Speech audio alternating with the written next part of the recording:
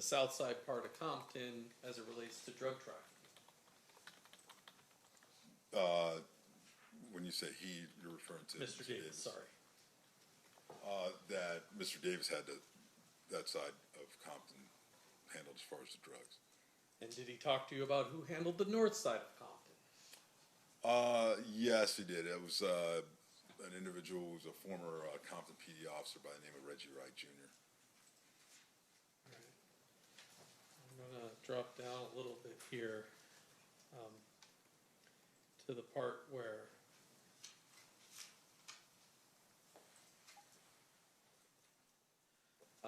he talks to you about both him and Mr. Blackman being major suppliers in the Jordan Downs housing project in Watts. That's correct. And then he begins to talk to you about the start of Death Row Records. Yeah, again, that was all part of the, overall investigations that we were looking at as far as the gang activity and things of that nature. And he mentioned there was an individual by the name of Harry O that provided money to start the Death Row Records. Also, what's his name? I believe Patrick Johnson provided approximately $80,000. Actually told Davis to give $80,000 that money that Davis owed to Johnson from previous gang transactions to Johnson's girlfriend, so that money could be used to start Death Row Records. And he also explains Marion Suge Knight's role and his connection to the Blood gang members. Yes, he did. He said that Marion Knight had gained control of the North Compton drug trade and that he was associated with a bunch of the Blood Street gang members, like the Mob Pyrus and such. And they were, the Knight was getting them in and out of, getting them out of jail, bailing them out, and they would cooperate with Knight. And basically, when Knight goes to prison, he tells you Reggie Wright kind of takes over. Yeah, Reggie Wright Jr. took over the organization after Suge Knight was arrested.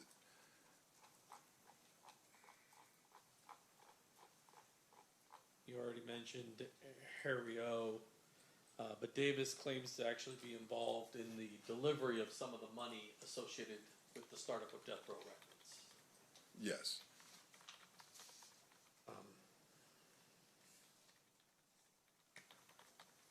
Jump down. I'm going to start. You see at the top there. You ask him about his prior relationship with Mr. Knight prior to the murder of Tupac Shakur. You see that paragraph there?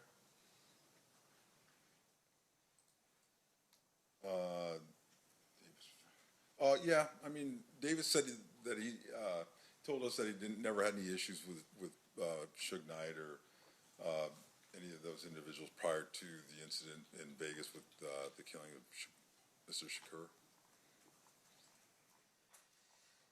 And Mr. Davis goes on, and I'm going to skip down just a little bit, but he basically accuses two Compton Police Department officers, Sergeant Reynolds and Lieutenant Reggie Wright Sr., the father of Reggie Wright Jr., as basically being corrupt officers. Yes. Yeah. That Reggie Wright Sr. was a lieutenant with Compton Police Department, and then Reggie Wright Jr. was a former officer with the police department.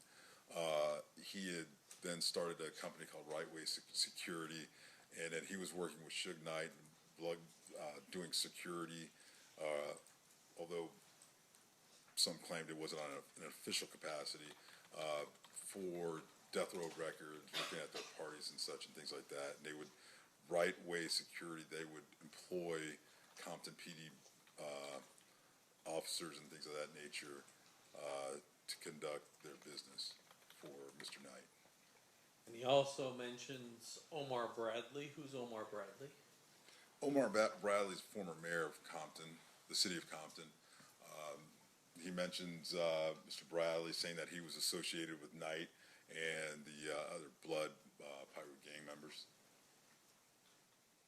Skip through the part. Damn. Everybody got caught up. Top page 4, he provides information, or at least asserts that Reggie Wright Jr. is distributing drugs out of a particular location, and even names some people that are helping with that.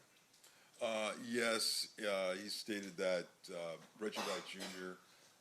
Had a drug distribution location, an auto body shop called Untouchables, that was located at the corner of Alondra and Washington in the city of Compton. The shop was owned by an individual by the name of Melvin Hurd, and then Hurd, a guy by the name of G. Ray and Jim helped distribute cocaine from the shop. He also mentions some people that work for Reggie Wright Jr. and assisting in the cocaine distribution. Yes, he stated that Reggie Wright Jr. had an individual by the name of Mob James, who was a member of the Mob Piru street gang, individual named Flip, who distributed out of a shop location on Compton Boulevard, and Harris. There was an individual known as Buntree. But we at the time we wrote it out as Bump Tree, but we believe that actually was an individual known as Montreal or Alton McDonald? Yes. Buntry, B-U-N-T-R-Y? Yes. Alton McDonald, who was the brother of Mob James, which is James McDonald. Also another individual named Trayvon Lane, who was a Mob Pirate gang member, and then Kevin Woods. And then they can kind of read this themselves, but at some point he talks about an incident that occurs at a neighborhood mall involving a person named Marcus. What does he tell you about that? Yeah, this was a few weeks before the murder of Tupac Shakur. This individual, Marcus, who was a Southside Crip, was at a mall by himself. Several blood street gang members attacked him and started beating him up. Then an individual, Mr. Orlando Anderson, who was DJ Vlad, what? cousin or nephew of Mr. Davis, observed what was happening and went in to help Marcus, and they beat up and fended off the other gang members. And then he moves on to describe the incident at the MGM casino the night of Mr. Shakur's murder. Yes, he did. And what did he tell you? He told us the day of the murder of Tupac Shakur that the blood street members, some blood street gang members saw at night. They saw Orlando Anderson. They attacked him because of the previous incident at the mall. After the attack, Mr. Davis, Anderson, Orlando Anderson, and their girlfriends went back up to their hotel room at the Excalibur Hotel, and he said that was it. They didn't have any involvement. They stayed in the room the rest of the night. He tells you that the room was in Anderson's name. Yeah, the room was in Anderson's name. That they had driven up to Vegas from the LA area in a Land Cruiser, and that they had some other associates, Corey Edwards, Kevin Davis, Terry Brown, aka Bubble Up, Big Dre, and Wynn also traveled to Las Vegas. They stayed at the MGM. And he repeatedly denies to you knowing who killed Tupac Shakur.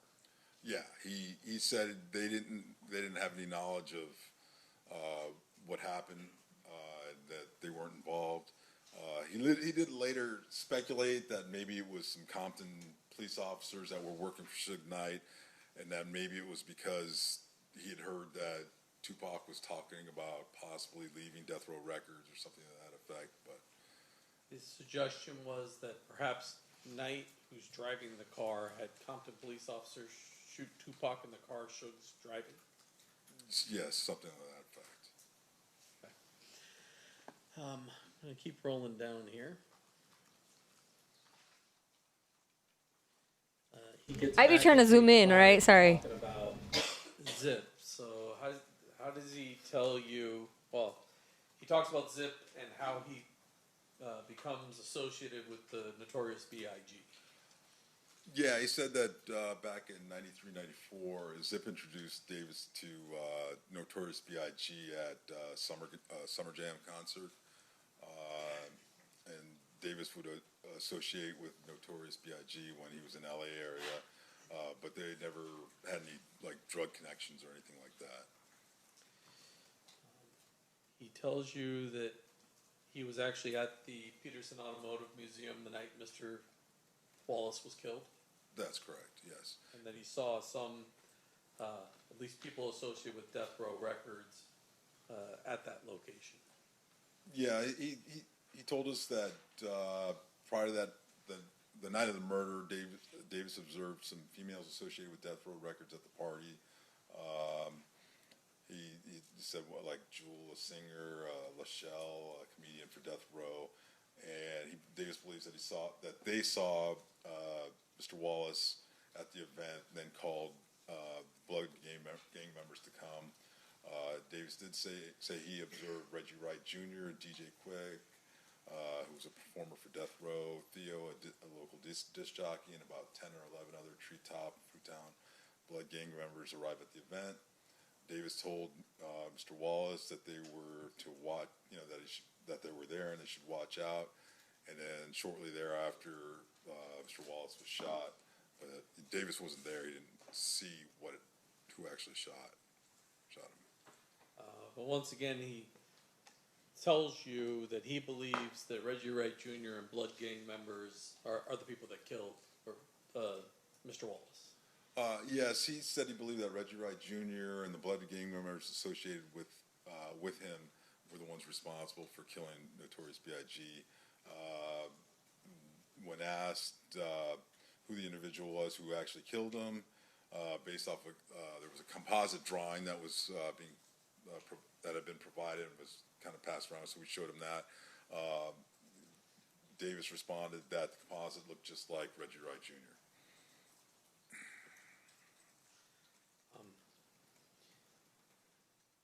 Do you remember the day that you arrested Mr. Davis on the indictment? Yes. What day was that? I believe it was May 28th, 1998. Was it the day before the Orlando Anderson's killed in his own shootout Yes. in California? Yes. And Mr. Davis talks to you a little bit about that without going into the specifics, but he talks to you a little bit about how Mr. Anderson wound up dying. Yes, he did.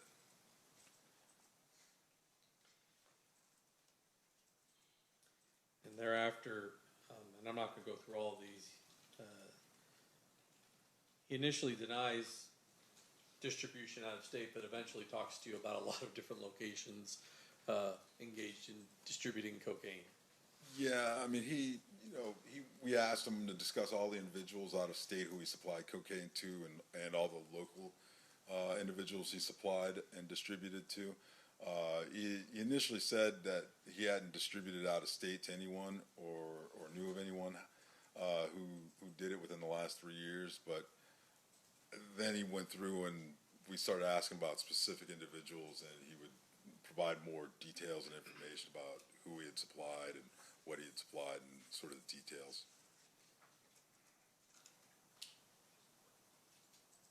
One of the people he talks about is Primo. Damn, you heard that? Yes. Primo was an individual that he bought cocaine from, like his supplier of kilos of cocaine, anywhere from 11,500 to 12,500 a kilogram. Primo fronted Davis one point up like 200 kilos of cocaine at a time, and then Davis would go out and sell it and then pay Primo back. He also mentions Corey Edwards getting drugs from Mr. Davis and being out in Ohio and distributing cocaine in Ohio.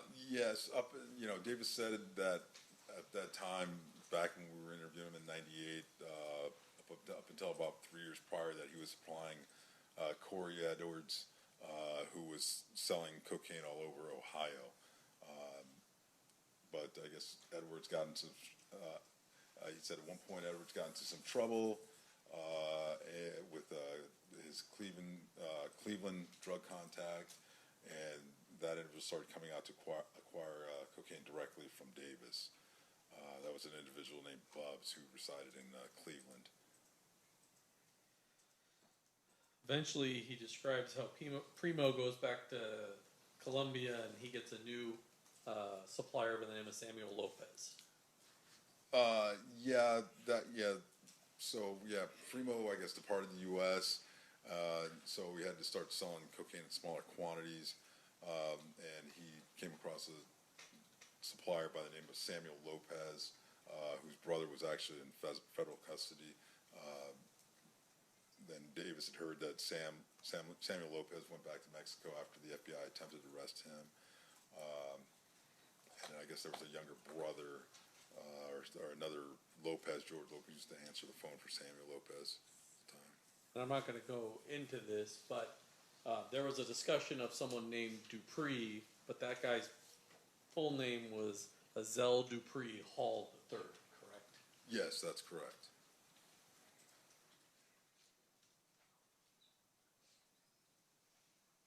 He talks specifically about the phone calls that you were playing for him, that you had captured him on the wire. That's correct.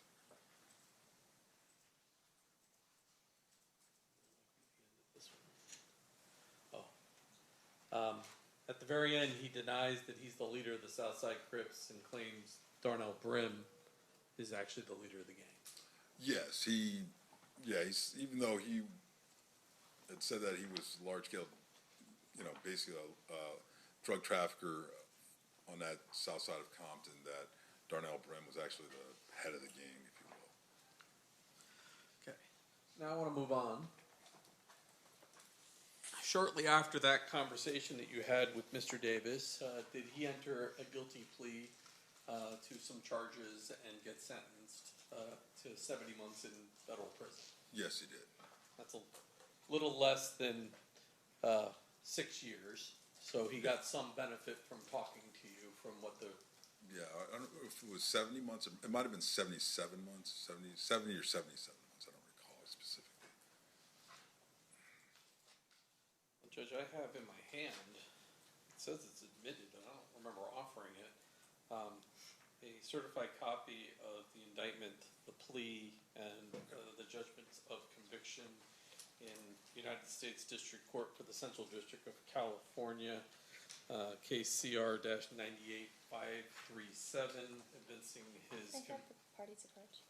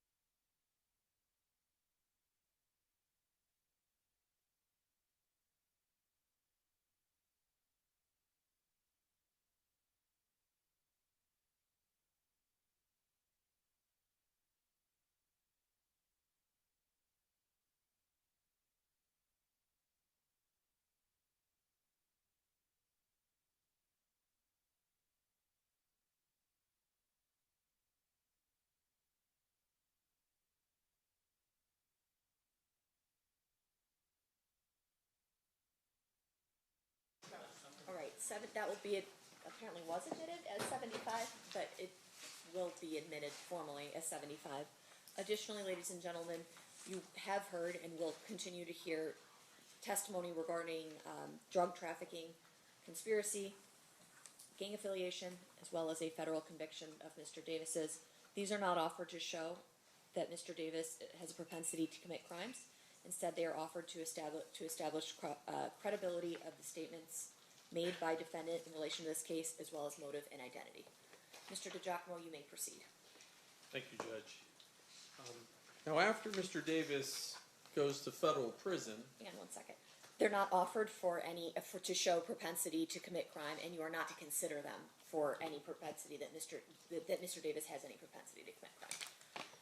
You may proceed, Mr. DiGiacomo. Sorry, I phrased that wrong. subsequent to Mr. Davis going to prison, do you and your partner, Todd Holliday, go to federal prison and have just a voluntary conversation with Mr. Davis? Yes, we did. We went to Is that situation different than the proffer situation? It is in that it's a strictly voluntary interview. His attorney, the U.S. Attorney's Office, were notified of us contacting him because he's in custody.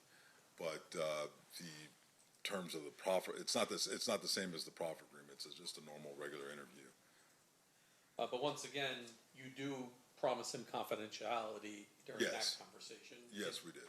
And up until the U.S. Attorney authorized you, you maintain that confidentiality. That's correct.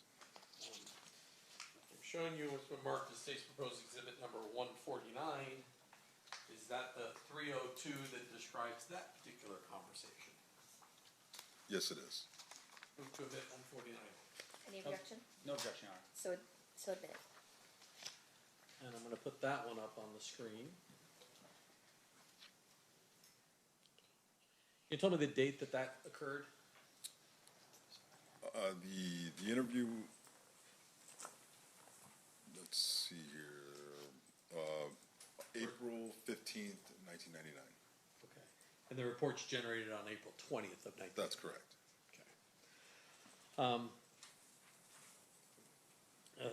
You begin the conversation with him talking about Mr. Anderson and his death. Is that fair?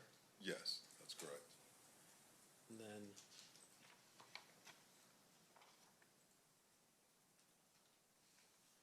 Mr. Davis tells you he's not aware of any motive for why blood gang members or individuals associated with death row records would have wanted to kill Anderson. That's correct.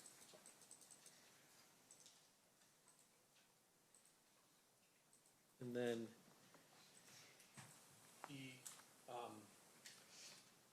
repeats that he had nothing to do with either Tupac Shakur or Christopher Wallace's murder.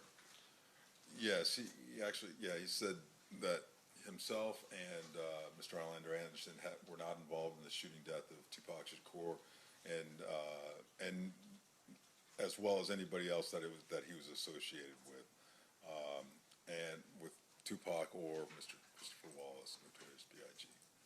Does he speculate again as to who would have been involved in these two murders?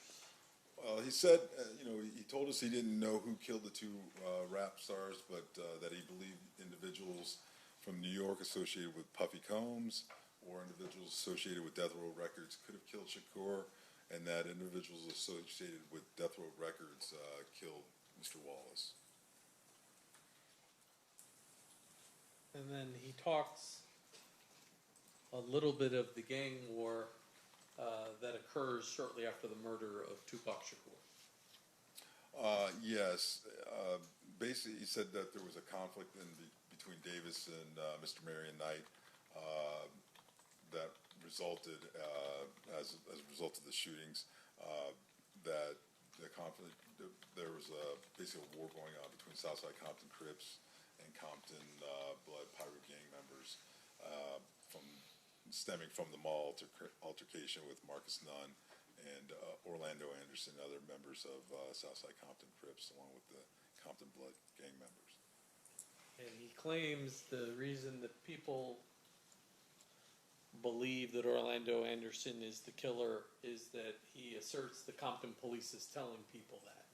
That's correct. He made comments that he believed that Compton PD members were putting out rumors that Orlando Anderson and them were involved. Do you confront him about Mr. Anderson, the attack, and him being upset about that particular attack? Well, I mean, we asked him about that, about the whole escalation of incidents because of the gang activity. They had the incident at the mall, then at the MGM Grand, then obviously the shooting of Tupac and things of that nature. Mr. Davis said that Davis and Anderson were upset after the casino attack on Anderson, but they weren't going to strike back with so many police officers around that they would have struck back once they returned to Compton. So he indicates to you that he's angry enough to do it. It's just he planned on doing it back in Compton, which instead of in Las Vegas. Yeah, if they were, apparently it was because of police presence in the area, something of that nature. I'm not going to go through all the rest of this. The jury can read sort of the rest of this. Let me just check the very bottom.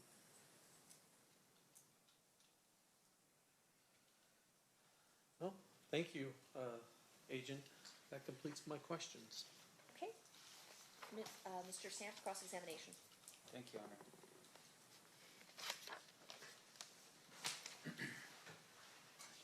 It's no longer special agent, or it's still special agent? Either way is fine. All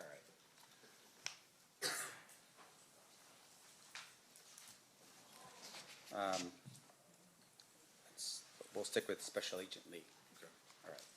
Now, sir, fair to say, working for the FBI would have been something of an honor, I would imagine, working for Yes, an organization like that. Yes. Fair to say, of course, that working for the FBI, I would imagine that other people would consider that to be the creme de la creme of investigation throughout our entire country. Yeah, some people would consider that, yes. You put on seminars for law enforcement agencies throughout the country to help them with their investigative efforts, to help them become better police officers and detectives, fair? You're talking about me specifically? No. Well, you as the FBI. Oh, okay, yes, yes. And with regard to that, have you ever gone to Compton Police Department to learn how they do their investigative techniques, make yourself or your agency a better agency, or yourself as a better special agent? I'm sorry, could you... Have you ever gone to Compton Police Department to see how they do their investigations to become a better agent yourself? No, I did not. All right. And once again, with regards to what you do as the FBI, you're very specific in your task, right? Your task is whenever there's a violation of federal law, for instance, you're the agency that would be tasked. I'm sorry. That's all right. Yeah. With regards to federal law, if there's a violation of federal law, you're the agency that typically would be tasked with the investigation, right? Correct. Now, we talk a little bit about the 302s in this case. And a 302, and just for the jury's edification, when you say it's sort of a means, it's really just a piece of paper and a pen, right? It's a report. Right. And so you are writing out what your impressions or recollection was of a specific event or time, right? Correct. So if you're sitting in a room and we're having a conversation, you would note in your report who's in the room and what your impressions were of what was said and who said what, right? Correct. Now, of course, juries here would be curious. You know, we have recorders now back in 1996, 1998 in this case. Recorders were available to the FBI, but of course that's not how you do your job. The use of recordings for the FBI they were not standard policy and procedure for the FBI at that period of time. Yeah, and you've retired since, what, 5 years ago? Yes. During that time period, has it changed in terms of that policy with the FBI? during the time period that I've been retired. Right, no, up until the time that you retired. Has the policy changed? The standard procedure is no, not to record. Right, and so as a result of that, any recording that's done is typically not what the FBI does, right? You still focus on pen to paper recollection onto a 302. Yes. Okay. And so in terms of how you do it, the 302s that we read or at least saw put into the record is the work that you recall, your partner recalls during the course of an investigation. Of that event, yes. Okay. Now, in terms of the task force here, we talked a little about the task force project Safe Street. Is that what it was? Yes? Yes. Can you tell the jury a little bit of what that project was about? The Safe Streets Task Force? Yes. So it's a compilation of multi-agencies directed to address gang activity within specific areas. So the Safe Streets Task Force initiative is a national initiative, but then there are fundings and directives that are sent to specific areas to address areas of high crime committed by gang activity. Okay, and I would imagine gang activity would include violent crimes, Right. as well as, say, in this case, drug dealing, Drug trafficking, yes. as long as it's associated with gangs. Yes, primarily so, yeah. Because, of course, you do have the DEA that also runs their own investigations as well. DEA, ATF, Yeah. yeah, we work with all. Now, in terms of your, about this task force, can you tell us at the time when you were operating on it, who was on the task force? Oh, I mean, there were several agencies in terms of specific agencies. Well, just in terms of your working with other people, do you recall at all who it was that was working on the task force with you at that time? Well, there were members of Los Angeles PD. We've had, I believe there was ATF.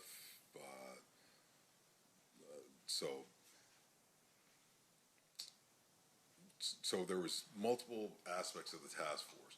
So different squads had different elements working depending on what cities they were in. So we would have Inglewood PD, Compton PD, LA County Sheriffs, LAPD, DEA, ATF.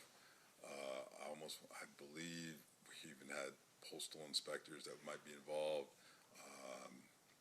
There's just a myriad of different agencies. Sure. Can you tell us who from the Compton Police Department was part of your task force? Our specific task force, the squad that I was on with Mr. Holliday, we did not have an element from Compton PD.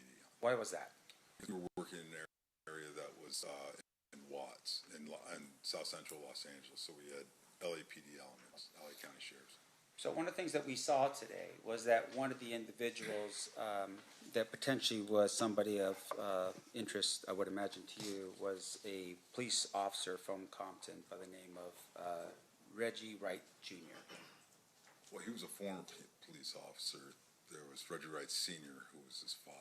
Okay, so your work in Inglewood and this other area, I would assume that information with regards to Reggie Wright Jr. would have been sent to whoever it is that was working that particular area of LA? Or of Compton. There was a different squad that was working Compton, yes. Can you tell us who that squad was? What do you, Who was in that squad? the agents, or, Yeah. to be honest, I don't, well, I mean, some of the agents I recall. Do you know who that you can recall that was there?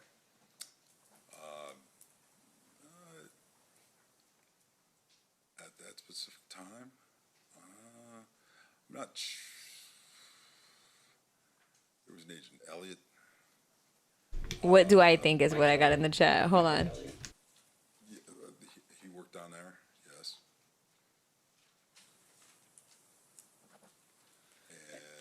And I don't want to strain you a little bit here. Yeah, I mean, it's, yeah. So and the reason, For clarification, because over that time period, agents will change squads and things of that nature. Like, I left the gang task force in 2003, and squads would move and change objectives. So who was working at that specific time? There may have been somebody at one period and then it changed or whatever over the course of time. And would it be fair to say, of course, it's something like this, if you really need this information, you would refer to a 302, to refresh your recollection if you had Yes. it? Okay. Now, in addition to that, though, in terms of your role here, there was a proffer session that was conducted with my client, with Mr. Davis. Yes. And that proffer was set for July 16th, 1998. That's the exhibit, I don't know, I think it's that one right there. That's correct. Up in the top right-hand corner, do you see the date? That was the date of the report. Right, so it'd be dated It was July actually 16th. July 14th. Was the Oh, date. July. Okay, so even though the date says 16th on this, it would be the 14th? Yes, well, so there's a little bit like, the date of the 16th is the date of the report. Down at the bottom where it says 7/14/98, that's the date of the actual activity. Okay. And you're meeting with Mr. Davis, and specifically, you're meeting with him in terms of under the task force, which was gangs and whatever they're doing that's crime related to gangs. Is that what we were doing at this point under the Safe Street Task Force? Yes. Okay. And so when you meet with Mr. Davis, there was an understanding at that particular point that, hey, whatever you're going to tell us, we're not going to prosecute you for. Is that what was happening on that date? Under the proffer agreement, yes. Okay. And that proffer agreement, of course, does require the approval of the United States Attorney's Office that would be responsible for that area, right? Yes. And in this case, that person would have been Assistant United States Attorney Michael Terrell. Correct. Was he present for that meeting? Yes, he was. Okay, so it's you, your partner, another FBI agent, as well as Special Agent Michael Terrell. Assistant United States Attorney Mike. I'm sorry, Assistant United States Attorney Michael Terrell. And in that meeting, there was an understanding between Mr. Davis and his attorney that whatever was going to be said was not going to be used against them. Unless he came out and testified and said something that was contradictory to what he said in the proffer agreement, yes. Sure. Now, once again, we're talking about the federal government here, right? So was there an actual proffer that was signed by the parties indicating the understanding that you're telling us right now in terms of what was the terms of the agreement?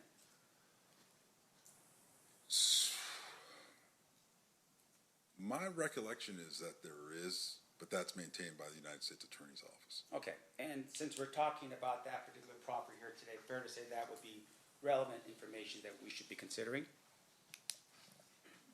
Would you Objection repeat that? to the form of the question calls for a legal conclusion. Okay, sustained if you would rephrase.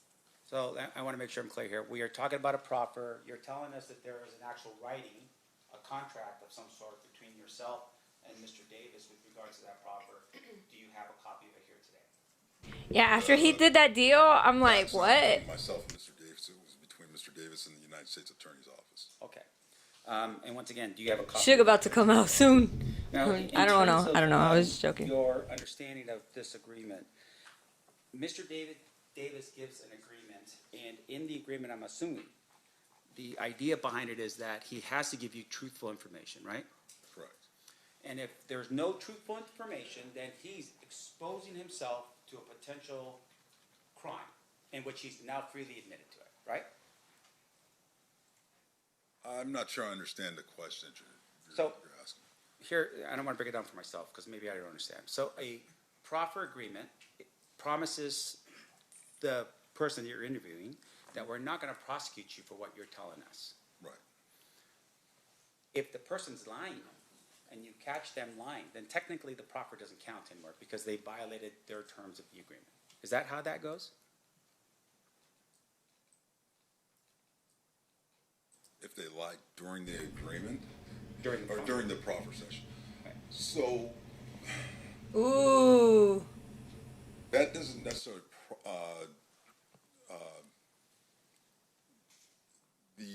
the benefit is for consideration for plea bargaining and sentencing consideration.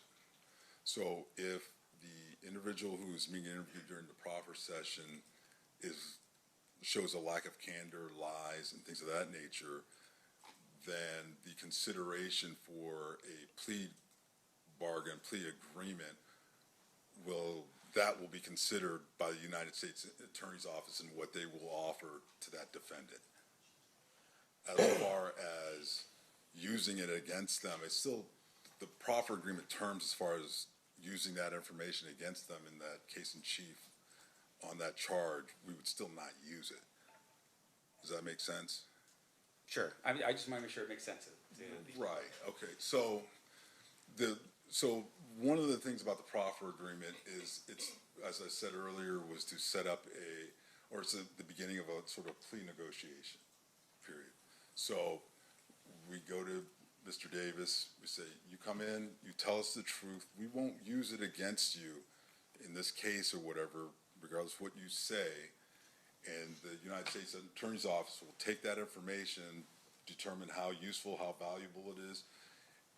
For example, not in this case, not necessarily in this case, we've had individuals who provide information and then they actually go on to become cooperating witnesses for us. They're willing to testify in case against other co-defendants and things of that nature.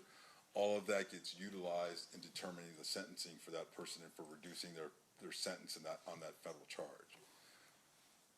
As you're suggesting, if an individual comes in and they're not truthful, they're providing us information that we know is factually inaccurate based on our other investigations, surveillance, wiretaps, and things of that nature, and statements from other witnesses, we would report that to the United States Attorney's Office, and they would take that as far as the sentencing that they would offer for the plea agreement. They would say, well, your client hasn't been forthright and candor. We're not going to reduce it at all. Did you do that in this case? Was there any recommendation from you or your partner back to the United States Attorney's Office, and specifically to AUSA Michael Terrell, that said, hey, Mr. Davis is not being forthright and truthful with regards to his July 14th, 1998 statement? I did not specifically do that. Whether or not Mr. Holliday did, I'm not aware. Now, let me ask you this then. So he gives a statement, and I want to make sure we're clear. You listen to what Mr. Davis says. Did you ever verify the information in here specifically about allegations of Tupac Shakur's murder? Verify in terms of what? Well, for instance, in the document that would have been your 302 that's dated as of July 14, 1998, there's an indication here, for instance, that at the Las Vegas casino, Davis's girlfriend, and Anderson's girlfriend went up to their hotel room at the Excalibur Casino. Now, once again, this is 1998.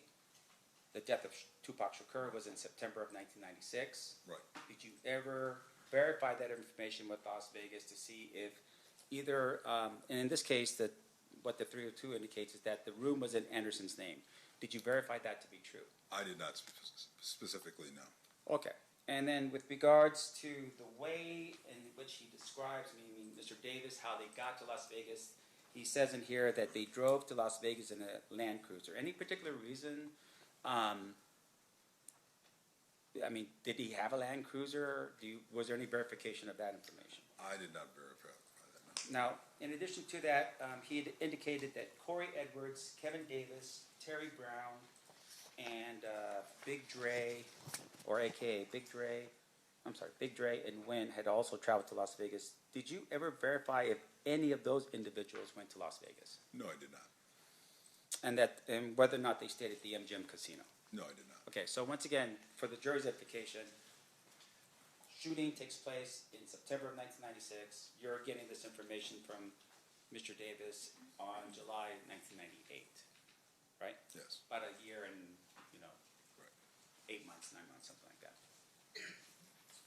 Now, in addition to that, he had made mention, at least with that first interview, that he believed that Compton police officers had been the ones to have committed that particular act, the crime in Las Vegas, in terms of the shooting of Tupac Shakur. Mm-hmm. Is that a yes? Yes. And once again, that's just for the I'm record. sorry. Yeah, Okay. I'm sorry. And with regards to that, though, sir, did you ever look into the possibility that Compton police officers may have been involved in the shooting of Tupac Shakur? I did not specifically know. Okay, and when you say I did not specifically, do you have any personal knowledge as to who in the FBI was responsible for following up with that information? I'm aware that there were numerous investigations going on. There was, Las Vegas PD had an investigation. There were, Compton PD, LAPD. There were numerous elements of investigation going on regarding the murder of Tupac Shakur. Regarding Mr. Davis, our squad, and what we were investigating regarding the gang activity and the drug trafficking and the charge that he was on, I was not specifically tasked to follow up and track that down. Who did, I'm not aware of. Now, fair to say, though, of course, if you become aware of a crime like that, you would report the information that you have to whoever the responsible investigative agency would be, right? Correct. You're not just going to hold on to that information and just keep it to yourself, right? Correct. Or ignore it. Correct. So in this case, for instance, you share with us that there were wiretaps that were being done of Mr. Davis's phone during the time period that you were investigating. You recall that line of questioning? Yes.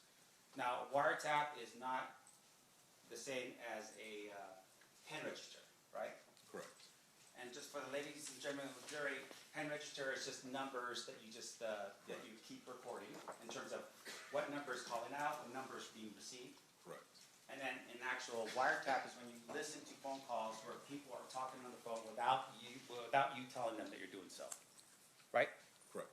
So with regards to the information that you received and the phone calls that you had, were there any phone calls at all in which this guy over here, Mr. Davis, somehow admitted or said anything along the lines of that he was either involved in the murder of Tupac Shakur or that he was even in Las Vegas on the day it happened?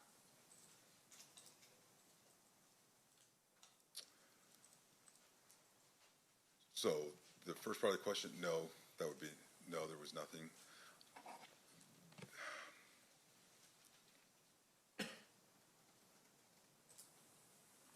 Regarding the second part, being in Las Vegas, I believe my recollection is that there was conversation about being in Vegas and coming back to Vegas after the incident, the incident being the murder of Tupac Shakur, but that was it. Okay, and once again, I don't want to put any real pressure on you. This is 30 years ago. Right. So in terms of that kind of information, that would have been at least given to somebody that would have been interested in knowing whether or not, Duane Davis was in Las Vegas at the time of the shooting of Tupac Shakur. Fair? Yes. And as far as you can recall, without looking at any notes to refresh your recollection here, that was never done. Can you repeat that? Sure. Did you personally ever make any calls to either Las Vegas Metro, LAPD, or Compton PD specifically about, hey, there's information here that Keefe was in Las Vegas at the time of the shooting? Was there anything like that? So you asked the question and then you said something, then you asked a different. Could you please? Is that the FBI answer to the question? Let me break it up. Did you ever make any calls to Las Vegas Metropolitan Police to say, hey, we've got some information here that Duane Davis, no. Did you ever make any calls specifically to LAPD to say, hey, I've got this guy on the phone, or he's making some discussions here that he was in Las Vegas at the time of the shooting of Tupac Shakur? No, I didn't make any calls like that. And then I'm assuming with regards to Compton PD, did you ever call Compton to talk to somebody like, I don't know, Reggie Wright Sr., the gang guy over there, to say, hey, by the way, one of the guys from your community is saying that he was in Las Vegas at the time of the shooting of Tupac Shakur? No, I did not. And I appreciate you breaking that down because I didn't want the jury as well to be confused. Now, in addition to that, you had made mention about the type of volume here, or what the type of volume that Mr. Davis was moving in terms of drugs. I want to make sure I'm clear. What kind of drugs are we talking about? Cocaine. Okay. And can you tell us, just in volume, what kind of volume that Mr. Davis was moving at that time? I can't. I would. be total speculation, based off of what was said in his statements to us. Yeah. I mean, there was one where he said something, I believe, to the effect of like 70 kilos at one time, or that he was fronted large amount. I'd have to look.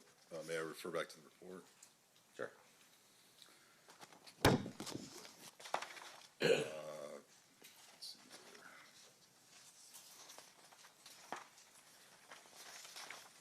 I know there's one for 60 kilos. I'm just want to make sure the jury understands. Oh, let me go look for this document because I think I have it. We'll find Davis 200 kilos at one time. Okay. So fairly large scale. Did you ever prove? Was that ever proven to be true? That he received that quantity of cocaine at that time? Yeah, sure. I mean, confidential informants show up on scene. Undercover police officers are there. No, sir. Anything like that? No. So it's literally what he's just telling you, right? In your 302 for this Yes. particular time, but no verification whether or not that was true or not. Regarding that specific transaction, no. Sure. Or let me make sure I'm clear here. That specific transaction of 200 kilos is what we're talking about. Yes. Okay. Did you ever see or have any understanding of whether he was moving 300 kilos of cocaine every month as a drug dealer? Did you ever get any information indicating that he was moving 300 kilograms of cocaine every month? I did not have that kind of specific information, no.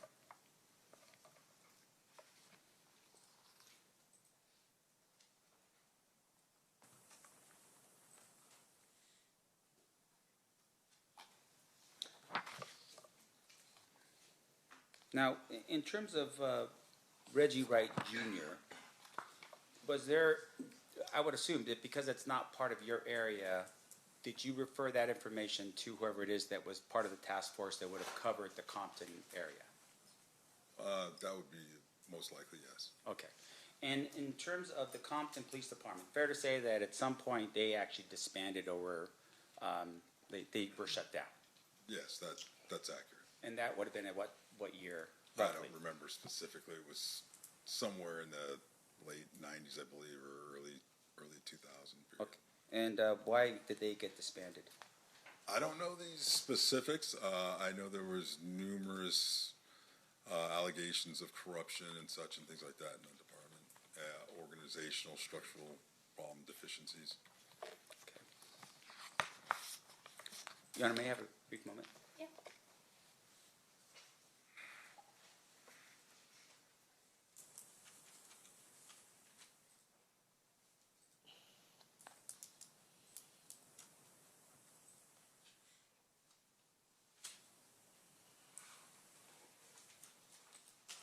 So you shared a little bit about the next time that you meet Mr. Davis, and that was at the prison. Correct. And it's Yeah, you and your yesterday's partner testimony, he still, talked about all that Special stuff. Agent Holiday. T-Lo. Yes.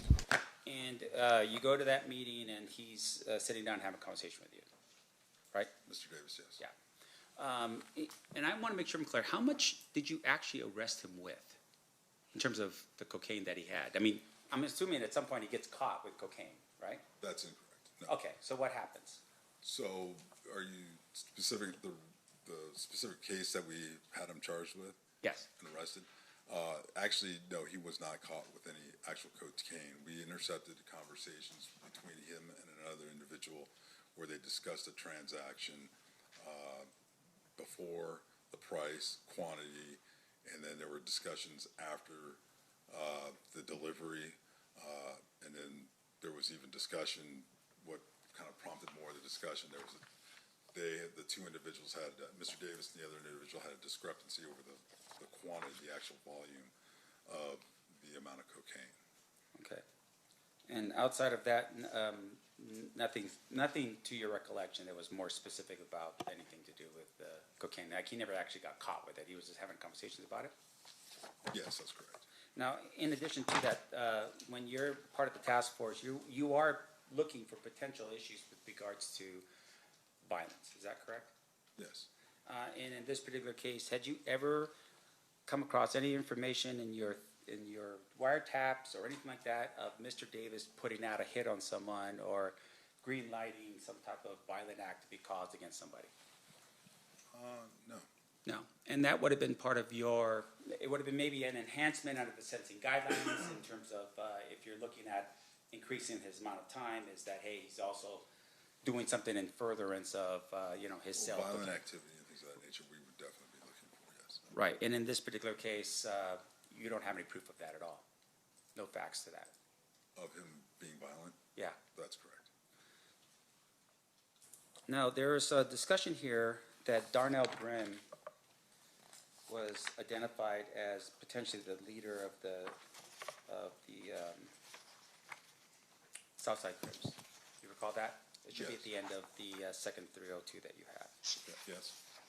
Now, in terms of that, did you ever verify that information as to whether or not Mr. Davis was lying or not about that? No, I did not personally verify that. And so as of this particular moment, as you're sitting here right now, do you have any facts at all that establishes that Mr. Davis was a shot caller or the leader of the Southside Crips? Could you repeat that the way you phrased Meaning, it? do you have any facts? Do you have something that says he said it on the phone, I don't know what they do. They attended a meeting. I mean, it's like. No, I mean, with these gang organizations, there's not like membership cards and things of that nature. It's not like they've got a organized org chart of who is the president, vice president, and this and that nature for the most part. A lot of times it is just word on the street, who runs this area, who's in charge, and it was the way we assessed that Mr. Davis was one of the leaders of the Southside Compton Crips was the totality of information we'd received from numerous informants, witness statements, and things of that nature, And so- wiretaps and things of that. I'm sorry to interrupt. Go ahead. You done? Yeah. Yeah, and I would imagine that because Mr. Davis was a drug dealer, that the money that he was bringing in was probably the reason why he was considered to be a leader in the Southside Crips. Because of the money that he was bringing in. Well, I mean the drugs, right? I mean that's Well, the really volume the of value. drugs. Yeah, the leader, the guys who are moving the most weight, the high volume drug sales are going to be generally speaking, the leaders. Right. They're the ones that the other guys are going to go to get their quantities and things like that for sales. Sure. And in this particular case, that's the presumption, right? It's because Mr. Davis was a drug dealer, he would be considered with some status within the Southside Crips. Well, I wouldn't call it a presumption. Again, it's a totality of statements from other individuals and the information that we got. I mean, it wasn't the fact that he was a drug dealer that all of a sudden alerted us and said he must be a high-level Southside Compton Crip. It was a totality of information from our investigation. Sure. Now, the word presumption, what does that mean, by the way? Presumption that you presume, you're making an assumption. But it's a little bit better than that, right? There are some facts that support whatever it is that you are throwing out there as the. That can be the case, yes. Now, in this particular regard, you talk a little bit about the Lakewood incident, right? It's in your report, I think, and I want to make sure on your 302, this would be. And, sir, if you run across it before I do, this would be page 4 of your 302, the date 7/14/98. Do you see where I'm at? It would be maybe the third, the 4th paragraph down.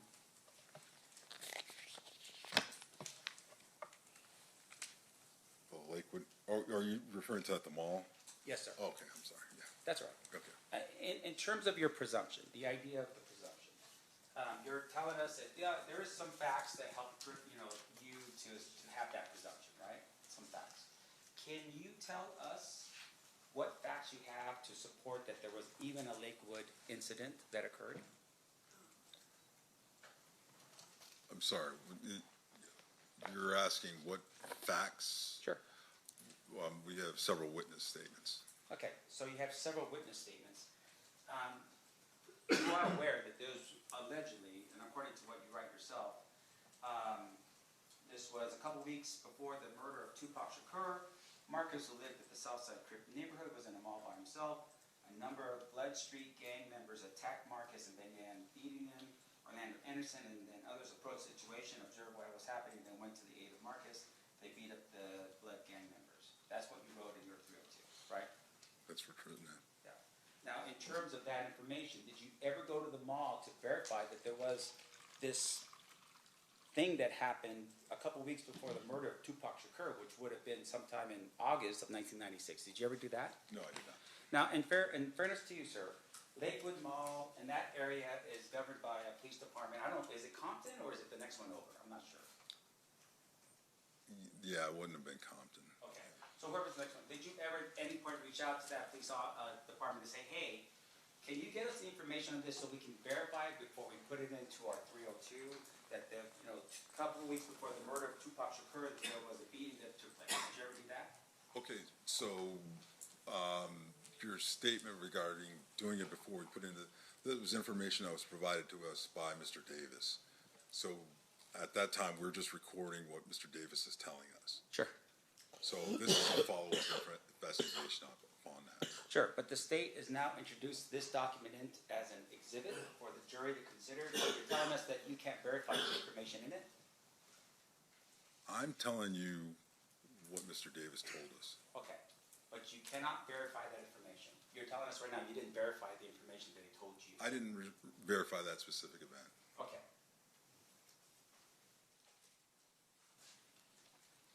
Do you know if your partner did? I'm not sure. If you're referring to Mr. Holliday? Yes, sir. Yeah, I'm not sure. I don't want to speculate yes or no.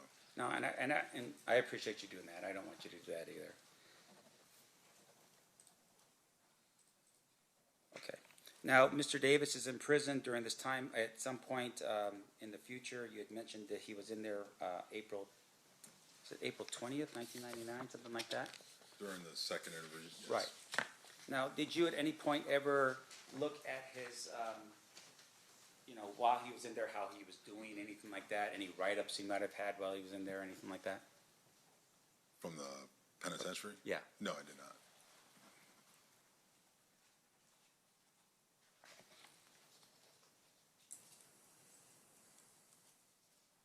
And then finally, just one final thing here. There was some mention in your 302, and I apologize for bouncing you back, but I'm taking you back to the July 14th, 1998 302. But in that 302, there was an allegation, or at least some information that you documented that stated that Reggie Wright Jr. Was dealing drugs out of a auto shop called the Untouchables Auto Shop, owned by Melvin Hurd. Do you recall that? That's actually on the top of page 4. Yes. Do you know why that's important and why you included that in your 302?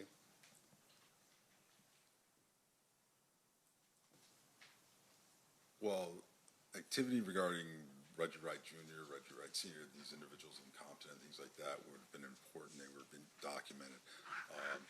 Mr. Davis provided us that information. So again, this is also information that would be utilized for for consideration by the U.S. Attorney's Office and things Right. like that. So all of the information is important. I have no further questions, Your Honor. Thank you, sir. I Okay. appreciate it. Any redirect, Mr. Straka? Just briefly, you have both of those. Yes. 302s in Yes, I person, do. right? So let's start with the July 14th, 98 one. It specifically says in the first paragraph, also, it was understood that the information provided by Davis during the interview would not be used by the FBI in a way which would disclose to individuals outside the FBI that the information came from Davis. Correct. So, other FBI personnel may have learned about this, but certainly you wouldn't be calling Las Vegas Metropolitan Police Department and telling them, hey, guess what Duane Davis just told me? That's correct. Yeah, there's a confidentiality portion of the proffer agreement that this is it's offered in a way to elicit information. It's saying, hey, what you tell us here is not going to be told to anybody, and we won't divulge that you're the one providing this information and things of that nature. And you're there talking to him, in your case is about a drug case. It's not about Tupac Shakur. that just happens to be a subject that comes up in the conversation. That's correct. It's not your responsibility. Well, let me ask you this. Tupac Shakur is killed in the state of Nevada, the county of Clark. Who prosecutes murder cases usually for street level shootings in Clark County? That would be like Las Vegas Metro PD, the DA's office here in Las Vegas. The state of Nevada. It's not No, a that's federal correct. crime to commit a murder in Las Vegas in most situations. That's correct. And so you're just gathering this information, and you did what you promised, which was keep it confidential until such time as you were authorized by the U.S. Attorney Right. to talk about it. The only other thing I want to ask you about is Mr. Sampt there is a difference between proffer and immunity. Is that correct? That is correct. What Mr. Davis was telling you, you wouldn't use against him, correct? Correct. There wasn't any sort of immunity for any crimes that he disclosed. You just couldn't use the statements that he made to you to prosecute him for those particular crimes. That's correct. And that it was an agreement between the United States Attorney's Office and Mr. Davis. That's correct. At no point in here did the state of Nevada, the Clark County District Attorney's Office, or any agency other than the U.S. Attorney's Office make an agreement with Mr. Davis about these 302s. That's correct. Nothing further. Any recross based on that, Mr. Sampt? I'm sorry, what was that last question again? I'm trying to figure that out. Hey, so you're telling us, you're giving us information right now about your knowledge of what the other law enforcement agencies had agreements on or not? How do you know that? I didn't give that information. I didn't say that. So can we repeat that last question? We don't have All right, that, well, that capability. We can let me- pause and show you. No, that's all right. I just want to get to the point. What Mr. DiGiacomo just asked you was that, there were no other agreements with regard to your agreement. Your agreement was the sole agreement between yourself and Mr. Davis, or FBI and Mr. Davis, and no other The United entity. States Attorney's Office and Mr. Davis. I apologize. The United States Attorney's Office and Mr. Davis, and no other entity, right? I think that's how it was put, Yes. right? Yes. You don't know that, though. Did you, when you... What?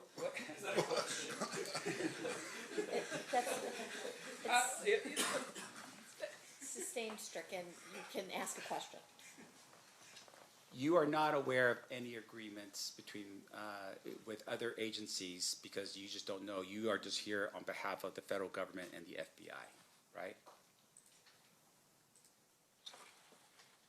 With regard to the interview that myself and Todd Holiday conducted Right. with Mr. Davis on July 14th, 1998, the agreement was between the United States Attorney's Office with the FBI there and Mr. Davis. Nobody else was party to that. Even though this was a joint task force, this was part of No, it was a joint task force. It was the United States Attorney's Office, the FBI, Mr. Davis. Okay, and with regards to that task force, even though other government agencies were potentially involved in the task force, they weren't involved with regards to this agreement, the proffer. I'm I mean, they weren't part of the proffer, is what you're saying, even though it's part of a task force. correct. Okay, no further questions, thank you.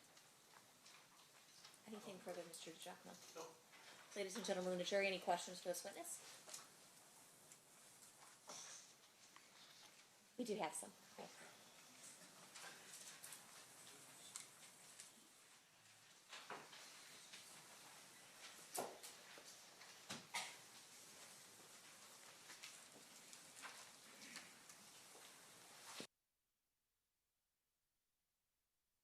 Okay, I'm like going through the files right now because I have to create summaries for work. It's a lot. It's a whole lot. There's a reason why they're fighting on like if they even wanted this guy to, or that case in general to be kind of brought up in this case, but it's a timeline that they're going down, and I get what they're doing. It's just a lot. And then Reggie Wright Jr., that whole death row head of security, yeah, he was on the stand yesterday, so we got to watch that.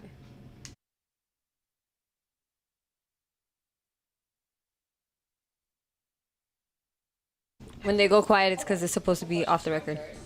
If the proper information was never followed up on, what was the motivation behind the interview in jail or prison? You want me to go ahead and answer? Yeah, so Okay, I'm sorry. Okay. they have these questions, I'm Right. asking you to answer them. Okay, so the motivation behind the interview in the subsequent interview in '99, we were following up on other investigation. Because when you go through the 302, you see we asked about several individuals, or we actually showed them pictures of other individuals. A lot of times what we'll do is we were going back because he was cooperative and open before, we were attempting to see he would verify other individuals, perhaps identities and things of that nature of other investigative activity regarding gang activity in the area. Okay. And then did anyone with the FBI verify information given by Davis in the proffer? I mean, the total regarding the totality of there was quite a bit of information when we asked about certain individuals and things that he said that we already knew. So because he provided information during the proffer session, there wasn't a need to necessarily go back and verify because we had an idea about the answer to the question. It's sort of like you ask a question that you know the answer to. That's how you know if somebody's lying. You start off with that, things like that, simple things, and then you kind of work your way in to other information. So there was a lot of information that we already had other corroborated information on. So when he's providing that information, we have a general idea whether or not he's being open and candor and truthful based off of other investigation, whether it's surveillance, wiretaps, witness statements, and things of that nature. And you might have already answered this, but it's the second part of the question, so I'm going to ask it. What information was followed up on by the FBI that was given in Davis's proffer, if you're able to disclose it? What other? What information was followed up on by the FBI that was given in Davis's proffer that you're able to disclose? So, I mean, it's been 30 years. It'd be very difficult for me to follow up on every single aspect. Again, a lot of the information, because it's historical, some of these things that he's talking about went back several years prior to into the early 90s period. So he's talking about, prior drug transactions and things of that nature. It's very difficult or almost impossible to truly verify those types of things. Other things that he talked about, for example, like recordings that were played or photos that he was shown of individuals where he identified and said this is so and so, that corroborates what individuals that we know and things of that nature. So there were things that were done. Was there a specific checklist, a tasking list that was put out after that interview, the proffer interview, to go out and say, go verify? That's really not the way we operate. Usually these files have hundreds of documents in them over the course of an investigation.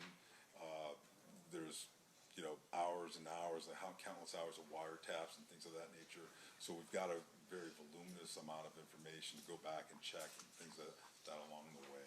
So at this point, he was already indicted, arrested, and basically going towards either trial or sentencing. The proffer agreement really was an opportunity for him to help himself on sentencing, and then for us to maybe, if he wanted to cooperate and things like that, to possibly open up further avenues of investigation for other individuals who weren't in custody or that were still under investigation. All right, Mr. DiGiacomo, any follow-up based on those answers and those questions? Mr. Stamp? No, Your Honor.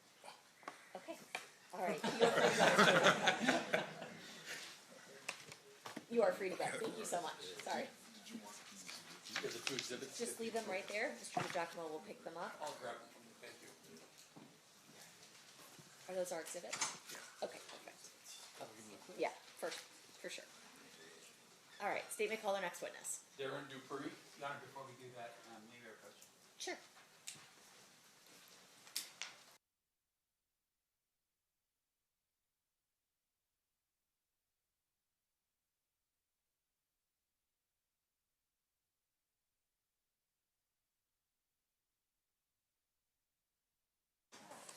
All right, at this time, we are going to take a restroom break for 15 minutes. During this recess, you are admonished not to talk or converse amongst yourselves with anyone else on any subject connected to the trial, or read, watch, or listen to any report or commentary on the trial of any person connected with this case by any medium of information, including without limitation, newspaper, television, internet, and radio, or form or express any opinion on any subject connected with the trial until the case is submitted to you.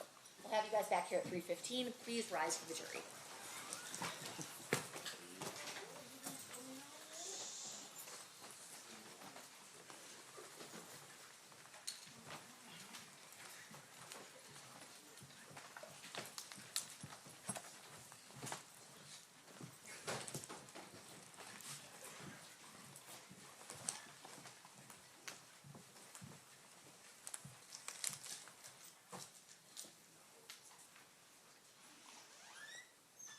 For the record, the jury executive room will be in recess.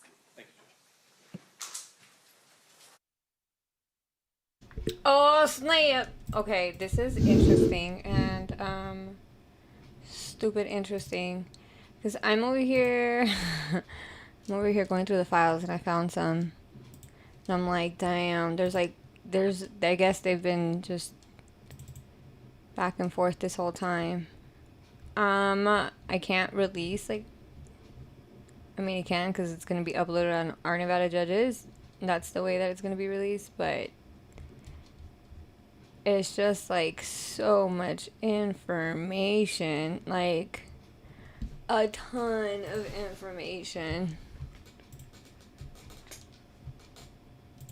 But yeah, if you guys want to see it, it'll be up there. I'm going to take a break while all of this is going on because I don't know how long I didn't hear. I'm going to have to go back and hear it. So, bye.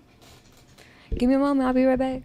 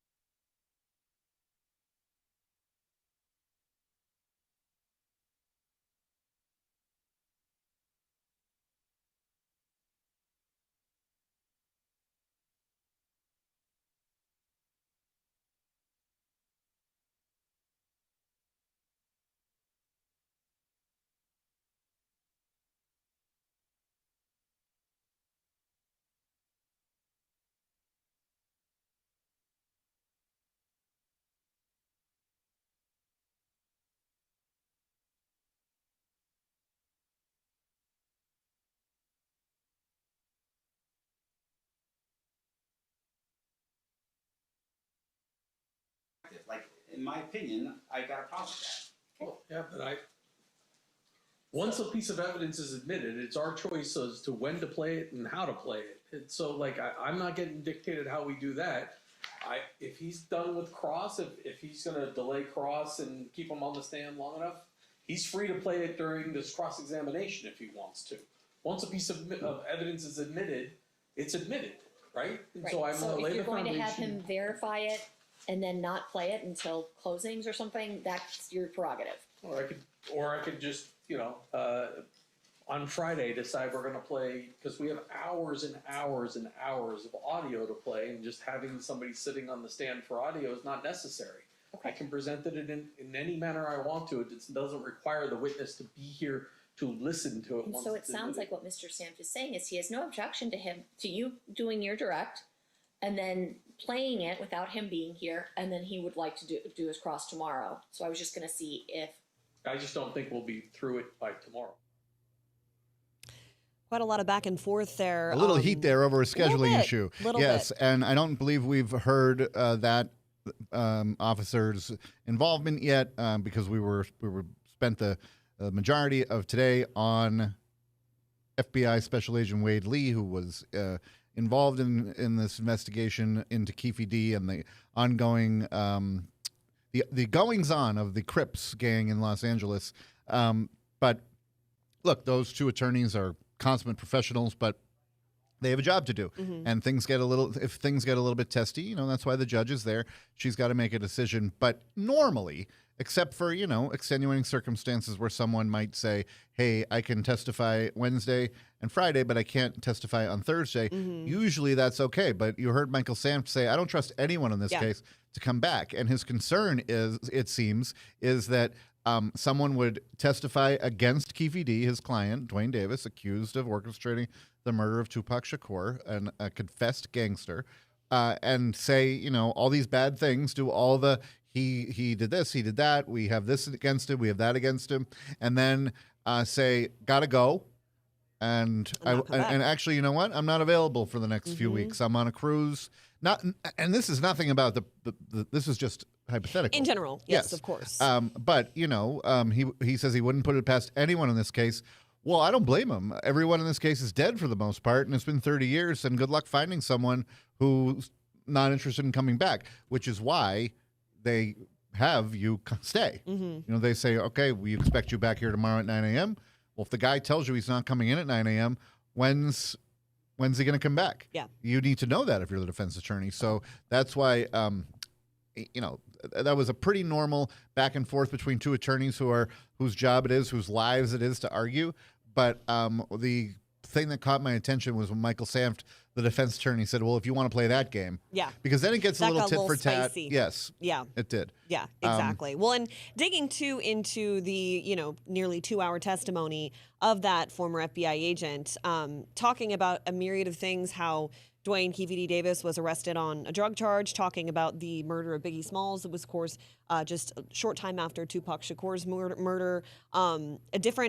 We kind of talked about this, but talking about a proffer. He explained what that is. Kyle, you can maybe explain a little bit on that. So the FBI was investigating the goings-on of the Crips, and Keefe D had been in some trouble.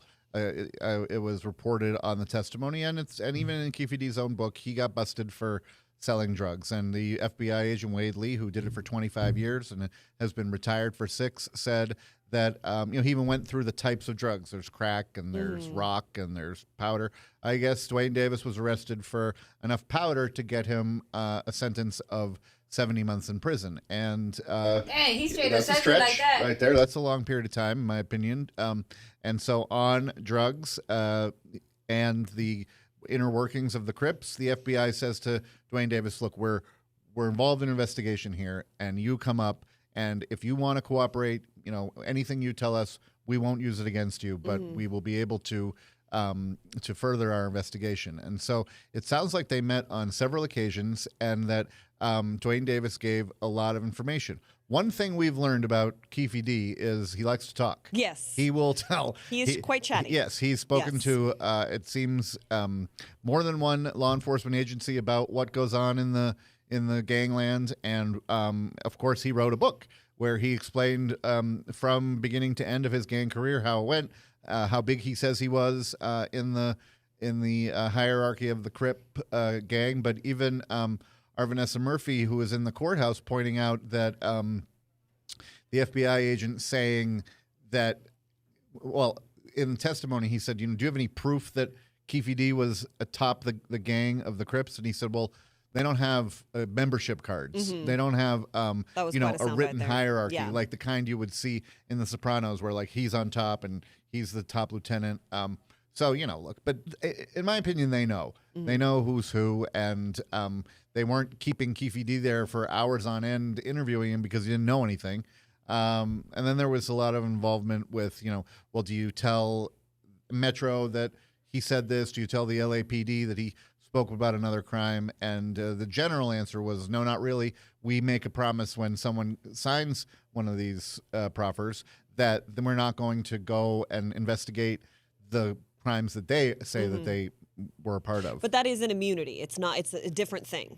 A proffer is different from immunity. They kind of talked about that a little bit. Yes, but I'd say it's in the family. Yeah. It's a little bit of a cushion than, you know, you're in the interrogation room and we're trying to get a confession out of you and we're coming after you. But yeah, obviously the FBI is there to solve crimes and to get information. Information is huge in their world. Both, I would say, in Keefe D's world and in the law enforcement world. So, you know, the prosecutors went over and over and over again what Keefe D is alleged to have said in the report that Special Agent Lee went over. We saw it on the screen quite a bit. We saw the paragraphs where David said this and Davis said that and Davis denied this and Davis denied that. But in the next soundbite we're going to hear, it's Special Agent Lee testifying that Davis said he wasn't involved in the murder of Tupac Shakur.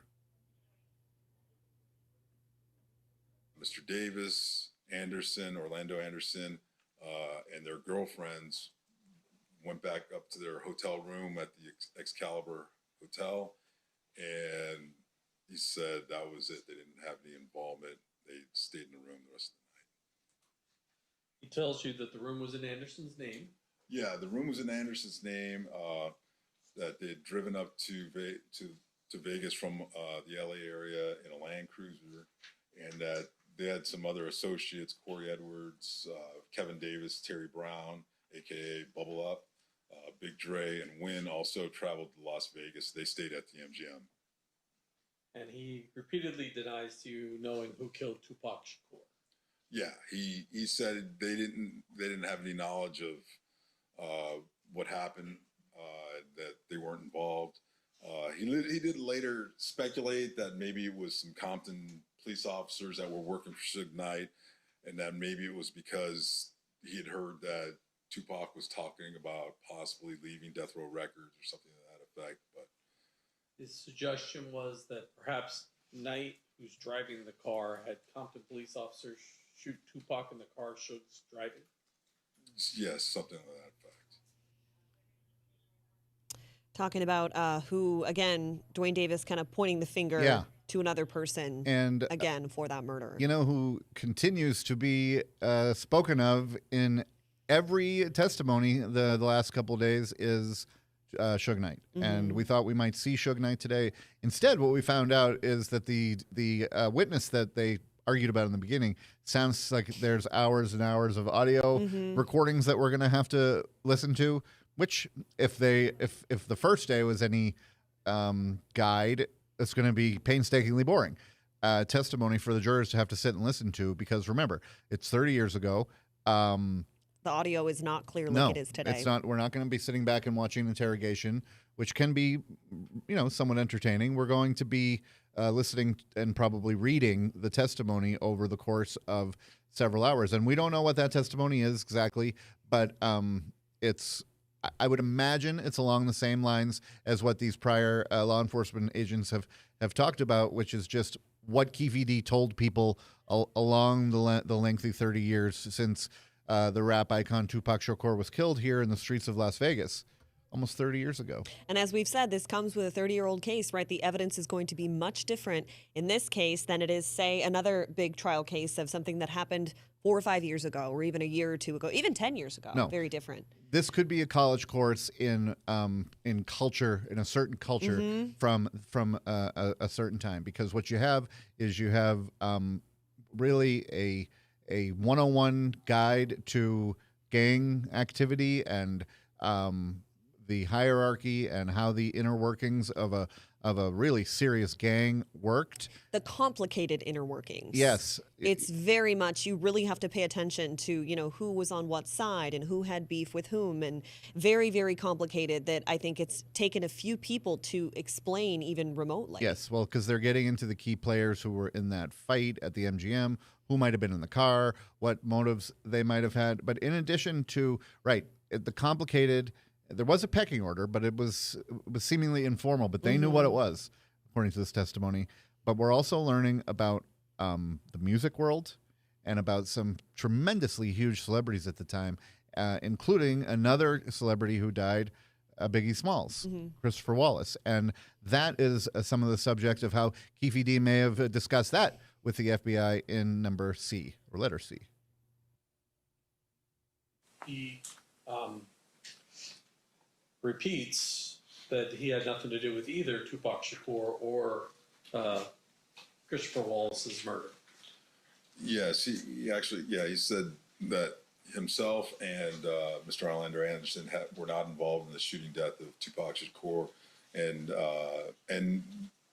as well as anybody else that he was associated with, and with Tupac or Mr. Christopher Wallace, Notorious B.I.G. Does he speculate again as to who would have been involved in these two murders? Well, he said, he told us he didn't know who killed the two rap stars, but that he believed individuals from New York associated with Puffy Combs or individuals associated with Death Row Records could have killed Shakur, and that individuals associated with Death Row Records killed Mr. Wallace. And then he talks a little bit of the gang war that occurs shortly after the murder of Tupac Shakur. Yes. Basically, he said that there was a conflict between Davis and Mr. Marion Knight that resulted, as a result of the shootings, that the conflict, there was basically a war going on between Southside Compton Crips and Compton Blood Pyro gang members, stemming from the mall altercation with Marcus Nunn and Orlando Anderson, other members of Southside Compton Crips, along with the Compton Blood gang members. As we were saying, kind of the complicated web of the particular workings of those gangs. Now, we are seeing everyone filing back into the courtroom now after that 15-minute break. There's Duane Keefe D. Davis speaking with his attorney, Michael Sanft. Do we have audio yet, Carlos? I thought it was interesting how we're not only getting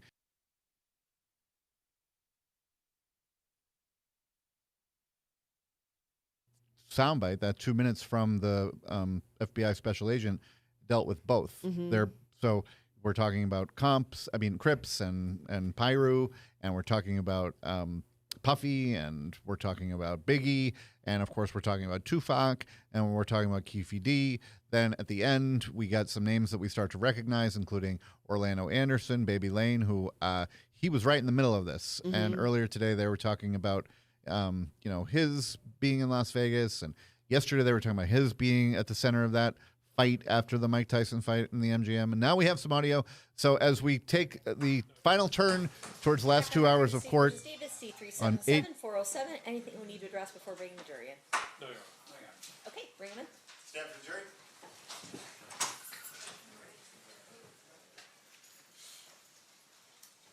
Did you line them up? We're waiting for them. Okay.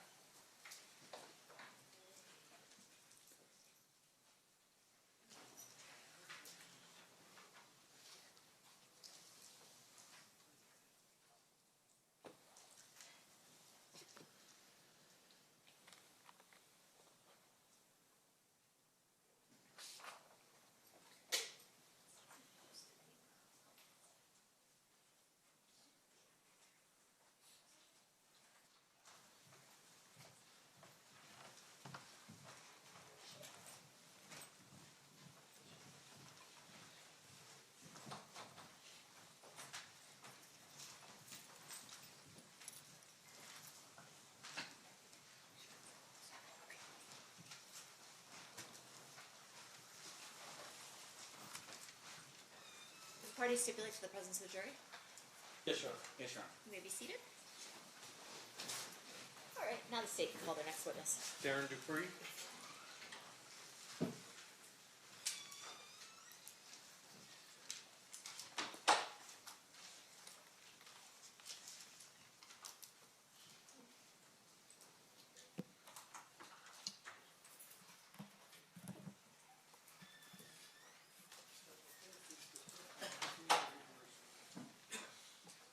Good afternoon. You solemnly swear or affirm the testimony you're about to give in this action shall be the truth, the whole truth, and nothing but the truth, so help you God? I do. Thank you, sir. You may be seated. And if you please state your full name and then spell it for the record. Darren, D-A-R-Y-N, Dupree, D-U-P-R-E-E. Thank you, sir. Whenever you're ready to state, you may proceed. Thank you. Sir, how did you used to be employed? I was a detective for the Los Angeles Police Department. How long were you with the LAPD? 33 and a half years. And when did you start? In 1990. And through the majority of your career, what kind of crimes did you focus on? Homicides, gang homicides. And I direct your attention to approximately 2006. Were you asked to be part of a task force related to the Christopher Wallace murder? Yes, I was. And Can you describe that task force for us? Robbery homicide, homicide specials, Los Angeles Sheriff's Department, FBI, ATF, and DEA were all a part of the task force. And was there a precipitating event that caused the 2006 task force to be formed? Yeah, Christopher Wallace's mother filed a lawsuit against the Los Angeles Police Department And what was the allegation in the lawsuit? that there was police officer involvement in his death. LA police officer involvement? Yes. And what was the purpose of the 2006 task force? To uncover, first of all, if there was any police officer involvement, and also to hopefully solve the Biggie Smalls murder case. Now, by 2008, this is 11 years after the homicide. I assume that there was records that the LAPD would have gathered initially in the investigation in the ensuing 11 years that you had access to. Yes. Did you guys, or did the task force formulate a plan as to how you were going to go about investigating the Christopher Wallace murder? Yeah. There was rumors that this was a war between Southside Compton Crips and Mob Piru.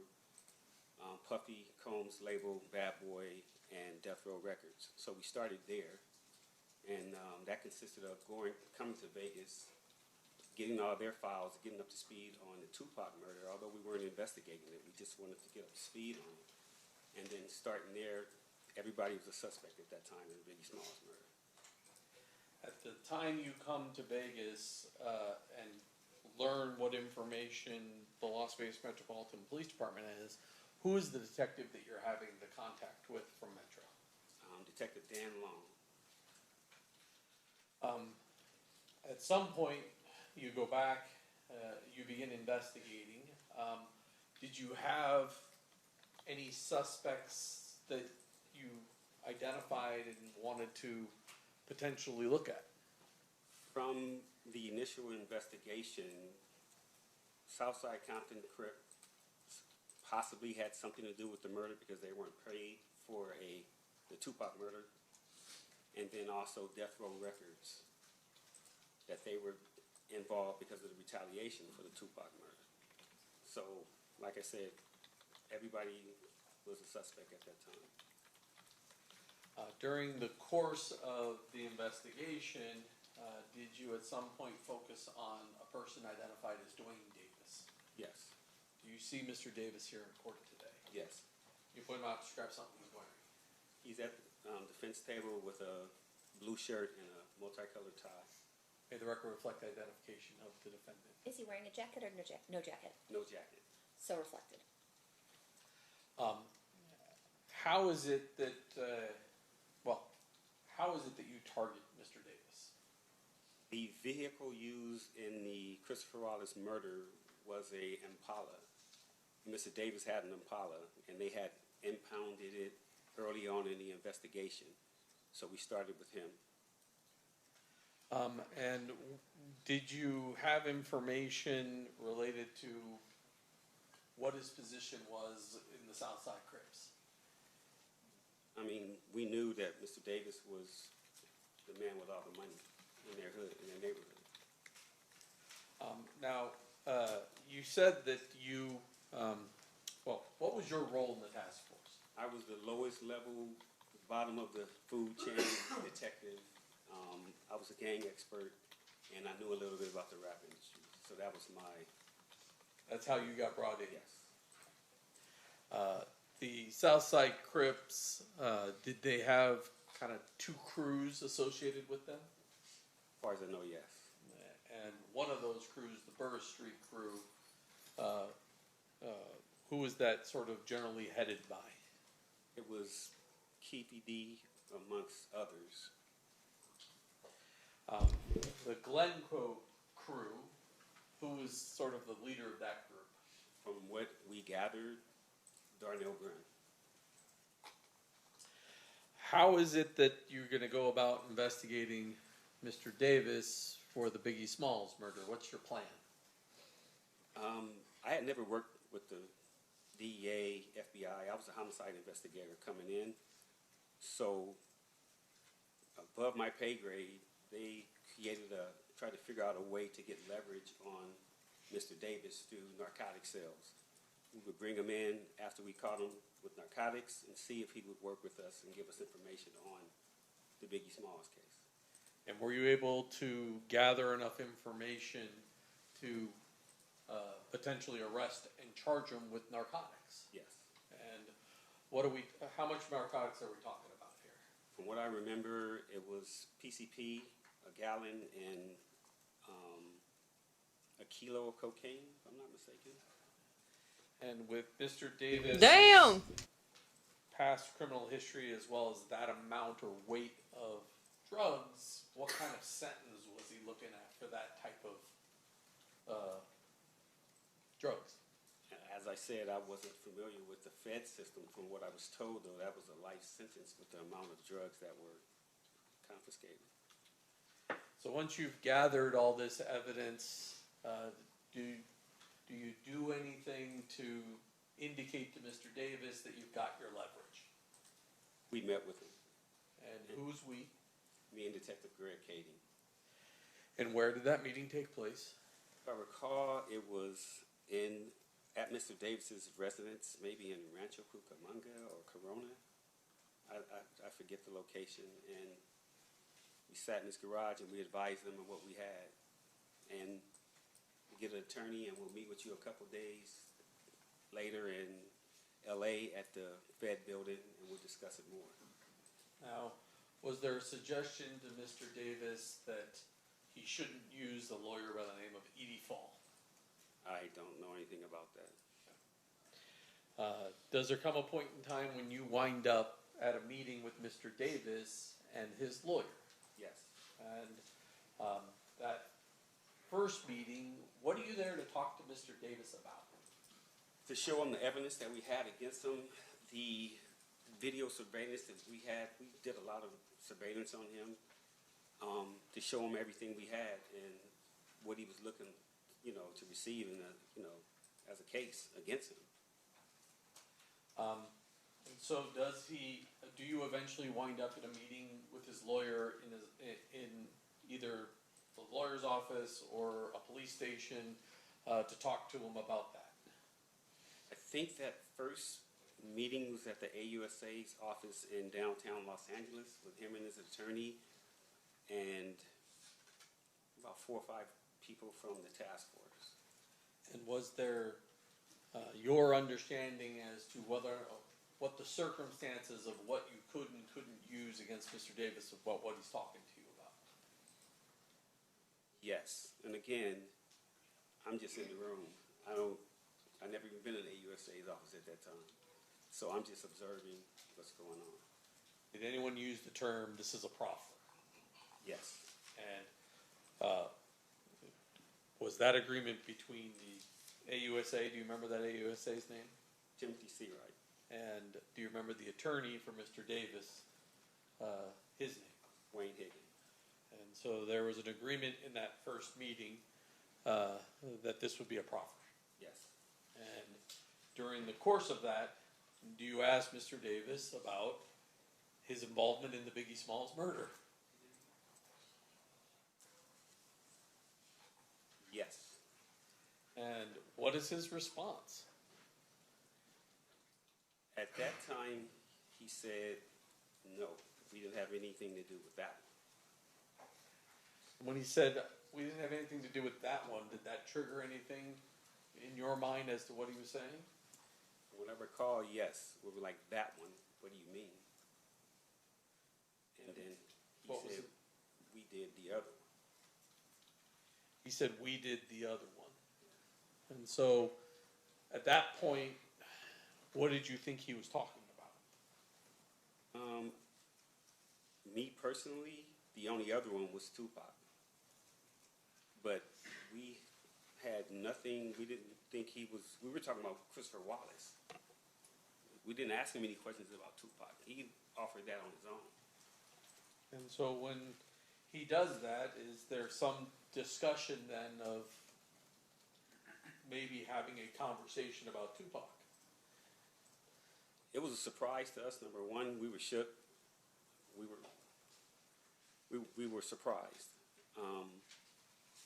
Yes, I mean, I don't know if we shut that meeting down then to discuss what we were going to do. I don't remember, but we were surprised. Does there come a point in time when there's a meeting set for December 18th of 2008 to talk to Mr. Davis about the Tupac Shakur murder? Yes. In your understanding, was that still based upon the agreement between Wayne Higgins and the U.S. Attorney that it would be a proffer session? Yes. At that point, before having this conversation with Mr. Davis, has anybody notified Las Vegas that Mr. Davis is going to be talking about the Tupac Shakur murder? Unfortunately, no. Were you present on December 18th for an interview with Mr. Davis about the Tupac Shakur murder? Yes. And did you subsequently learn, or previously learn, but subsequently learn that that conversation was recorded? Yes. Do you know who recorded that statement? One of the members of the task force, Bill Holcomb.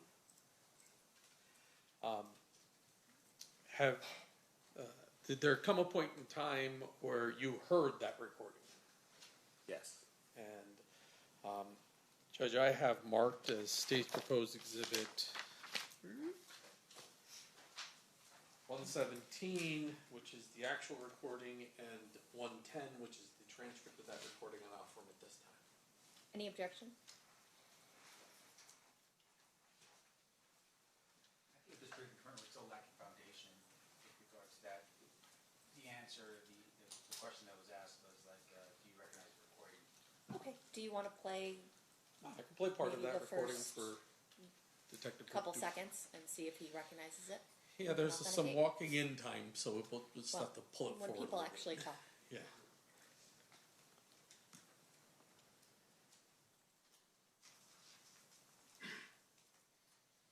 I'll just jump forward. Hopefully.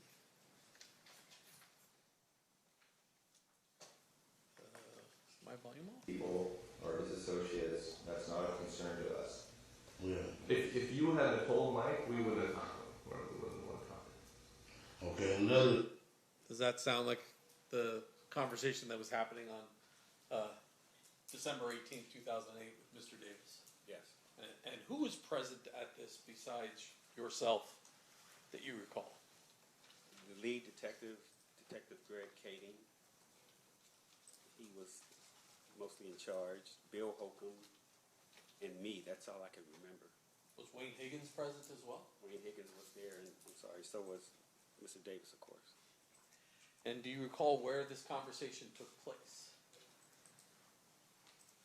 It might have been at Wayne Higgins' office. As I once again reoffer 117 and 110. Did you want to show him 110 to verify that is the transcript of it? Oh, you want me to? Well, that was the objection, was that Oh, the foundation wasn't accurate, and we talked about the first item, but not the second. and take a look at that. You can read through as much as it is you need to. That appeared to be a transcription of that particular meeting. Yeah, I remember. Yeah, that's it. Move to admit 110 and 117. Any objection, Mr. Stampt? No, Your Honor. They will be admitted. The jury is going to hear the entire thing at some point. But generally speaking, what was Mr. Davis's version of events as it relates to what happened with Tupac Shakur? Mr. Davis stated that his nephew, Mr. Orlando Anderson, was jumped and beat up in a club or in a hotel, in Las Vegas after the Tyson fight. He came and told Mr. Davis what happened. They went looking for Tupac, Suge, anybody who was involved, basically, in the beatdown of Mr. Anderson. And they couldn't find him at first, and then they saw him, and basically, Mr. Davis had the gun at first, but they came up on the passenger side of Suge Knight and Mr. Shakur's vehicle, so he couldn't shoot across the driver. So he handed the gun to Dre in the back seat, Andre Smith. He was afraid to shoot. Mr. Anderson grabbed the gun and shot across Mr. Smith into Mr. Knight's car that Mr. Tupac Shakur was in with Mr. Knight. And did he tell you what kind of vehicle he was in? He was in a white Cadillac, Did he tell you what kind of gun was used? a 40 cal Glock. And did he tell you after the shooting where the car went? If you recall. If you don't recall. I don't recall. After receiving this information in March of 2009, does the task force sign Mr. Davis up as a confidential informant? Yes.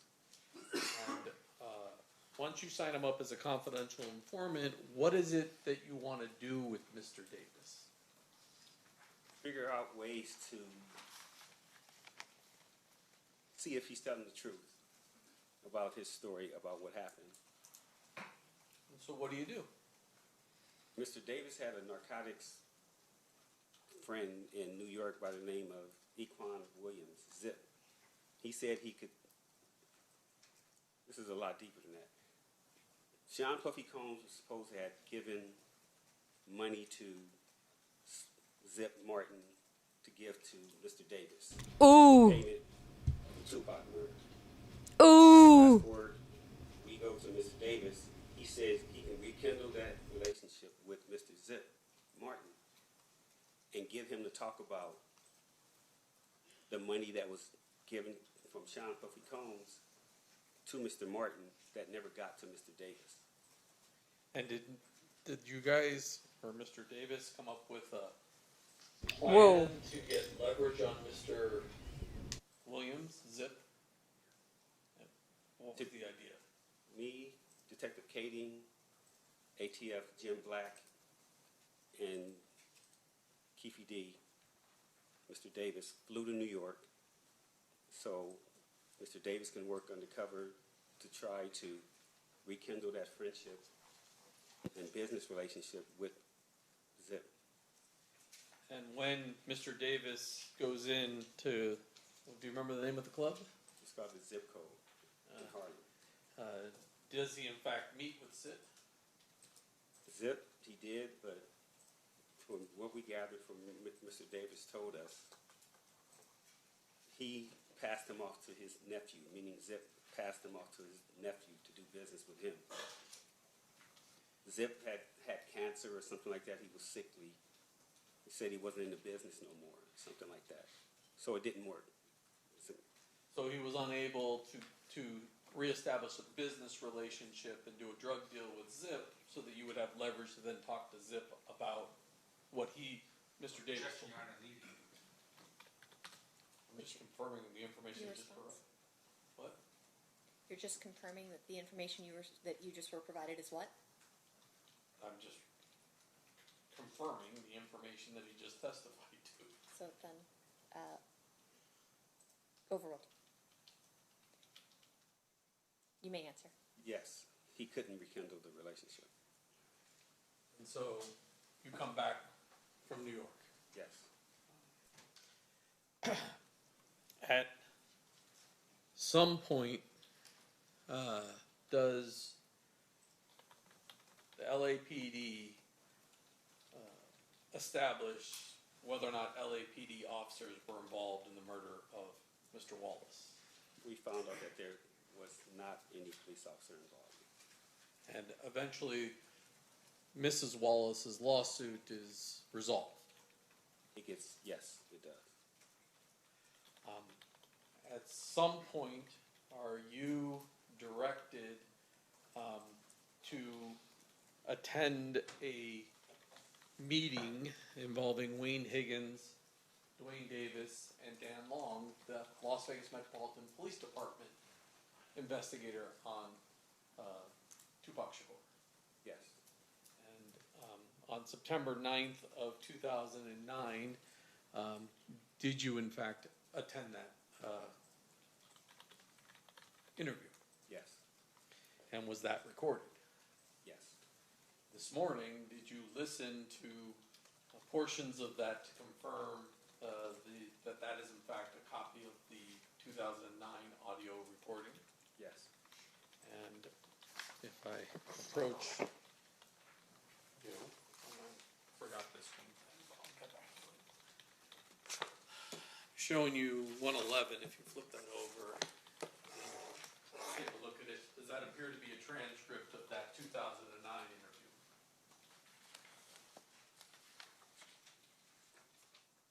Yes. Move to admit 111 and 118. Any objection? No objection, Your Honor. So admitted.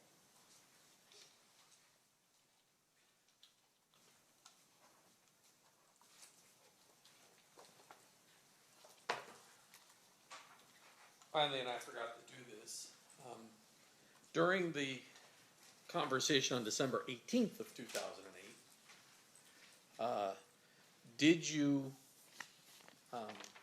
have some sort of chart that was put in front of Mr. Davis where he identified where people were in various vehicles? Yes.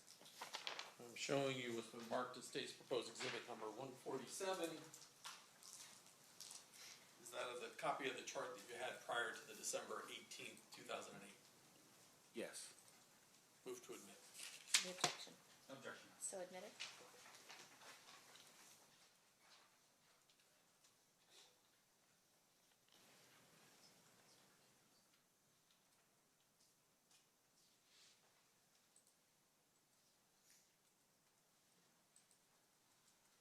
Thank you, sir. I passed the witness.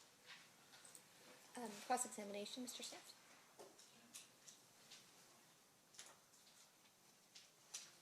It's 2.5 hours. I don't play with him on the stand.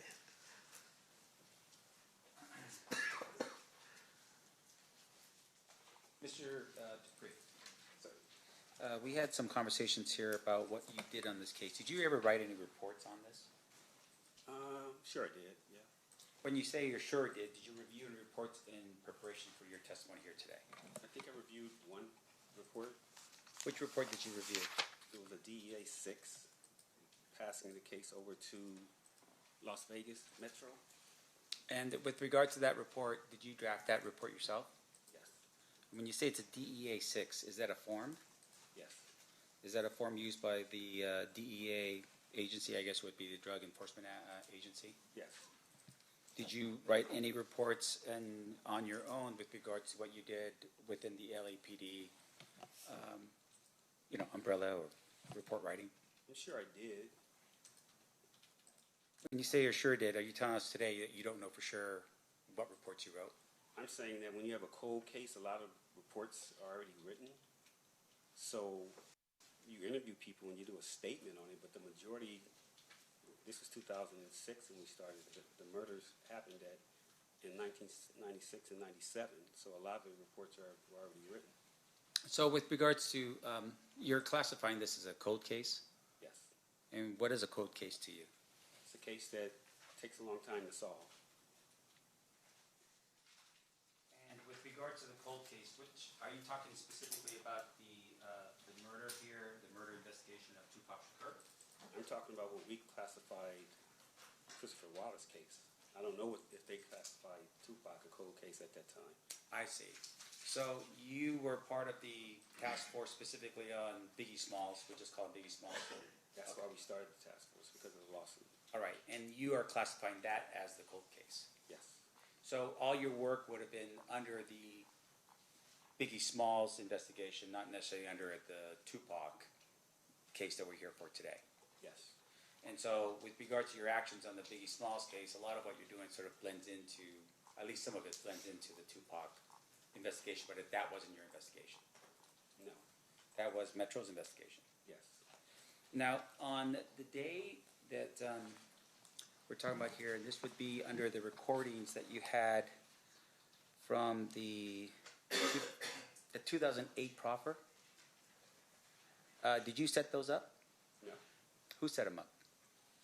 Probably the lead investigator, Greg Kading. Okay, and with regards to Greg Kading, you're his partner.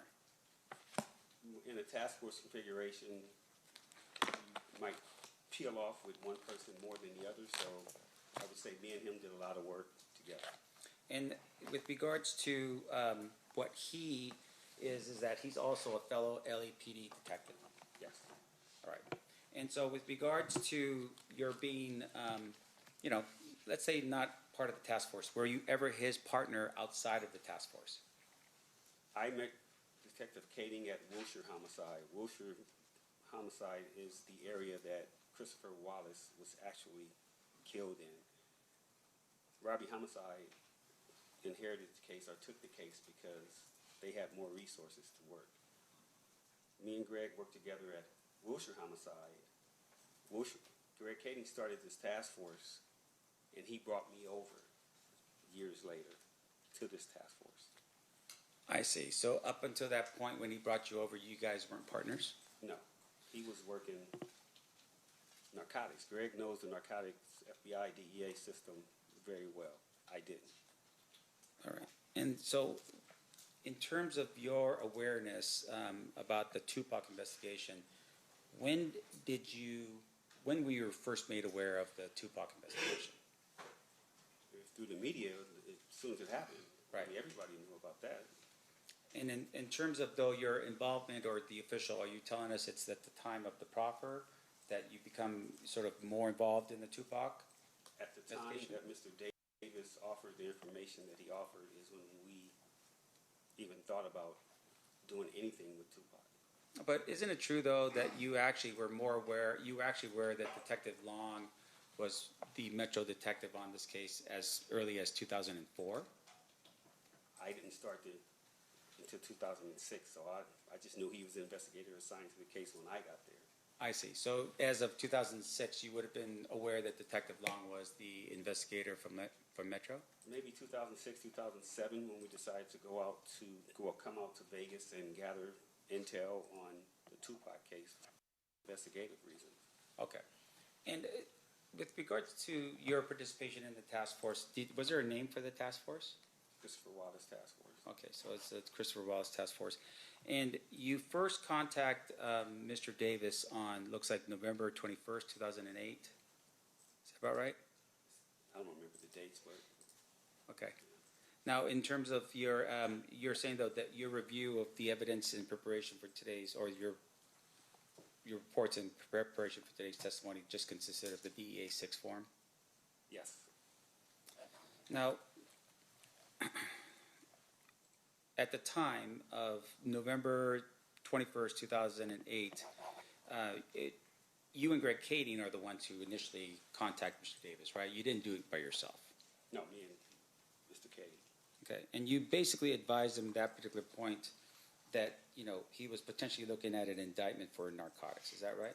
Something to that effect, yes. Yeah. And once again, you're doing this because you are targeting Mr. Davis because you believe he may have been a suspect in the Biggie Smalls murder. Yes.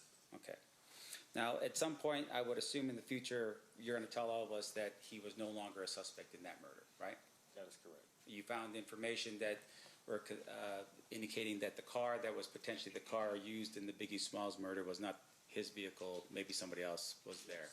And there were some issues with regards to his location that he wouldn't have been the one to be the shooter in the case. Whatever the reasons, I just know he wasn't involved in the Biggie Smalls murder. Okay. And then with regards to your conversation with Mr. Davis, when you had that conversation at his home, you talked about being in the garage of his home at Rancho Cucamonga. Is that what it was? I forget the city, but it's out east. Okay. That's where he lived at the time. And you had at some point told him that maybe he should retain an attorney to handle the issues because he was going to be dealing with the United States Attorney Timothy Seawright. You remember having that conversation with him? I don't think we threatened them or anything like that. We just advised them that, hey man, we got some information, we got some things that you were involved in, and we need to talk to you. So we need to meet with you, with your attorney at the AUSA's office. Now, at the time that you have that conversation with Mr. Davis, you advised him that not to bring his attorney, which would have been Edie Fall, to that conversation, right? No, You advised him to actually bring this other attorney, Wayne Higgins. That would have been a brand new attorney for Mr. Davis, correct? no, I didn't even know Mr. Higgins at that time. Now, in terms of your, the meeting, Mr. Higgins shows up with Mr. Davis, and then there's a conversation between Mr. Higgins and C. Wright regarding the proffer agreement, but that wasn't with you being present in the room, fair? No, I wasn't Okay. present. Now, you had, though, at some point being informed that there was a proffer agreement, and then there was follow-up interviews that occur as a result, right? That's correct. So this is just not one interview. This is multiple interviews. Yes. Now, can you tell us, for instance, how many interviews there were? That I was involved in, the first meeting at his house in the garage, the first meeting with the AUSA, and then the meeting at Wayne Higgins. But mind you, like I told you, I flew to New York with Mr. Davis, so we were out there for 3 or 4 days. I'm talking more about specifically the actual meetings in which you're sitting down and asking questions of Mr. Davis. 2. So that would be the initial meeting with United States Attorney C. Wright in the room, and then the second meeting was, I'm sorry, at what time? That was with Mr. Higgins at his office on Wilshire Boulevard, if I'm not mistaken. I forget the date. Okay, would that be October or December 18th, 2008. 2008? Yes. Do you recall actually being involved in a meeting or being knowledgeable of a meeting that took place on December 1st, 2008? No. How about a meeting that took place on January 7th, 2009? I don't recall. No. How about another meeting that occurred on February 11th, 2009? I don't recall any of those dates. Okay. I just remember the 3 that we dealt with. Right. And once again, you're refreshing your recollection off of a DEA 6 form, correct? No, I'm refreshing my recollection off my recollection. 30 years later? That's right. And about 20 murder trials. Right. Of my own. Which is amazing. Good job. It's not amazing, just doing my job. But let's just make sure we're clear. I want to make sure this jury understands that you're refreshing recollection off of a DEA 6 form. No, I told you the DA 6 form that I saw this morning was transferring the case from the DEA to Las Vegas Metro. That's all that's it this morning. All right. So this is all purely off of your recollection from 30 years ago. Well, 17, 18 years ago when we got it. The Okay. case was 30 years ago. So Right. we had it in 2006.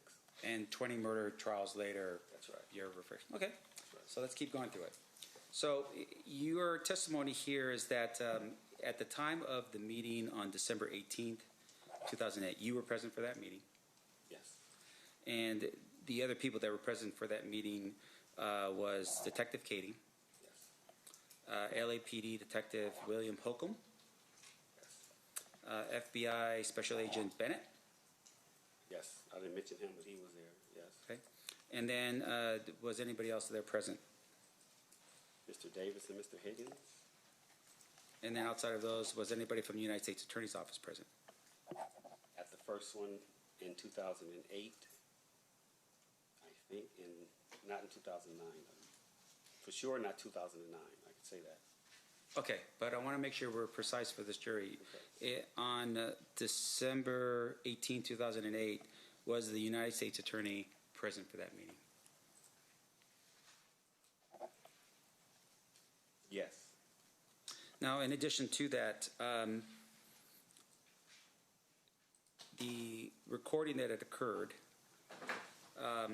and the one that you've introduced into evidence in this case, was that a recording to which Mr. Davis or his attorney knew about? Which one, 2008 or 2009? 2008. 2008? I don't know. Okay. I didn't know it was being recorded either.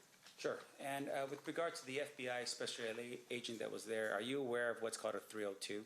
Yes.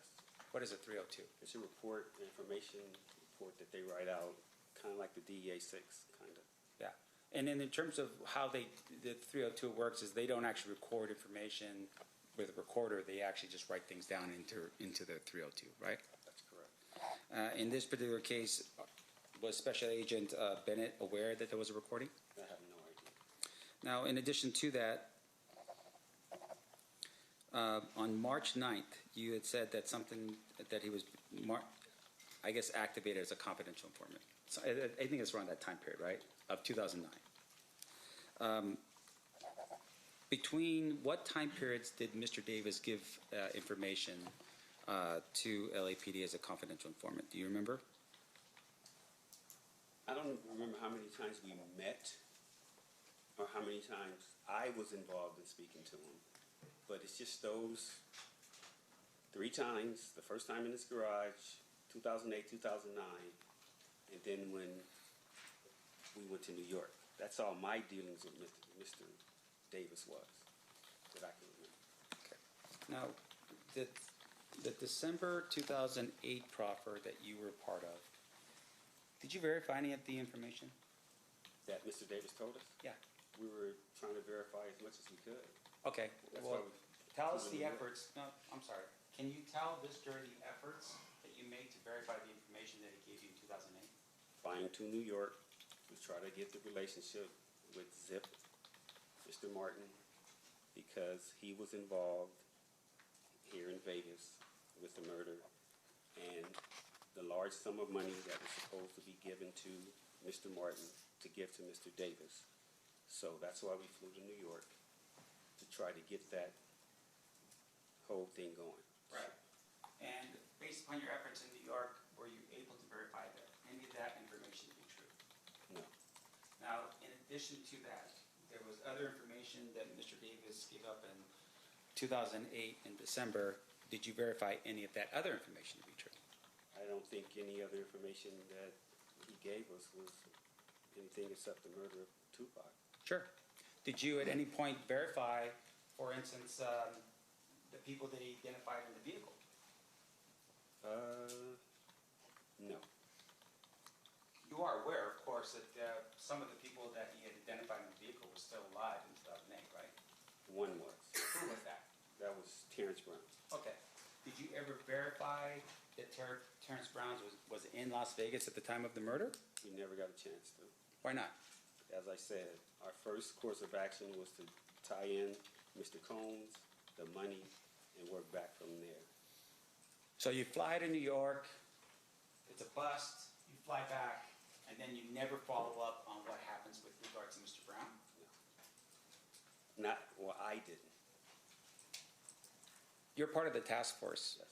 Do you know if anybody else on the task force verified that information, that Mr. Brown was in Las Vegas at the time of the shooting? No. Now, in addition to that, we talked a little bit about the type of scenario that Mr. Davis is in, right? He's being targeted as a potential suspect in a Biggie Smalls murder. You develop information about him being a drug dealer, right? Yes. And you had said, I think how much time is he looking at? Life sentence? I think so, yes. Right, pretty heavy sentence, right? Yes. And so you had also targeted the idea, though, that it wasn't just him moving some large amount. It was people coming into his house, potentially his family. People could be arrested, his friends, for instance, that was part of that, and they all could go to prison, right? I will say this. Mr. Davis took the hit for a lot of people in his family and his kids, his wife, but that's why he did a lot of the stuff he did. I will say that. And I appreciate you saying that. And so, in essence, he said, okay, this is all on me. I will take the hit for the family. Yes. Now, in terms of the way that you recall how he describes what happens and so forth, you had mentioned that he's in the car, he drives up next to the other car, and then he gives the gun to the back seat because he was going to do the shooting, and then he gives it to somebody else, and then I guess it was Dre. He said, no, I can't do it, and then Orlando fires the gun. Yes. Okay. So the 4 individuals that in the car would have been Mr. Davis, and then Mr. Brown, Driver. and then Mr. Smith. and then Mr. Orlando Anderson. That's correct. Okay.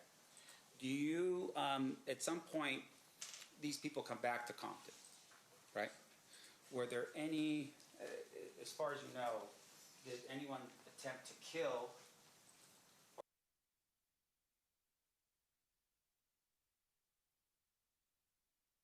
Orlando for being the shooter in the vehicle of Tupac Shakur? I don't know if anyone tried to kill Mr. Anderson, but a lot of other people got shot and killed. Sure. And so what other people that you recall were being shot and killed? I don't have the list of people who I know. Graham got shot, and then an 11-year-old girl got shot. Off the top of my head, I can remember those two. It was war. Compton's, 10 square miles, and all of these people know each other from growing up. It was people standing, they were hiding out, Yeah. walking the streets. But in terms of the four that's in the vehicle, was Mr. Smith shot? And what about the other person, Mr. Besides Mr. Davis? Mr. Brown? Yes. Not that I know of, no. And then with regards to Mr. Davis, was he shot at? No, not that I know of. And once again, this idea is we're talking about a very compact area of Las Vegas, 10 by 10 miles, multiple blood and crip gangs just encroached upon one another, right? It's Yes. basically like a powder keg. Street by street. Right. And in terms of retribution, pretty clear this would be an immediate thing because Tupac Shakur was shot and killed. Yes. And Death Row Records, as a member of the mob Pyru, would have been definitely out for blood on that. Yes. But none of those four individuals were shot at. No, not that I know of. Yeah. And in fact, just to make sure I'm clear, Orlando Anderson was actually shot and killed probably about a year and a half later, right? Unrelated, yes. Yes, and it was unrelated, meaning that the people that he got into a gunfight with was actually other Crips, Yes. right? And it was over money, as far as you can recall. Yes.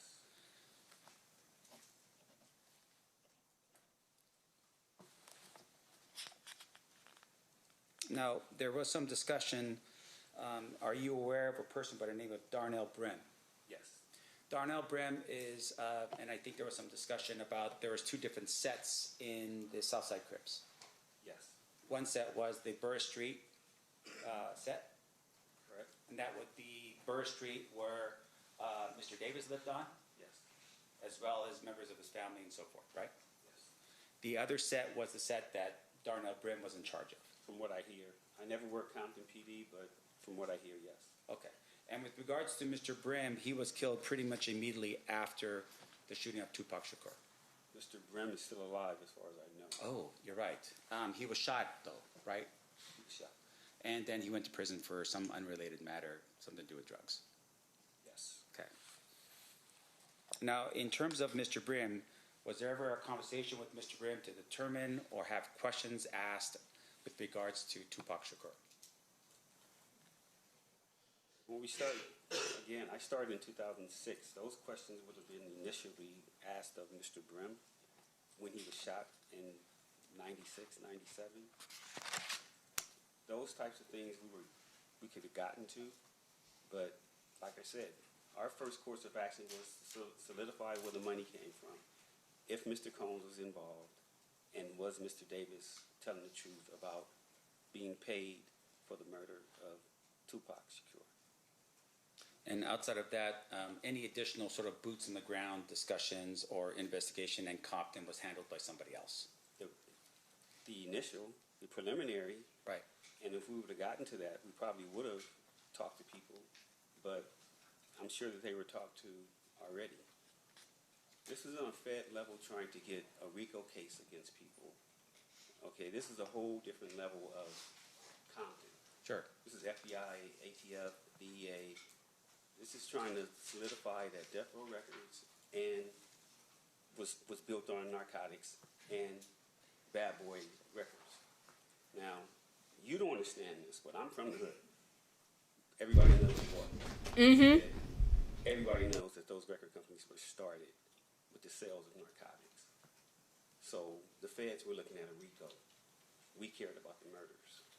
So this was chasing the money was chasing Sean Combs to see if he was involved with, the hit on Mr. Shakur. And so, once you determine that, he's given information not because of Biggie Smalls, but rather because of Shakur, you never once reached out to Metro at that time to say, hey, Las Vegas, you guys are the ones in charge of this murder. Come down to have an interview with Davis? The decisions were, again, way above my pay grade. And our command staff, whoever made that decision to keep it in-house and for us to handle it on the Fed level, because it would have spread all the way to Las Vegas and not notify Las Vegas Metro at that time, wasn't my decision.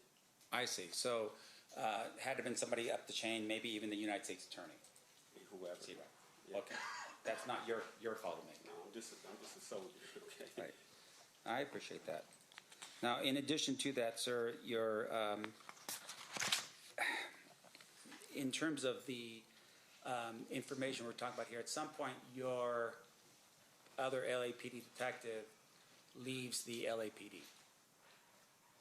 Greg Cady. Yes, in 2011, I think.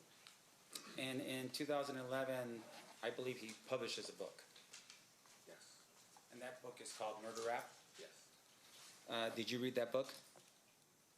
parts of it. All right. And fair to say, of course, is that if you saw something in the book that was not accurate, you probably tell Greg Cady, like, hey, this is not accurate, this is not right. I wouldn't tell him nothing. That's Oh, his really? version. He did what he wanted to do. Right. Okay, so it's his version of events. You would have been like, okay, this is not right about what I did. I'm just going to because that's what Greg Cady interpreted it to be. No, I'm saying I was on the Los Angeles Police Department, still in charge of the Biggie Smalls case by myself. And whatever came from any books that were written, it was my responsibility to make sure that everybody was okay if they were outed in that book. So I'm not going to tell another man what he should and shouldn't do as far as writing a book. If you want to write a book, write a book. If it comes back my way and I got to investigate something you said, then I'll do that. So this individual, Greg Cady, leaves LAPD and takes the Tupac file with him? From what I hear, something to that effect. Meaning he stole the file. Something to that effect. Now, in addition to that, he also took the Biggie file, right, with him when he left. From what I hear, I've never seen him, but that's what I hear. Okay. And with regards to the recording that we're talking about here, that recording was a recording that he published, at least brought it out to the public, not you. You will never see me on a podcast, a book, nothing like that. Yeah. So, and you never have. Now, in terms of, though, just your understanding and, being in LA and so forth, Greg Cady has made appearances on podcasts and other things as well, right? Yes. And also that would be with documentaries. Yes. But at least you're still abiding by the rules and that kind of thing. You would never do that. I stick to the code. Okay, I'm abide by the streets. You're not going to see me on there telling about what somebody else did. This is the only time you're going to see me talking about what somebody did, sitting in this chair. And I appreciate that, sir. Okay. Other than that, you'll never see me doing that. Okay. And with regards to your participation, though, in the interviews, during the time period that you're hearing Mr. Davis talk about these things, were you aware at all that he was recommended that this other attorney step in for his attorney, E.D. Falls, and basically have this conversation? No, to my knowledge from the media, I thought E.D. Falls would have been his attorney. So I don't know anything about that. Again, that was way above whatever I was doing there. I don't know who made that decision. I never talked to Mr. Davis. I didn't know Mr. Higgins at that point. Okay. So, Were you aware that when Metro was finally notified? yes, When was that? the 2009 interview. Yes, sir. Did you make that call to Metro? Chain of command. Somebody upstairs called Vegas when we disbanded our unit. Our case was going back to our DA. Las Vegas Metro, they were going to take over their case. So somebody in our chain of command reached out to somebody in Metro, I guess, and said, hey, we got some information for you. Somebody needs to talk to you about Tupac. I knew Detective Dan Long. It trickled all the way down to us. Either he called me or I called him and set up the interview. Did you tell Detective Long when he appeared here in LA for the interview with Mr. Davis that he had given a proffer in 2008? Yes, I think he was aware of what we had, unfortunately, he was aware of what we had done to that point, yes. Meaning that if you had a conversation with him, say, hey, by the way, there was a proffer in place in 2008. Here's the information. I'm sure I did. I don't recall if I told him immediately or whatever, but he was aware that we had been dealing with Mr. Davis. So, and once again, that proffer agreement between you, the government, or, the various people of the task force plus Mr. Davis, up until that point, there was no violation of that agreement, right? Not to my knowledge, I don't know. Right, meaning that, for instance, Mr. Davis didn't do anything that would say, hey, you violate the terms of this agreement. No, I never used that term with him, because, no. Right, but at the same time, your higher-ups felt at this particular point, yeah, give the information that you just learned about Mr. Davis from 2008, give that to Metro, right? Yes.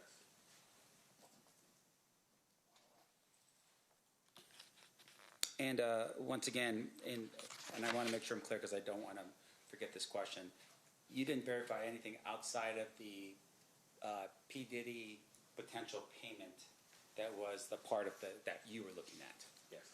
So everything else would have been going back to Detective Long to do his investigation in Las Vegas about the information given to him by Mr. Davis? I mean, he was going to be aware of that, yes. Okay. But once again, But that was already out, a possibility. Just hearing Mr. Davis say it kind of solidified it, that we need to look more into this part of it, instead of it just being Tupac getting killed, Death Row, and Southside, they were involved. yeah, but I think we're here for a slightly different purpose. We're in Las Vegas, and we just want to know what facts were presented or at least established with regards to the situation. You're telling me Detective Long would have been one to verify whether Mr. Brown was here in Las Vegas, whether any of the other individuals in the vehicle that was represented to you was actually here in Las Vegas to establish that, right? That was his job, not yours. Yeah, on the murder. Right, Yeah. right.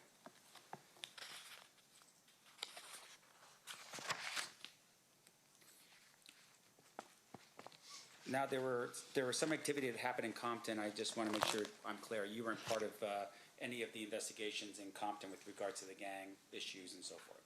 You weren't part of that. No. That would have been somebody else from Compton. Compton and Metro and whoever else. Okay. Your Honor, I just have one. Yeah.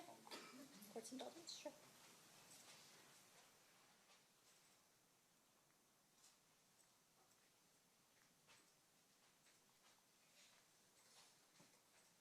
Your Honor, I pass the witness. Thank you. Okay. Any redirect, Mr. Juckman? Just briefly, you brought up the fact that Mr. Davis said, basically, Sean Puffy Combs solicited the murder of Shogun Tupac during the course of that conversation. Yeah. Did he tell you where that conversation occurred? It's a deli called Greenblatt's, still there on Sunset in Hollywood in Los Angeles. If he never provides that portion of the information, what jurisdiction would LA have to be investigating a homicide that occurred in Las Vegas? None? No. So it was that piece of information which provided LAPD jurisdiction to even be looking at this murder. You could say that. But like I said, on the Fed case with the RICO, that would have got incorporated into the RICO, the murder anyway, and that's what we were looking at. But yes, that's where it started, so you can use that also. And so when you were unable to confirm through ZIP the Puffy Combs angle of the case, at some point your agency said, hey, we got to tell Vegas what we've been doing. Yes. And at that point, Dan Long comes down, and you are in a room with Dan Long, Mr. Davis, his lawyer, and there's a conversation that occurs. That's correct. At that time, the only person left alive in the vehicle was Terrence Bubba Brown, right? Yes.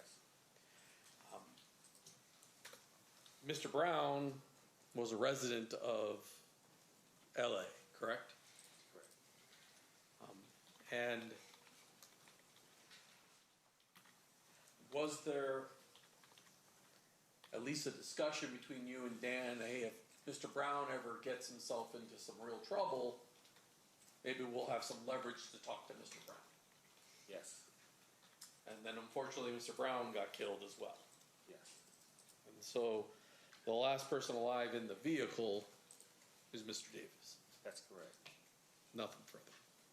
Anything further, Mr. Sand?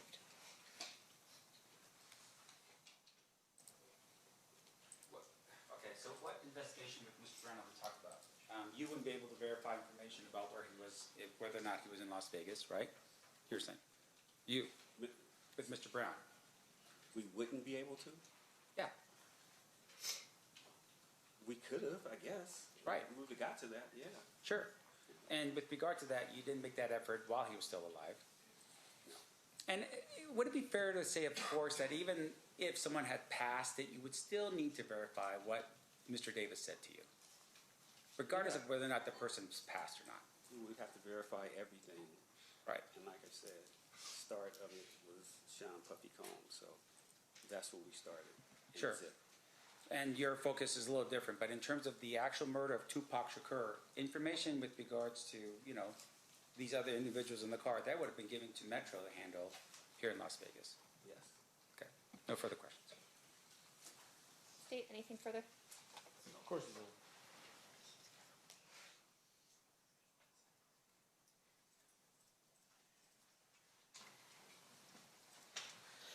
Yes, one follow-up. In your 34 years, 20 homicide trials, ever made a case on a guy confessing to a homicide? Yeah, I've had a couple confessions. Yeah. When you were talking to Mr. Davis and he's telling you what he's telling you, did you have reason to doubt his version of events as it relates to the homicide itself? I didn't think Mr. Davis was lying because he put the gun in his nephew's hand. And if anybody knows anything from what I hear, Mr. Orlando Anderson was the man besides Keefe D in that neighborhood. He was the prince, and his family loved him. I didn't think that Mr. Davis would put the gun in his own nephew's hand, dead or alive, and put that smut on him unless it was true. The person that killed Tupac, well, in the neighborhood, he's a hero. In the world, he's a villain. So I didn't think Mr. Davis, me personally, would do that unless it was true with his own nephew, because I know he loved his nephew. They all loved Orlando. And so that particular fact, knowing the culture, and now it's 2008. I mean, let me ask you this. Was Tupac Shakur larger than life after death? Yes, but had he would have been legendary if he lived. And in 2008, he is legendary at that point. But he's dead. And if it gets out that Mr. Davis has said his nephew pulled the trigger, would there be consequences for his neighborhood? I mean, just the way it looks, him being a hero, meaning Tupac to the world, and then this gang, like I said, in the streets, in his hood, Orlando wasn't looked at that, but people are going to always say the Southsiders, the ones who killed Tupac, Nipsey Hussle, all these people who were like that, that's what comes with that. Now, you could wear a badge and act like it's something in your hood, but in the world, that's not a good thing to be, remembered as or thought of as a person that killed Tupac, even though what happened to Mr. Orlando Anderson wasn't right. Thank you. Nothing further. Anything further based on that? Yes, Your Honor. So I just want to make sure I'm clear. You go to Mr. Davis because he's the target of Biggie Smalls' murder. Yes. You interview him, and at some point in the future, you determine that Mr. Davis is not involved in Biggie Smalls' murder. Yes.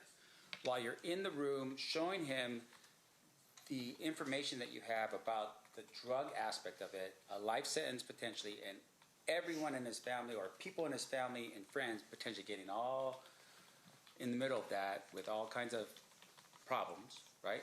He decides to take the hit, as like you said, right? And instead of saying, hey, I don't have anything about Biggie Smalls, which you now have confirmed, he had nothing to do with Biggie Smalls, so he had no information. He says, I actually have information, and Orlando Anderson is one of those people, right? And at the time he says it, Orlando's actually dead, right? And people in the community of Compton had all had this sort of thing going on that potentially Orlando Anderson was involved in the murder of Tupac, correct? Correct. So that information was available to Mr. Davis when he gave you that information, right? Yes. But once again, you were targeted for Biggie Smalls, and there was no information that would say he was involved in Biggie Smalls, so he couldn't give you any of that information, right? No further question, Johnny. Anything further, Mr. DiGiacomo? Okay. I've lost track of how many redirects we're on, so. Sorry. All right, you're okay, guys. Any questions from the jury? Looking at that side of the box? No? Okay. Oh, we do have one, okay. We have a few.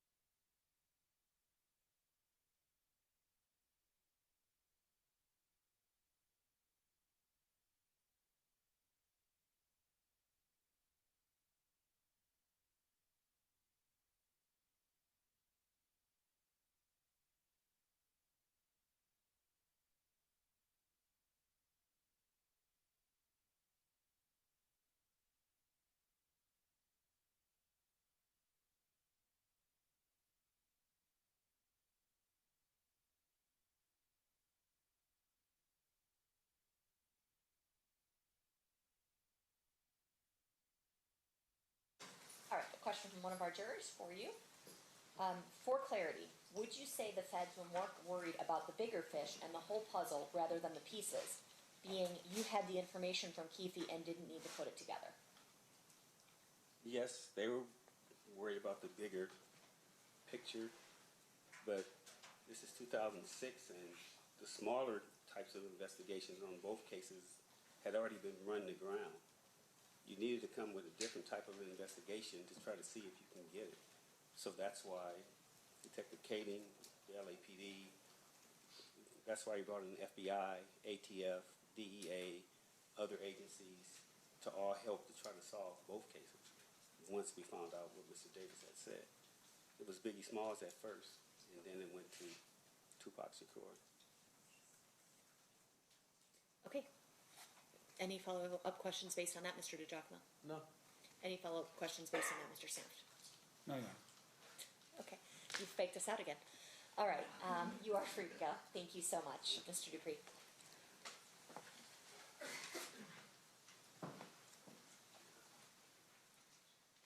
Your Honor, one quick thing before the witness leaves. Oh. May we approach? If you want to just have him wait in the hall, or where do you want him to wait? If you can just be back on the stand for a second. Oh, okay.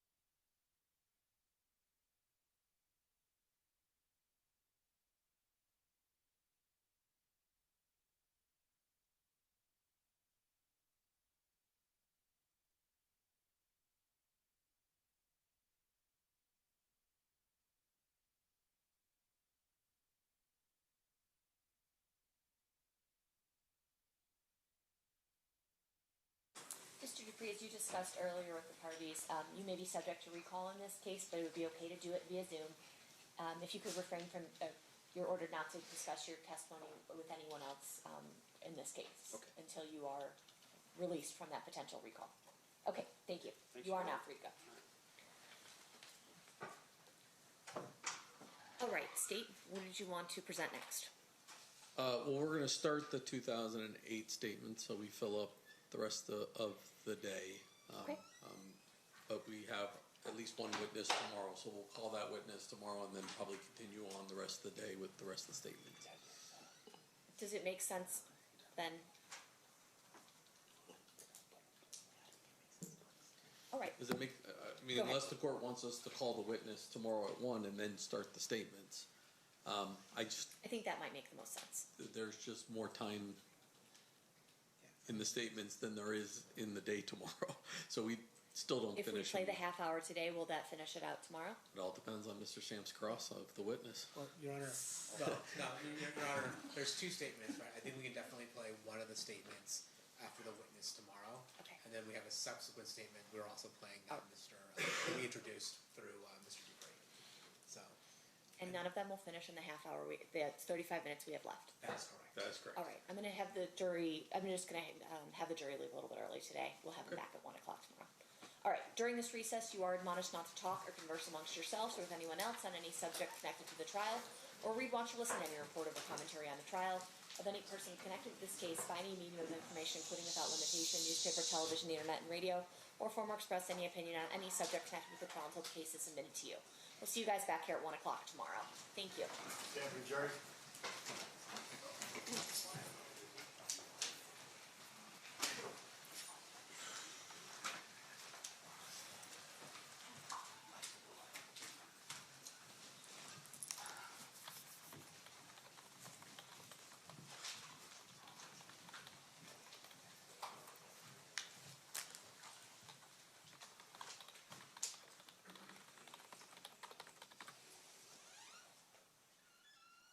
For the record, the jury has exited the room. Anything we need to address outside the presence? Nothing, Your Honor. Okay, I think it just makes more sense to play that as a block as opposed to a half hour, and I didn't realize we were breaking it up between a witness in between, so. Okay, I apologize for any inconsistency up the bat. All right, we'll be in recess. We'll see everyone back at 1 o'clock tomorrow. Thank you, Judge.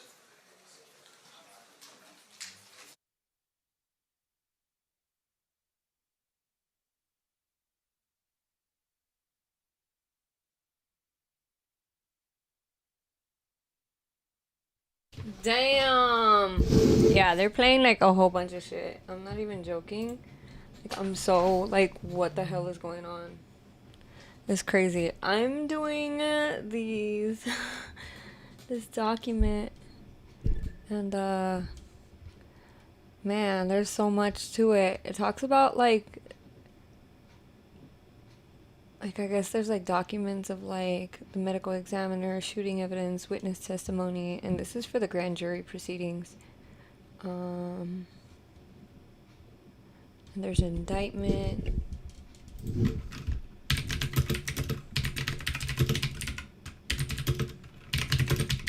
Sorry, I'm over here typing. I'm gonna play something else. All right, sorry.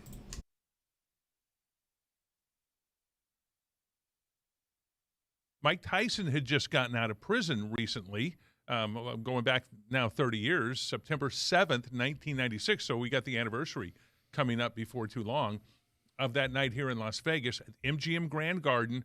Mike Tyson against Bruce Seldon, 1-round knockout.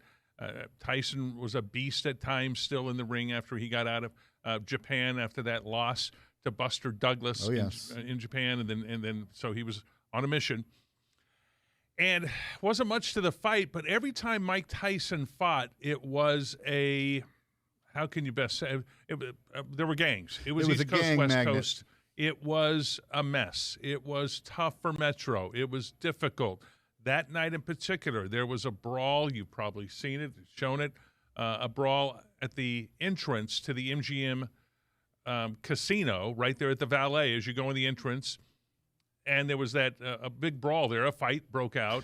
Big, and it's a huge part of the trial that we're talking about. We've seen all the video footage of Suge Knight kicking Orlando Anderson in a Dan Marino jersey. This was an ongoing feud between factions in the world of the LA gangs. And it wasn't a secret that this all happened that night. That night of the fight, nobody expected it to erupt the way it did, certainly at Koval and Flamingo, when wasn't long after that then the shooting took place, which proved fatal to a legend in the music industry, Tupac Shakur. And that shooting is the topic of all the testimony today. And most recently, we heard from an LAPD detective for some 33 and a half years in the homicide and gang unit, Darren Dupree. He spoke about a sit-down he had with other law enforcement and Keefe D with his lawyers present, and his involvement with discussing the shooting of, this was about the shooting of Christopher Wallace, Notorious B.I.G., and the detective testified that he was, because of a lawsuit, looking into whether LAPD had anything to do with Biggie Smalls' shooting, and in fact asked Keefe D what did he know, and did he have any involvement in the shooting of Christopher Wallace, Biggie Smalls, and he said no, according to the detective, but I did the other one. And the craziness that ensued, the law enforcement was not expecting that, and that is number E. Mr. Davis stated that his nephew, Mr. Orlando Anderson, was jumped and beat up in a club or in a hotel in Las Vegas after the Tyson fight. He came and told Mr. Davis what happened. They went looking for Tupac, Suge, anybody who was involved, basically, in the beatdown of Mr. Anderson. And they couldn't find him at first, and then they saw him, and basically, Mr. Davis had the gun at first, but they came up on the passenger side of Suge Knight and Mr. Shakur's vehicle, so he couldn't shoot across the driver. So he handed the gun to Dre in the back seat, Andre Smith. He was afraid to shoot. Mr. Anderson grabbed the gun and shot across Mr. Smith into Mr. Knight's car that Mr. Tupac Shakur was in with Mr. Knight. So you're hearing, I know, and it gets better. If you stick around with us until the top of the hour, you'll hear some more from that LAPD detective and an FBI agent who was equally fascinating, talking about some of the statements that Keefe D, Duane Davis, made himself over time. And, they seem to perhaps corroborate the book he wrote, Compton Street Legend. I'm with Ron Futrell, a legend himself. Ron, you were here in 1990. It's just crazy to me that, like, all of this is stuff that he has said. Like, a lot of it is stuff that he has said in the past that they're using. And, I mean, they're trying to bring it into this case because it's creating, like, some type of pattern or something. And clearly he talked about it when they asked about drugs. So Now passed.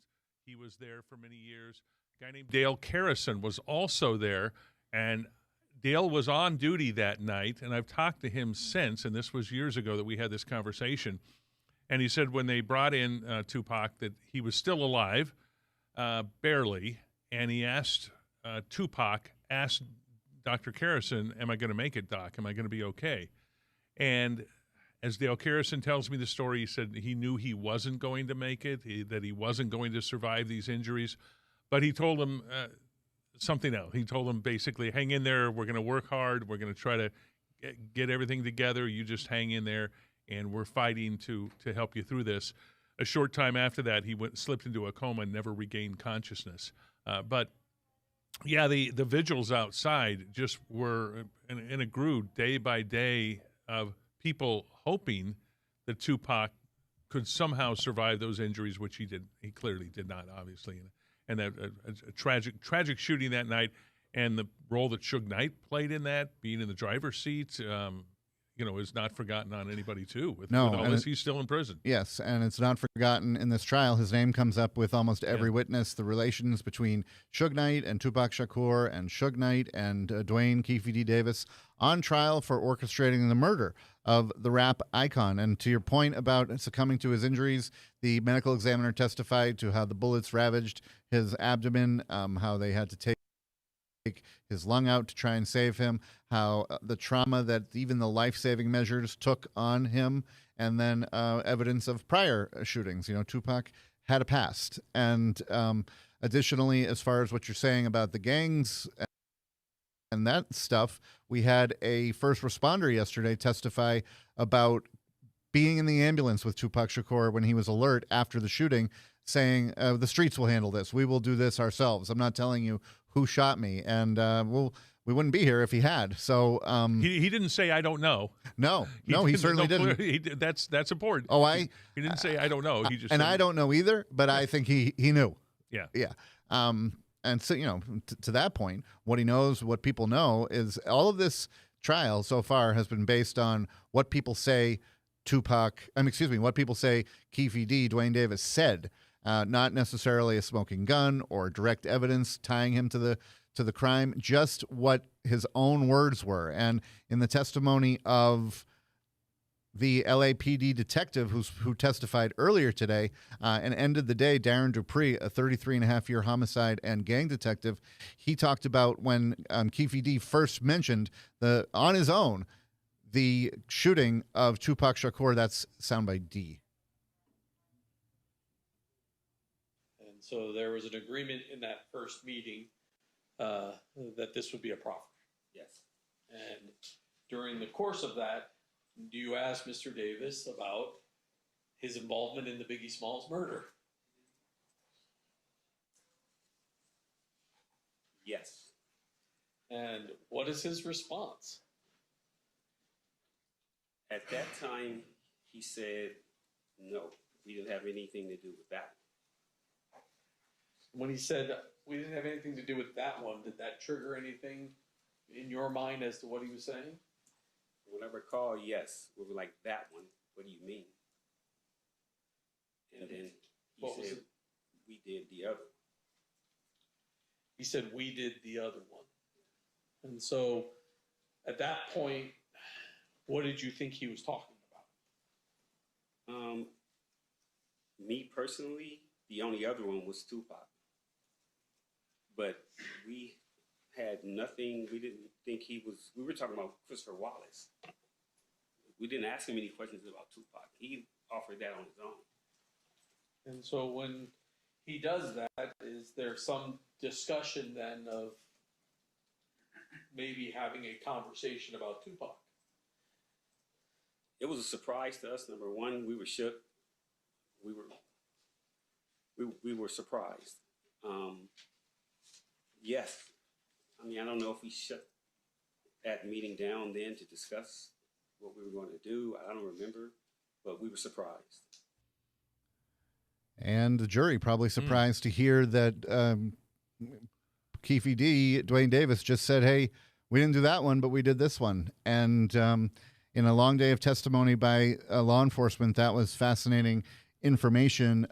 He said, the detective, Darren Dupree, an LAPD detective for a whole lifetime, 33 and a half years in the homicide and gang unit, saying that he offered that on his own, which is poetic perhaps because Keefe D on his own wrote a book in which he says he did it. And he detailed all the leading up to, including, and the aftermath of the shooting. The aftermath, of course, being a gang war. And yesterday's testimony, we heard from a lieutenant from Death Row Records, who was not necessarily an employee.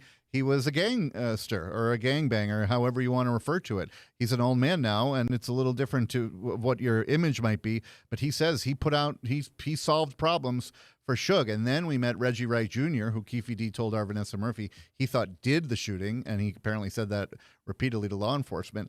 And then Reggie Wright saying, I didn't do it. We learned about a next layer of security in Death Row Records. And then we learned that Suge Knight built a $500,000 empire. And Ron Futrell, Suge Knight played at UNLV. All roads lead to Las Vegas. Oh, by the way, yeah, his history in Las Vegas was it began with him playing Rebel football here in the mid '80s. He played under Harvey Hyde, football coach there. In fact, I covered their team in '85. Went to the '84-'85 season. Went to the California Bowl. Won the California Bowl. On that team, he played linebacker. I believe wore number 54, if I'm not mistaken. But on that team, Randall Cunningham went on to play in the NFL. Quarterback. All-American quarterback on that team. Also on that team in special teams was a guy by the name of George Maloof. The Maloof family, very famous here in Las Vegas. What brought them to Las Vegas from Albuquerque was UNLV football, and then they have built an empire here in Las Vegas of different casinos, bought and sold different casinos here in town, most notably the Palms, but the Fiesta before that. So that team had an interesting group of characters. A lot of them, Harvey wasn't real discriminatory, I will say, and I love Harvey Hyde as a coach, but he brought in a lot of tough characters. They won football games, but he brought from Fresno, from some tough street gang areas, Southern California. Harvey knew it. He coached at Pasadena City College, so he knew recruiting in the L.A. area, and he brought these guys here and won football games, but brought a history, and the Suge Knight continues to this day of the Suge Knight history with Las Vegas. And, in the 80s, when you're talking about into the 90s, both in football and, let's say, with the Runnin' Rebels, it was different then. Oh, yeah. Smaller town, so first of all. When I say much smaller, 1/4 the size. And when maybe a third the size. But less urban sprawl. Yes. But when the fights happened, this was, okay, covering sports here during that time, I'm going to call it was a big event city. No, we didn't have a Major League Sports franchise, pro team. Had Rebel basketball, pretty much the same thing, but and the football team was pretty good. It fell after Harvey Hyde got fired. But what was key here, twice a year at least, whenever Mike Tyson fought and whenever you had the guys in the middleweight class or welterweight, Hagler, Hearns, and Leonard Duran, you had a mega fight. A mega fight, big event here in town, which this whole city got behind. It dominated. These were the on news pay-per-view coverage. all across the world. Yes. People were, the boxers were huge stars. Marvin Hagler, Sugar Ray Leonard. Yes. They're names that 30 years later no one is forgetting. No. And Mike Tyson at the top of the list. Because boxing's not what it was. Oh, not near. The UFC comes in around the year 2000. Well, 2001 UFC, to be exact, and the UFC sort of took the boxing spot, if you will. Go into that, but I won't. It doesn't matter in this in this case here.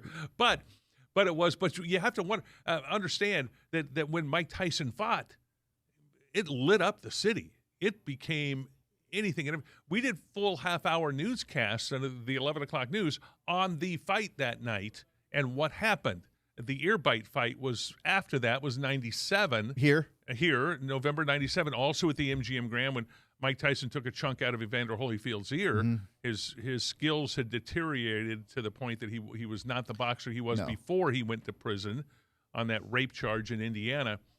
But still, he was good enough to take care of Bruce Seldon that night. That was no contest. It was an easy fight. It won't take you long to watch it online if you want to see it. But everything around those fights, talk to anybody who worked at Metro, not just that night, but any night. I felt for the officers and the police officers in the city that had to keep the peace because it did not bring in the best of crowds. And they had a tough time being able to police those fights time after time after time. So in a vacuum, not to be too cavalier, but in a vacuum, to hear that there was a shooting after the Mike Tyson fight would not surprise anyone. No, it would not. And one surprising thing, though, is that shooting that night has captured the attention of America and perhaps the world, if you're watching worldwide in this trial, for 30 years. It became part of the fabric of Las Vegas for 30 years. Who did it? Yep. Who done it? Unsolved. Cold. Anything we need to address before we bring them in? Not from the state. Mr. Sam? Yeah, we do have one request of the court. I understand that the state will be putting on a witness that actually has a medical appointment back in California tomorrow. Okay. And so as a result, I would like to be able to do my cross after they present all of their direct evidence, which would include the recording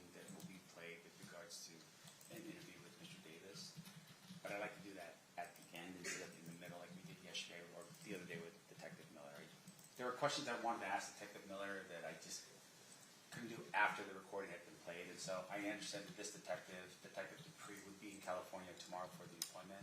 I just would. So you would rather, so you understand that he's gonna be back in California, but you still wanna do it via Zoom?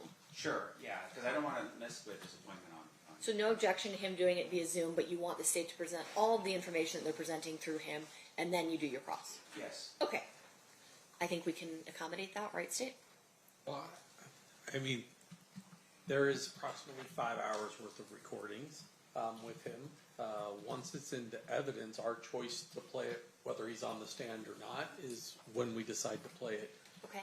during the trial. I explained to Detective Dupree that I planned to do my direct and his cross-examination today because I knew that he had to be out of here. Okay. I don't think he'd be opposed to subject to recall with Mr. Sant if he wants to go by, and would come back on by Zoom. But I am opposed to the idea that they're going to control the way we present our evidence. We'll do direct, we'll do cross. If there's anything he wants to additionally have from Detective Dupree, I don't think that he would necessarily be opposed to getting on a Zoom in Being his recalled. case. All right. Do you guys want to talk to him real quick to see if he can be recalled? If there's something that needs to be done after everything's presented? Okay, I just want to clarify. I heard the state basically say that they don't want me to dictate how they want to present the case. I'm perfectly fine with that. I'm just saying. You're not stipulating that they can play it outside. Look, I mean, Like, this with the is other a witness. matter of professional courtesy. I would definitely allow him to go back to California to do what he's doing. But he's on the stand. Technically, he's not supposed to be released until after the court releases him from the subpoena. And so as a result, if you want to play that game, then I would want him to stay here overnight so he can at least be cross-examined by me. I just was trying to be nice about it by doing it the other way, but it seems now like I have to recall this person. I don't trust that he wouldn't disappear in the wind. I don't care if he's a detective. Like, in my opinion, I've got a problem with that. Well, yeah, but once a piece of evidence is admitted, it's our choice as to when to play it and how to play it. And so, like, I'm not getting dictated how we.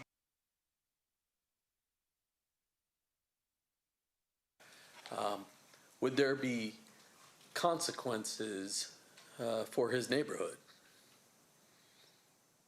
Okay, I guess Just the way it looks, him being a they're hero, done meaning anyways. Tupac to the world, and then this gang, like I said, in the streets, in his hood, Orlando wasn't looked at that, but people are going to always say the Southsiders the ones who killed Tupac, Nipsey Hussle, all these. And right now I'm working on That's what comes. reading some of this stuff. Let me tell you what I'm reading right now. It says the state requested.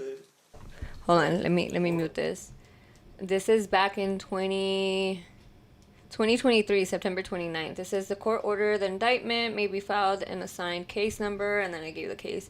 The state requested no bail and alleged that Duane Davis had made public statements regarding gang involvement in the murder and had written a book in which the state says he admitted that he ordered the September 1996 death of Tupac Shakur, and attempted murder of Suge Knight.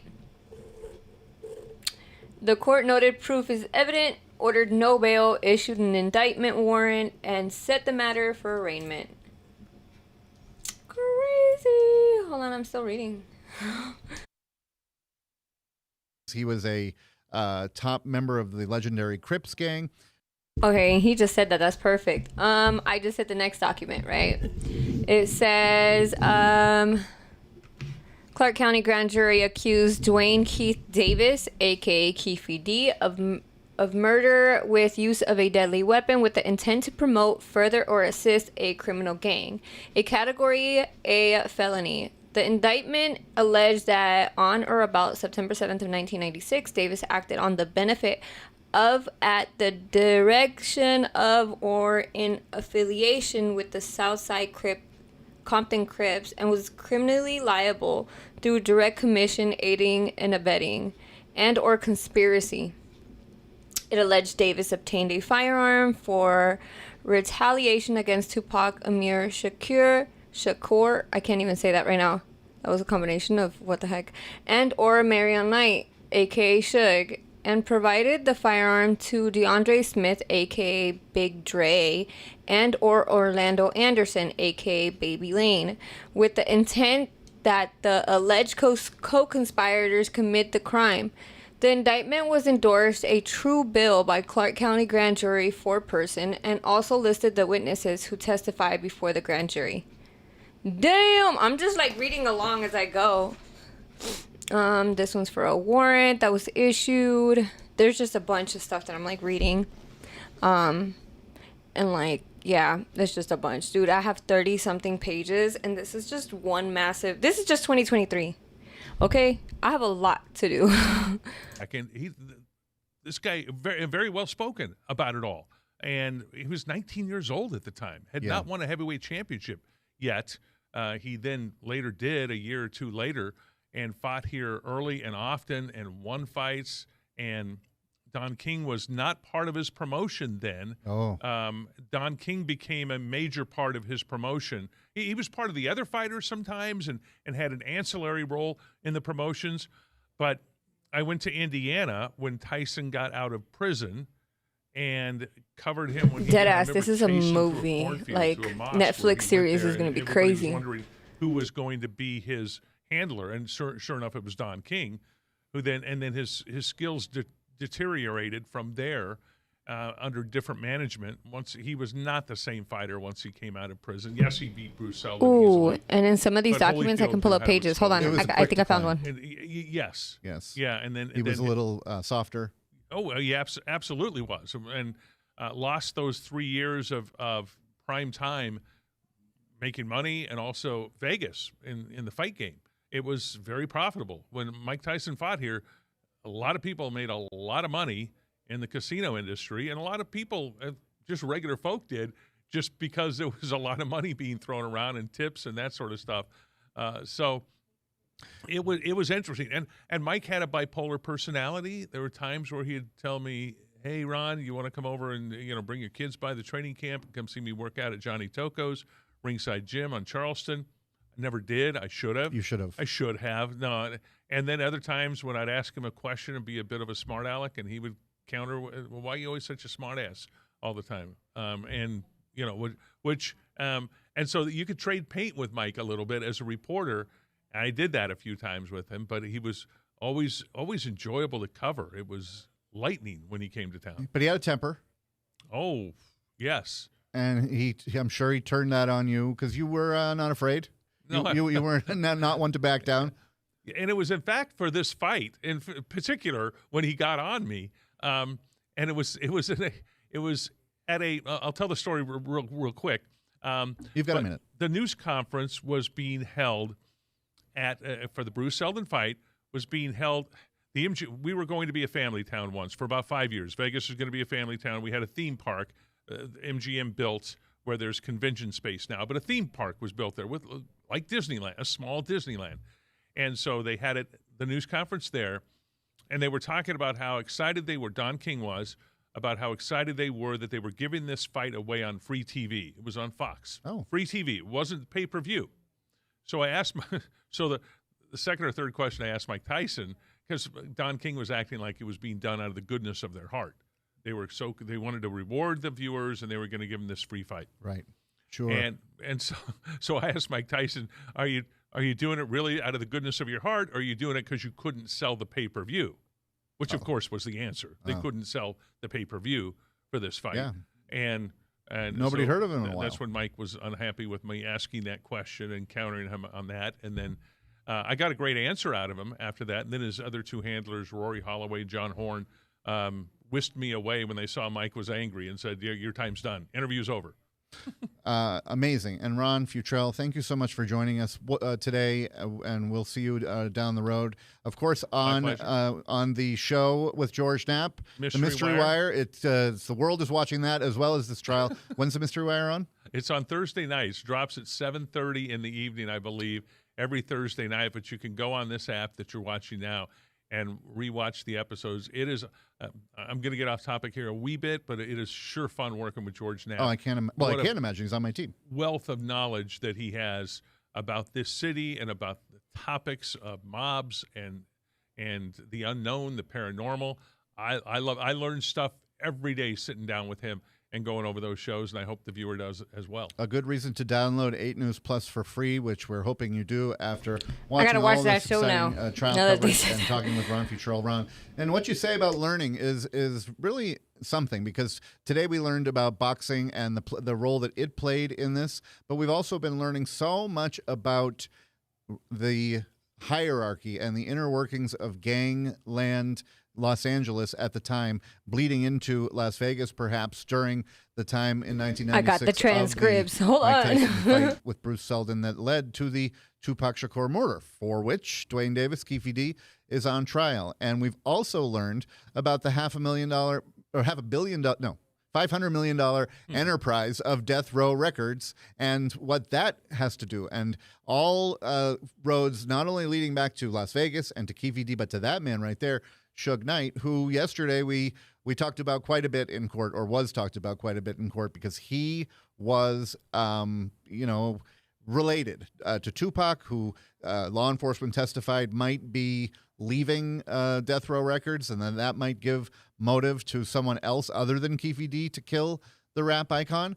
But also Keefe D on numerous occasions, both in a book that he wrote and in one FBI interview and another LAPD interview, saying, detailing his role or his nephew's role and what he did, and even identifying the type of gun and the caliber, a .40 caliber.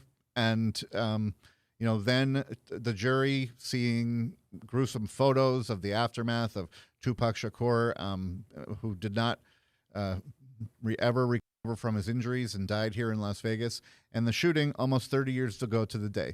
So here are some bookkeeping matters. One, at 7 p.m., we will be back to wrap all of this up and tell you everything that happened in a very exciting day 3 of the Keefe D murder trial. Duane Davis accused of orchestrating the murder of the rap legend Tupac Shakur. In addition, we will be covering this all month long, as we expect it to be a 4-week trial. So even though today was only a half day, it was full. Okay, look what I found real quick. I know they're talking or whatever. I'm going to show you my drive because I have the files. And this is a transcript from 2023 from, I believe, the indictment that they're like referencing. And so since I have to do this reporting for our Nevada judges anyways, I'm uploading all these documents so you guys are going to be able to download them there. But right now, we are talking about the part where it says Keefe D handed the gun to Lane. That was Devontae Lee said that on page 56. So let's go look. Hold on, 56. Boom. And it basically says somewhere around here. And he handed it to him, which honestly, okay, Orlando. Well, let's look. We found the parts. All right. We basically found out that he did an agreement so that he wouldn't get prosecuted for something, which was drugs. But he ended up saying, they asked him like if he was part of like certain acts, I believe for freaking Biggie. And so he's like, not that one. And so then the other one was obviously Tupac. And that's how all this came to be. He then wrote a book. And we're going down the rabbit hole of the book and all that stuff. But in the transcripts, I guess it says that he did hand over the gun to somebody. Oh, right here. It says, well, right side and DeAndre was on the left. Okay. And was T Brown, was he known as somebody who could drive pretty okay? Oh, let me make sure there's nothing. Nope. It says drive pretty okay. Well, yeah, he did a lot of. T Brown was one of those people that does a lot of dirt. So he had to run and drive away from a lot of people in his lifetime. He was actually pretty good at it, you know? It says question. So he was known as a pretty good wheelman. Yes. And then you said Keefe D was in the front passenger seat. Yes. Does that surprise you that Keefe D would be in the front? I mean, given the fact that his stature is, he's the OG, would it make sense that you would it make sense to you that he was in the front? Yeah, he wasn't gonna get in the back. And then you said Orlando Anderson is behind his uncle? Was behind his uncle, yeah. And then you said that Big Dre was on the driver's side back. Yeah, behind Terry. Okay. And so did Big Dre tell you what happens after after they see Tupac? I'm recording this because this is like crazy to me what's going on. Well, yeah, they got on the side of him, Keefe handed the gun to Lane. Bruh, he just said it all right here. Keefe handed the gun to Lane. And Lane's Orlando Anderson, yeah. And he handed it to him, which honestly, if it wasn't Orlando sitting right there, I think he wouldn't have handed it to Dre. He would have handed it to Dre first because Dre is on that side. But knowing that just what happened to Orlando, he's going to give Orlando the chance to redeem himself in certain kind of ways. You know what I mean? Like, I'm gonna give you the option to do your thing. You know what I mean? So in gang culture, it's typical that the person who took the beating, yeah. Come on, man. What up, Leticia? What up, you guys? I have access to the files and I'm going through them, so... And I have to do a reporting too anyway, so I have to verify some of this stuff and you guys can go with it.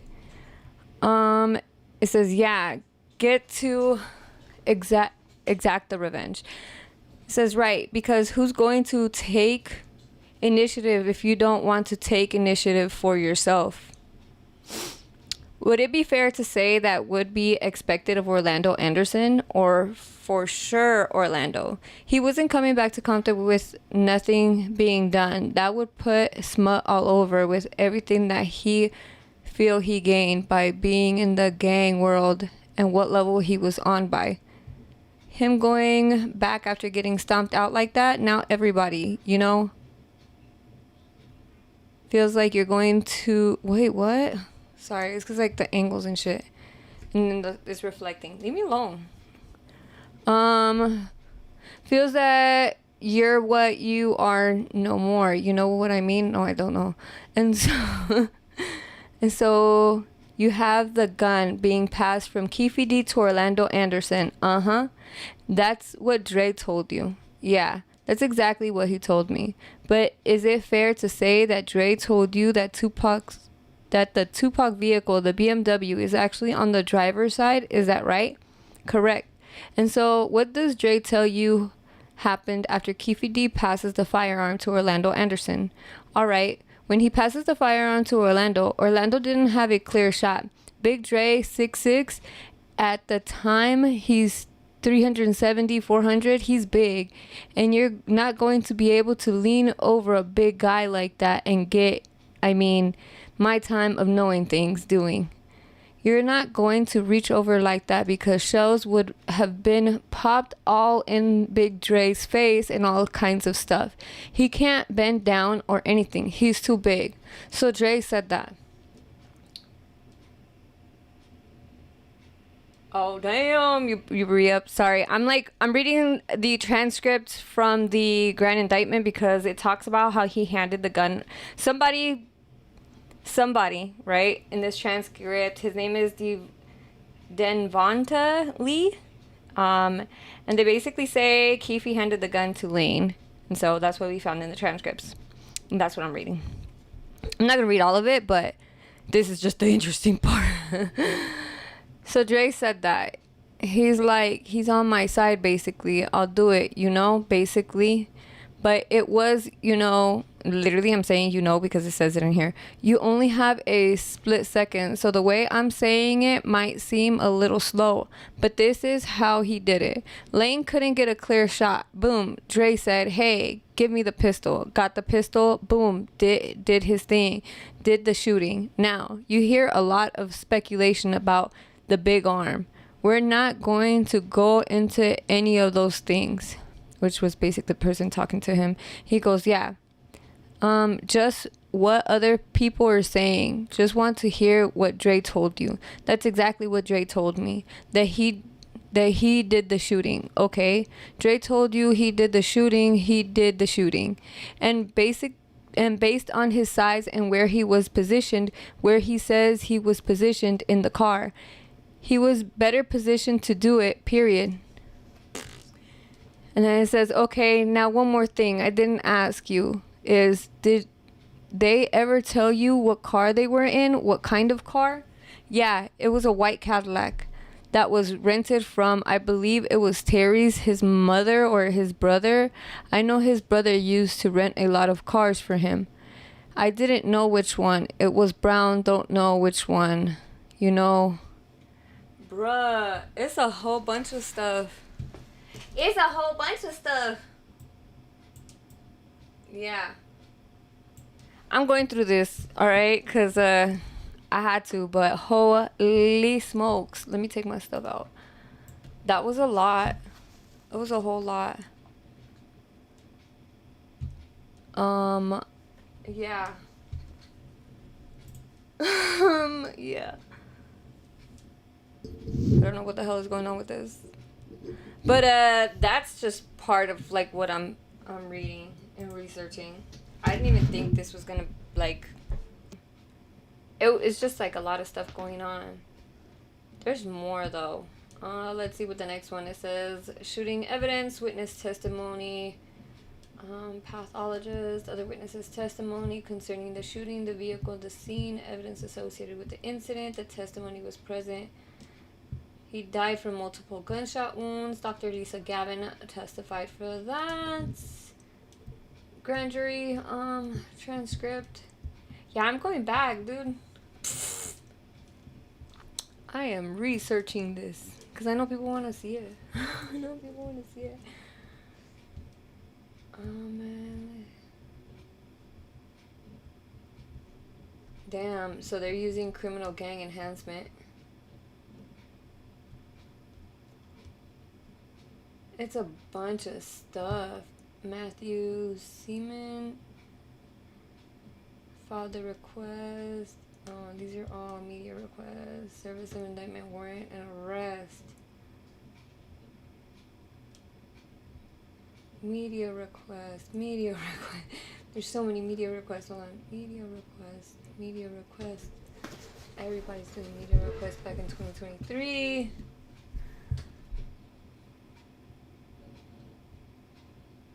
It's a lot of documents, man. And this is just 2023. I haven't even done 2024 yet, or 2025, or 2026.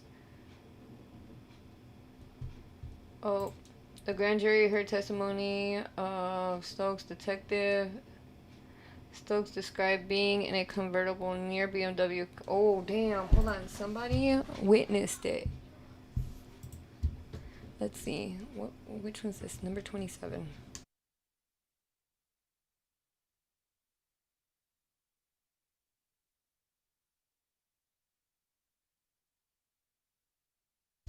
Yeah, hold on.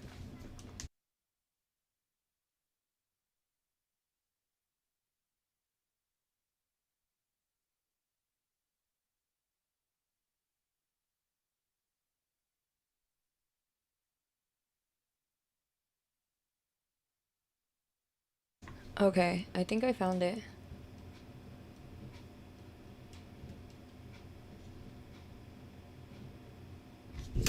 Control find BMW. There's 2 mentions of it. No, in the index.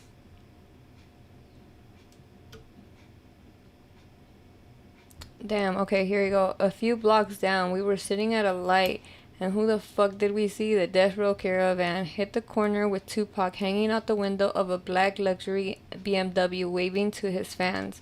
People on the street were screaming, Tupac, Tupac, we love you, Tupac.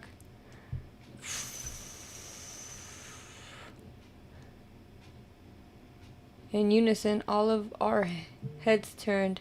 There the motherfuckers go right there. If Pac had not been hanging out the window, we would have never seen them. Busta you. Busta you. Bubble up, Busta you. Turn you to... Hold on. Can y'all see this document? You can. Okay. I'm trying to get it so you guys can see it. I'm literally reading this. We're about to upload. Like two rams locked in horns, Suge and I looked each other dead in the eyes. Our eyes locked. The terrified expression on Suge's face. Damn, them niggas. No words exchanged. The times for talking had passed. A shit was about to go down.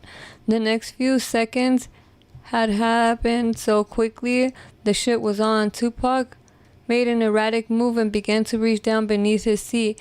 It was the first and only time in my life that I can relate to the police command. Keep your hands where I can see them. Instead, Tupac pulled out a strap, and that's when the fireworks started. One of my guys from the back seat grabbed the Glock and started busting him back. The first shot skinned Suge in his head. I thought that the motherfucker was dead. Sorry, excuse my language. I'm literally quoting all of this, okay? I heard stories that Suge supposedly used Tupac as a shield when the bullets started flying. I believe that. I personally, like, you gotta think of like the situation playing out like this. You feel me? Like, he's probably just trying to like get the fuck away from the bullets and duck down or like scoot down in his seat or something. I don't know. Like, I don't know how that all played out, but shit. Suge was already wounded. He was the first one that got touched. As the rounds continued flying, I ducked down so that I wouldn't get hit. When the shooting stopped, we boned out, and the white Chrysler Sebring full of young ladies was following us. Their window quickly got shot out, so they stopped. The interesting thing to me was with all them rough-ass niggas. Sorry, excuse my language. I'm reading it. I didn't even realize I said that. Bleep. They were supposed to have with them. None of them did a damn thing and tried to come after us. There were a lot of shots left off in both directions. Damn. I don't know why Las Vegas police didn't check Tupac's hand for powder burns to see if he was shooting, because the car we were in was shot the fuck up. I don't understand why people act like Tupac was an angel. Shit, the blank N-word had busted on some off-duty cops in Atlanta a few years earlier, so he wasn't scared to bust. On top of that, by the time we rolled up, he had to know the person they jumped on in the casino was a Southside Crip, so they had to be on high alert. When the shots settled, a couple of people in our car had fragments and glass in their hair, but none of us had been hit. The street was in uproar as police cars and ambulances raced to the scene. Somehow Suge, instead of driving straight to the Memorial Hospital, he did some studio gangster shit and made a U-turn back onto the strip, confident that the death row crew and the police would be looking for the car that we were driving. We abandoned the car and got away from it quickly, in some shit you'd see on the Twilight Zone. We scurried to get to the other side of Las Vegas Boulevard. When we got to the middle divider, the light changed to red, and we had to wait on the medium. Damn. It happened to me. Don't trip. It's crazy. It says confident that death row. Da, da, da, da. We scurried. It said they stayed in the medium. As we were standing on the medium waiting to cross Las Vegas Boulevard, two ambulances passed right by in front of where we were standing with their sirens blaring. The first ambulance passed with Tupac in it and the medics working frantically to provide medical attention. A second one not too far behind had Suge in it. Damn! Yeah, dude. This is crazy. This is the transcript from the indictment. What page are we on? 62. This is a transcript so you can see. All right. This is back in 2023. And this is the, I believe, transcript for, for the indictment. So it's a bunch of just like talking. What page were we on? Shit, I forgot already. Dirt Rock, Mercedes. They took the money, put the gun in the Mercedes Benz, and shot them all in the head. Whoa, hold on.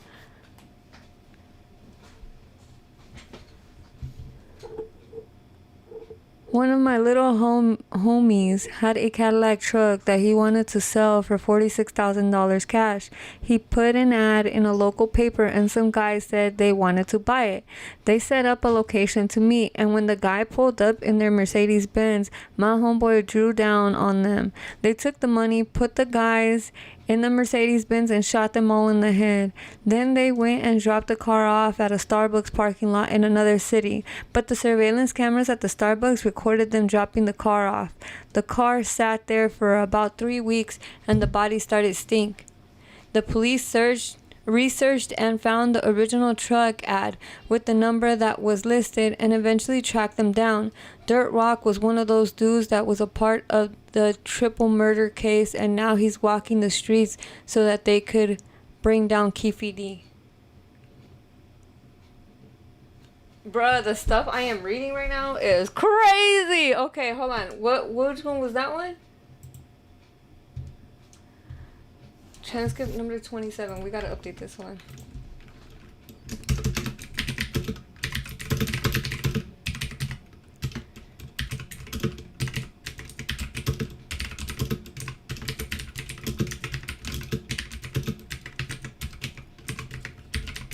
Sorry, I'm taking notes.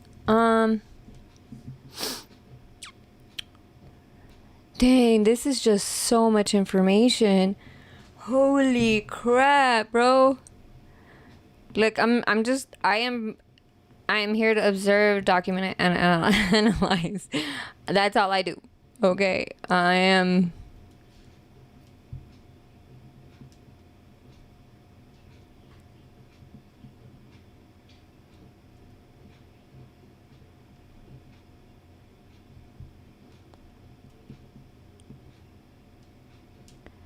Yeah. This is before it was public.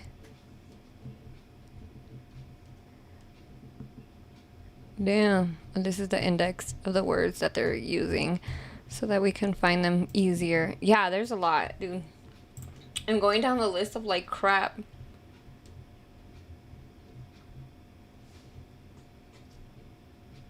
Media request. Gang enhancement. Number 29. Let's look at this one. I'm on number 28. Detective Clifford Mogg continued his grand jury testimony and discussed recording interviews and internet videos in which statements were attributed to Duane Davis. Ooh. Davis's Henderson residence. He used to live here, including including photographs. Oh, I lost my place. What number are we on? 28. I lost my place. Hold on. It's because I just updated it. There we go. Fucking son of a bitch.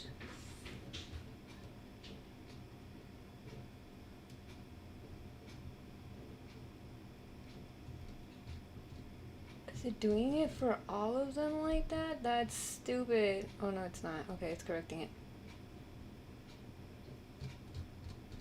I'm correcting a bunch of stuff right now. Leave me alone.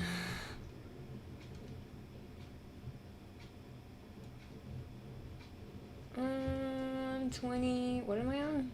29? 28. 28. I have them organized. I have to keep them organized. Hold on. After deliberating, the foreperson announced that the 12 or more grand jurors had been returned a true bill. Damn. Okay, so 28.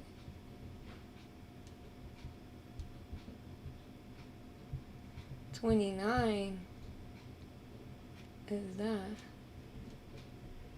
Just a few hours ago, the national debt hit $40 trillion. That's where that money went, used to fund things like the drug wars, FBI. Man, after reading all of this, I'm like, damn, that's crazy. I didn't even know that. I didn't even know that.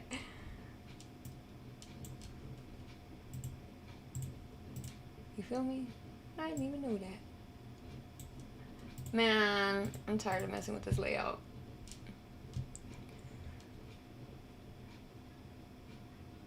Clipping concerning, whoa, including photographs, clippings concerning the book.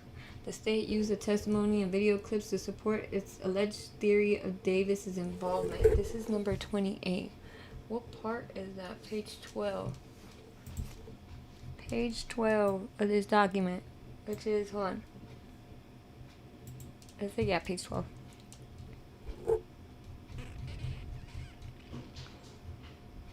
This is sad. Clippings. Page 12. Okay, let's see. I was looking for any documentation, any photographs that might connect him to the murder of Tupac Shakur. Or any of the YouTube videos, that documentaries, the book, and during the search of those bins, I located a small photo album that was cloth bound, and inside that photo album were numerous clippings of the murder of Tupac Shakur dating back to 1996. And that, why was your message redacted? Hold on. I got you, Ponyo. What the fuck is wrong with this shit? It's not letting me do it. I'm trying to unhide you. I don't know why I did that. Anyways, dating back to 1996, and in that time frame, and also his book, I recovered a copy of that, a magazine talking about the murder of Tupac, and I believe I also recovered a copy of Greg Kading's book, Murder Rap. And the talking about those news articles, he references in his interview very early on that the LA Times was reporting Keefe D's nephew Orlando Anderson as a potential suspect in the early part of September. Early to mid part of September, do you recall that? Yes. And Keefe D actually kept a copy of that time article, LA Times article. He did. Lastly, within those binders, did you locate a search warrant and a return from the Compton Police Department in May of 1998? Have you looked into the Celeste Rivas case? Not yet. We could probably look into that too. Let me back up. The affidavit in support of warrant that you have is for September of 1996, as well as one from 1997. Would that be correct? Yes. It says, do you have one from 1998? Damn, they found clippings and all kinds of stuff. What? That's crazy. Let's look. Was the weapon used? Oh, right here. Going back, was the weapon that was used and or the car, the white Cadillac, either one of those ever recovered? Neither one were ever recovered. We have information about them, but we never able to identify the person who rented the car, where it was rented from, and then when it comes to the gun, we have never recovered as of this date the weapon that was used in the murder. Bruh, can you believe that? That's crazy. That's nuts. I'm I'm doing a whole bunch, because some of this gets added into my stuff.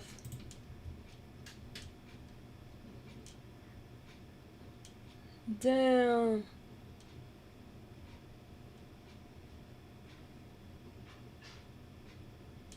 All right, the next one I believe is number. Hold on, I gotta move this. The next one is number 29, and this is them basically after deliberating, all this other stuff. Media request. Ooh, arraignment continued.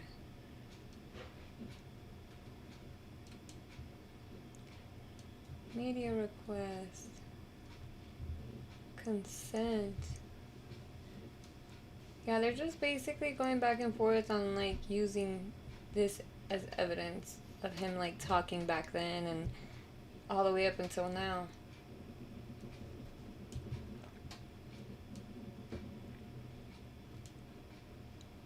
Notice of exhibits. Motion for release.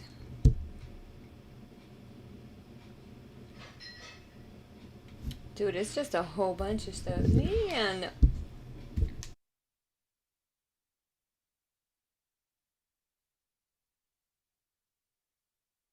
Do that. If he's We're gonna go back and we're gonna see if we can find. This is 2 years ago.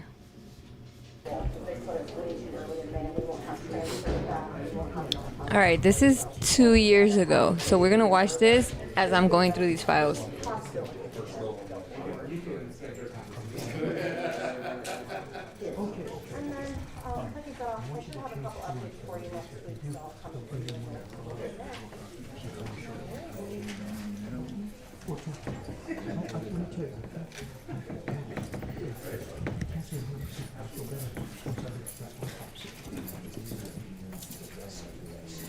Of course I can.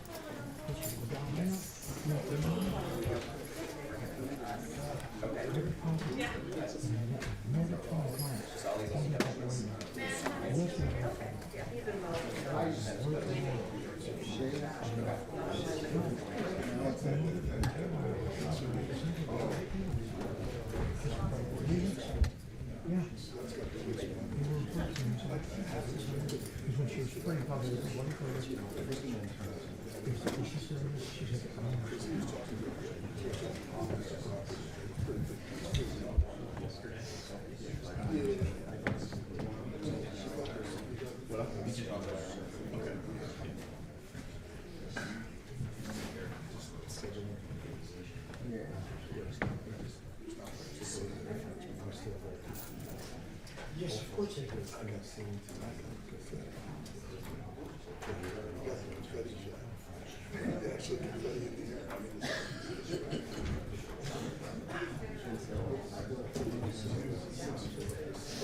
We all knew it was coming. You were there. 5, 4, 3, 2, 1. Just waiting on his records. Right.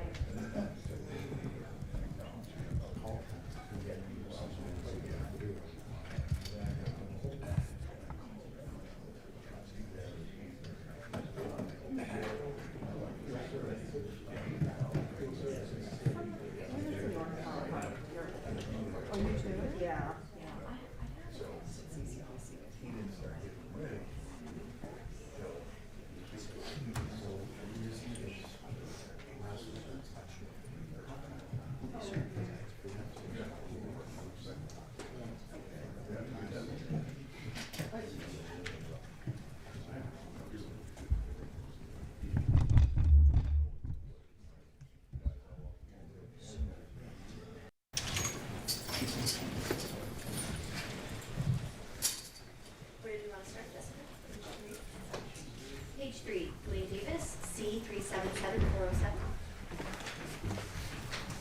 Hello again, Mr. Arnold, and then we have Mr. Poli, and hi, Mr. Davis. This is on for a status check regarding discovery. Last time we were present, it looked like Mr. Arnold was still awaiting more discovery. He had recently subbed in. And then additionally, there were some redactions that needed to be made by the special public defender before handing it over to you. Did you get everything from the special public defenders? Well, from the DA, not from the special public defender. Okay. And then, so they turned over everything, the DA did that, they had redacted it. We got a whole bunch of new stuff yesterday, that we haven't had the chance to go through, but, we're expecting a little bit more discovery also. Okay. Yes, Your Honor. So rather than have the SPDs redact the discovery and give it to Mr. Arnold, we just went into the discovery and redacted it ourselves and turned it over to Mr. Arnold. We got a new batch of discovery, which we turned over to Mr. Arnold. I expect, given that multiple investigatory agencies investigated this case, we had to reach out to some of those agencies to grab any discovery, more for exculpatory evidence rather than inculpatory evidence. And so we we've obtained what I believe to be the last batch of discovery. We're going through that right now. I think in about 30 days or so, we should be setting the last batch of discovery as well. So these are potentially other suspects in the case? Yeah, I think it's investigative leads. that Yeah, are investigative leads, and just because, yeah, and other things that I think Mr. Arnold is entitled to, and so I just want to be as thorough as possible in going through all of it. Okay. So you think that this discovery process should be wrapping up in about 30 to maybe 60 days? Yes, and Mr. Arnold and I discussed if the court's okay with it, a 90-day status check, and that should end any discovery phase that we're in. Got it. Mr. Arnold, that's all accurate? Yes, Your Honor. And so you're working through everything that you've got, potentially it should be wrapping up this discovery phase. That's correct. Any experts or anything that you're waiting on? Not by the defense at this point, Your Honor. Okay. All right, sounds good. We'll do a 90-day status check then, Mr. Davis. That date will be? That'll be July 23rd at 9 a.m. And if there's any issues with discovery, obviously put it on sooner so that we can have it wrapped up by that date and maintain our November date. All right, we will, Your Honor. Thank you. Thank you, everyone. Thank you. Next one. Keith Collins.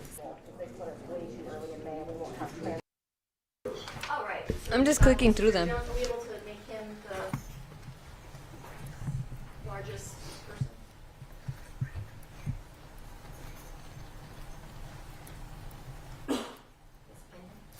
Perfect. All right.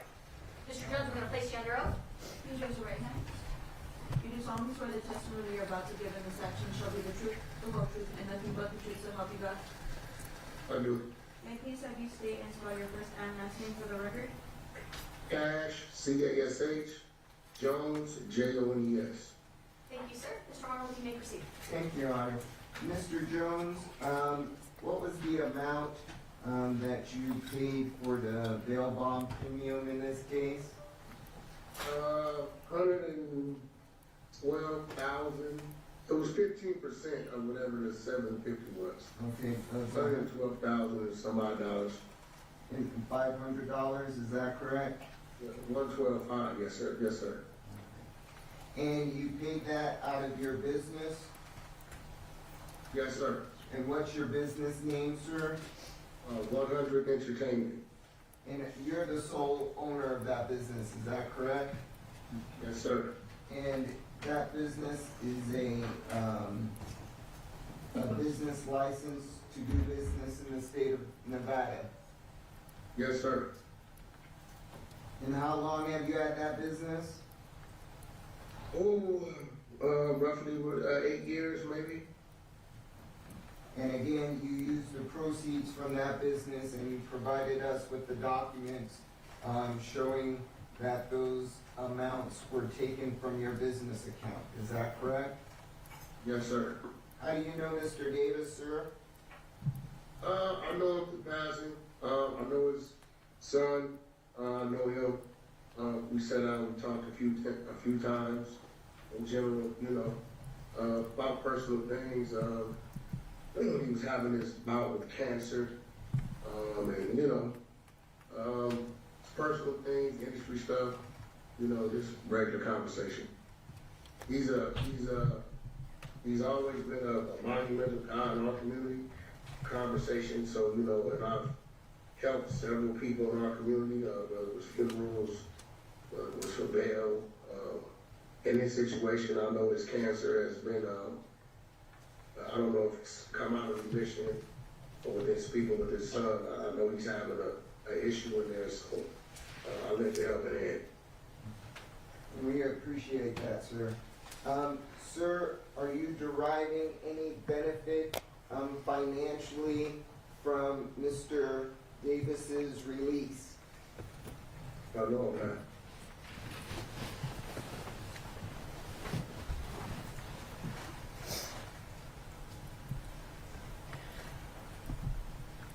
All right, I have no further questions, John. State cross-examination. Yes, do you need me to stand up on the podium because of the blue jeans aspect, or? Sir, you're in the entertainment business, is that right? That's one of my businesses, yes. by the moniker WAC 100? Yes, I do. And one of the things that you do is manage, some artists like The Game and Blueface, etc. Yes. And where do you live? I have a residence in California. I have multiple residences in California, Oklahoma, as well as New Jersey and New York. Okay. And is it fair to say that the last 4 digits of your phone number are 6979? 6979. Okay. All right. And I want to turn your attention. We were provided a letter by Mr. Arnold that said that you had known Mr. Davis and his family for many years. Is that right? Yeah. I mean, they're a pillar of our community, especially the urban community. Well, I think let me clarify. You said, I have been a good friend of Mr. Davis and his family for many years. Is that right? Well, I know his sister. I know him. I know his son. When did you first meet Mr. Davis? Oh. In passing, maybe about, 8 years ago, maybe. When did you become good friends with Mr. Davis? Good friends with a lot of people. I'm sorry, when did you become good friends with Mr. Davis? The day I met him, the day we shook hands.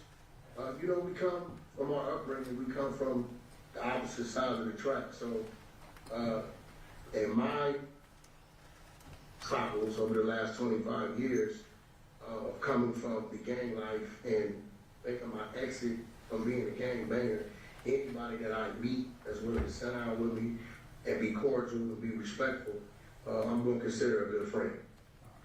All right, and so the other thing you say in the letter that Mr. Arnold provided to us is that the money is a gift and Mr. Davis is not obligated to repay me. Is that right? That's right. All right. Do you have any contract between you and Mr. Davis? Not as of yet. Okay. Do you have any financial agreement with Mr. Davis? Not as of yet. Do you have any financial agreement with his son? No, I don't. I've offered him to come work for me. That's what he wanted to do, to try to get him out the streets. Now, so are there any stipulations that you have with Mr. Davis in order to put up this money for him? Well, my stipulation with the bail bond, I definitely wanted him to be on house arrest to protect myself.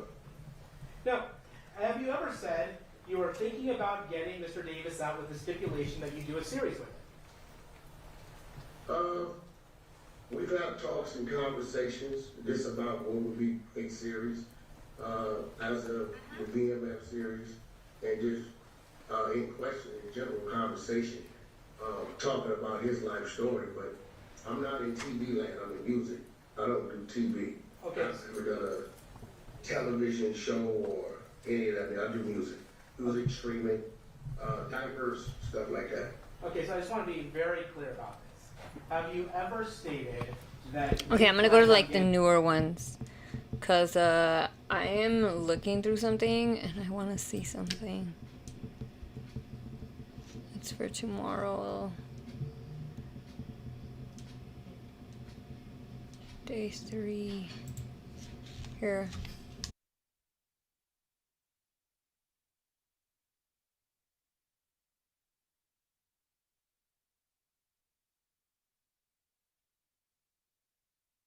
If he's done with Cross, if he's going to delay Cross and keep him on the stand long enough, he's free to play it during this cross-examination if he wants to.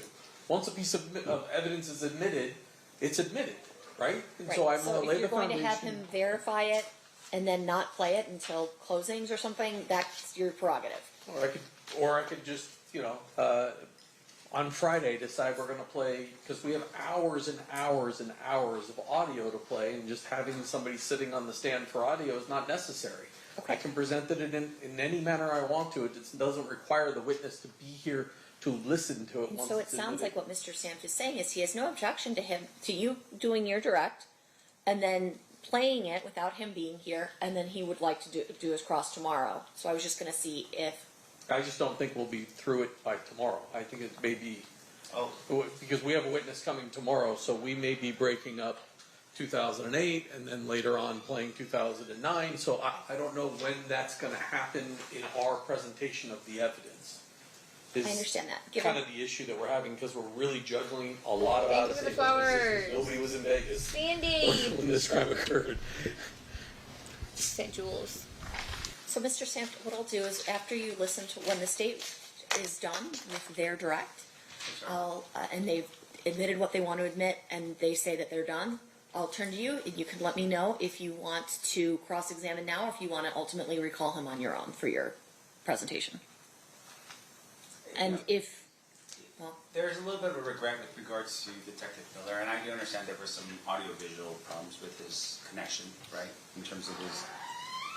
There were questions that I look back and listening to this video or this audio that I should have asked him that I didn't ask him. I do not want to fall into that same regret with regards to Detective Dupree. So I just know that there will be questions. do you want me to ask then? I guess I was just trying to get somebody to figure out if he would be available at a later time for recall. That's all I'm trying to do at this point, so that I can see what my options are. I'd be happy to go out and talk. I think he's in the back. So if you guys want to talk to him and see if he has a time afterwards, I understand your concern. I understand your point that we can just admit it and play it at closings, essentially. We don't, once something's admitted, you can play it whenever you want. That is true. You also may have questions that get formulated after the item is presented. So let's see if there's a possibility for him to be recalled at all at any point. I have no problem with doing that. But I don't know if he's available.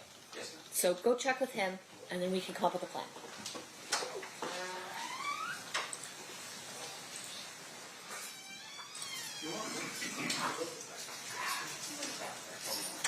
Sure.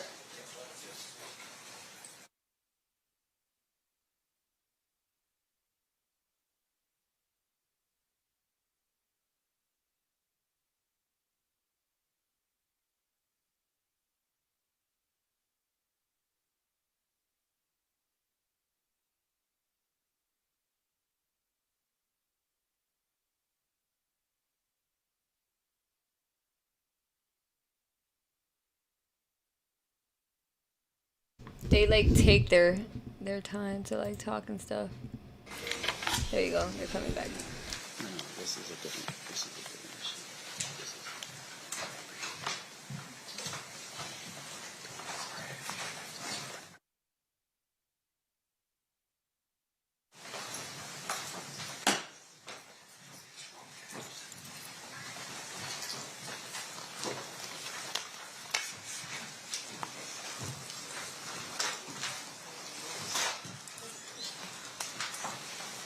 Do the parties stipulate to the presence of majority? Yes, Your Honor. Yes, Okay, you may be seated.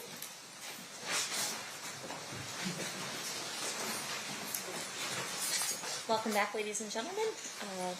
Thanks for accommodating me as we started a little bit later. I appreciate your time. At this time, we are still in the state's. So I'm doing case study. So like I basically break it down. Hold on. Let me adjust my audio here.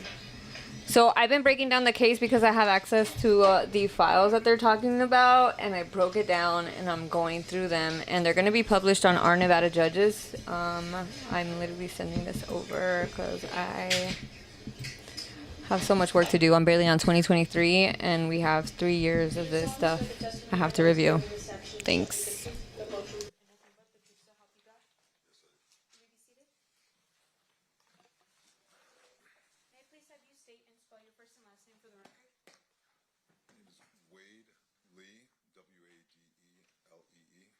Thank you, Mr. Lee, for being here. Mr. DiGiacomo, whenever you're ready, you may proceed.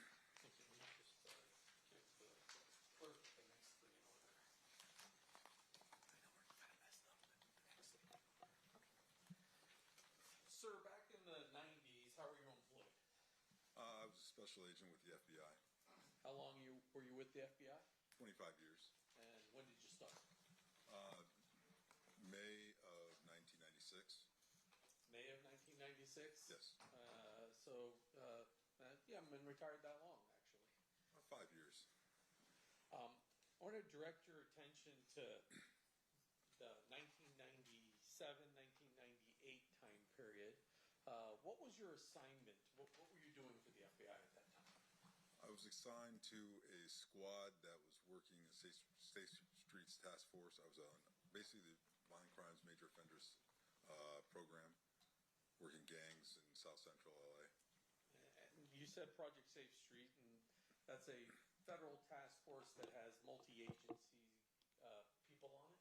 Yes, that's correct. The way it was generally organized, there were several squads in LA, the LA division of the FBI, that were assigned to different regions of the area, the territories.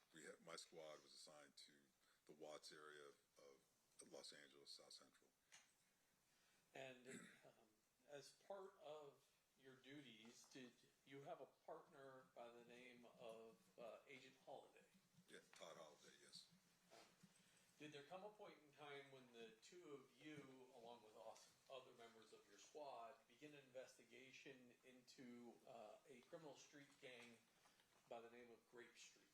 Yes. Can you explain to the ladies and gentlemen of the jury what Grape Street is? Grape Street. There you go. I fixed it. Sorry, I had lowered it to talk. Operated out of the Jordan Downs housing projects in Watts. It was basically believed to be the largest Crip set in all of America. And our squad was working the violent aspects and drug dealing and aspects of that organization. As part of your investigation into Grape Street, did you come across a person that you identified as Duane Davis? Yes. And do you see Mr. Davis here in court today? Yes, I do. Can you point him out and describe something he's wearing? It's the gentleman sitting in at the defendant's table with the blue shirt and tie. And how is it that you came across Mr. Davis? During the course of our investigation with Grape Street, when you're looking at the organization, there was numerous techniques that we used for investigating, whether it was informants, wiretaps, surveillance, active interviews, and things of that nature.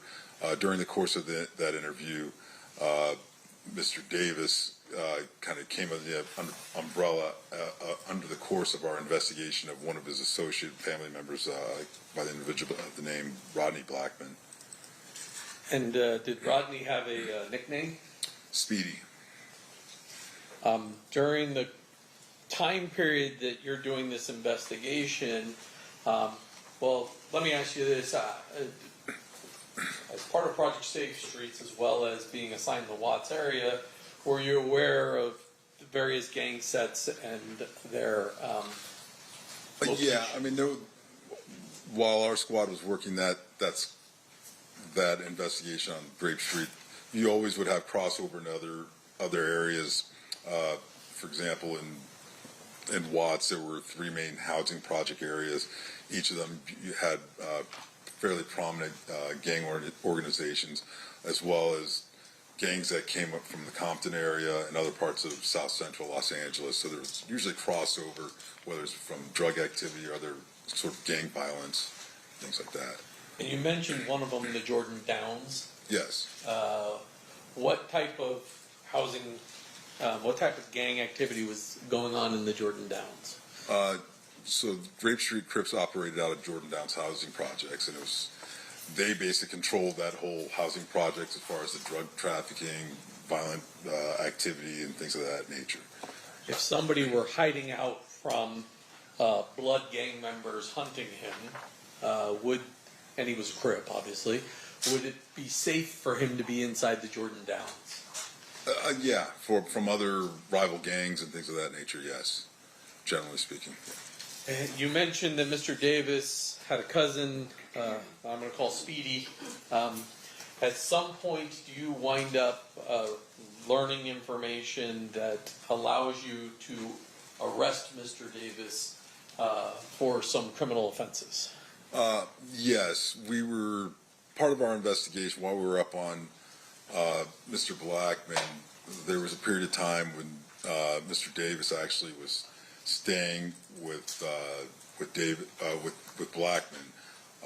It was actually after the Tupac Shakur murder.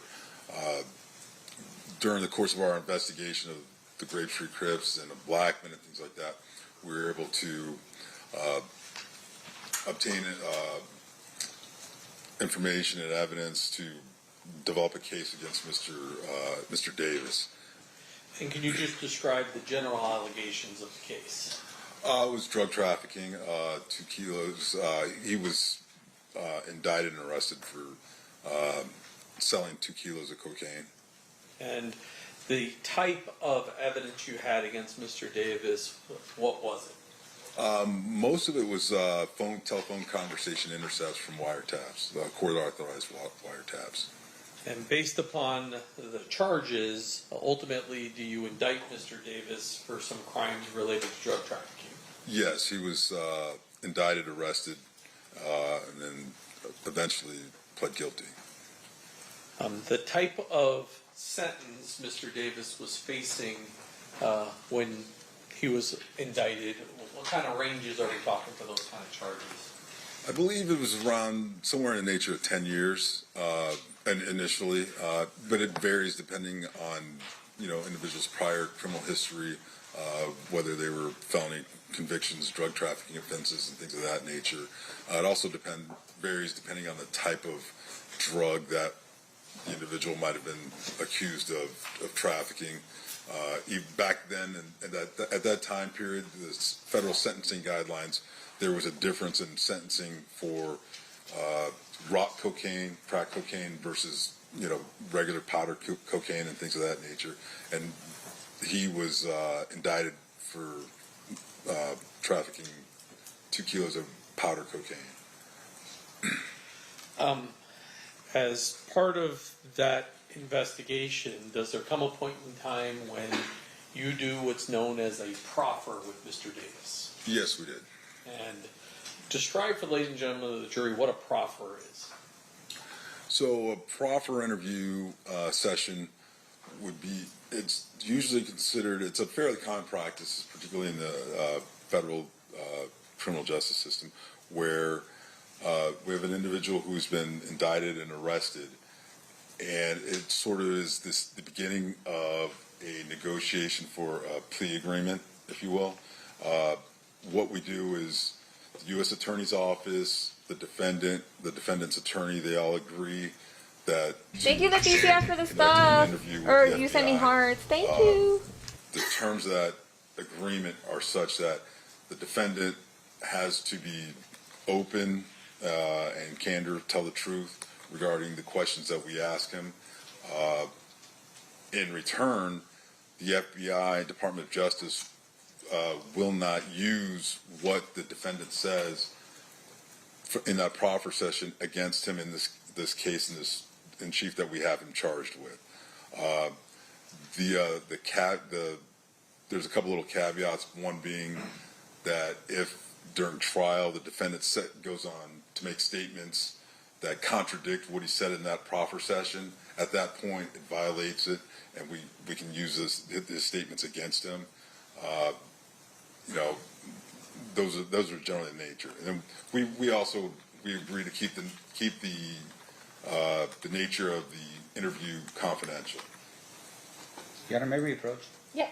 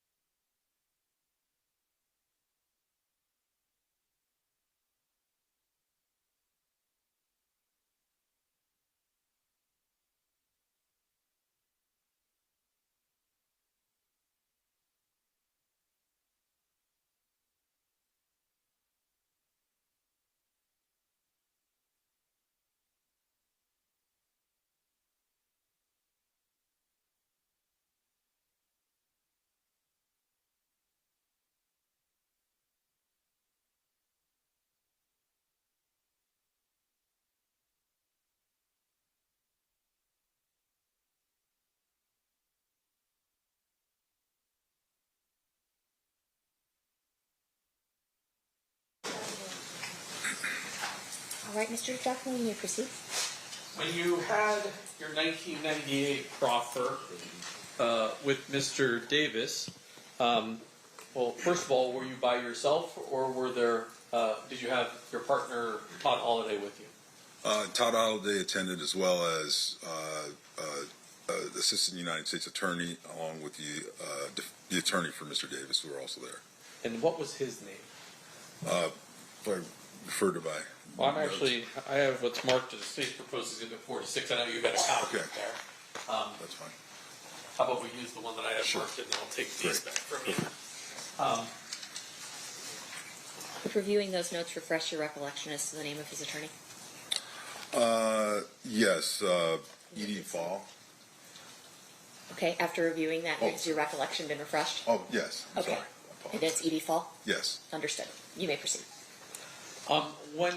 First of all, let me ask this. Up until you were contacted sometime this year, have you maintained the confidentiality of this conversation that you have with Mr. Davis? Yes. And as far as you're aware, your partner Todd Holliday also maintained the confidentiality of it. Yes, as far as I know. And before you hit the stand today, or sometime last week or the week before, or at some point, the United States or the U.S. Attorney's Office issued a letter authorizing you to testify to these two conversations you had with Mr. Davis. Yes, referring to the TUI letter, yes. And that's a requirement that state prosecutors have to get permission from the federal government to allow you as an agent or former agent to testify to actions you took in your official capacity as a federal law enforcement officer. Yes, regarding those two interviews, yes. How is your proffer with Mr. Davis documented?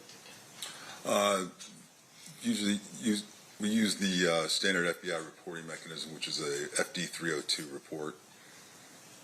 And that is essentially a report that lays out the information you receive. There's no audio recording of that particular conversation. That's correct. And is there a FBI 302 of what's in front of you? And I forgot the number. Is it 146? 146. 146, is that a fair and accurate copy of the description of the conversation that you were a part of with Mr. Davis on July 16th of 1998? Yes, it is.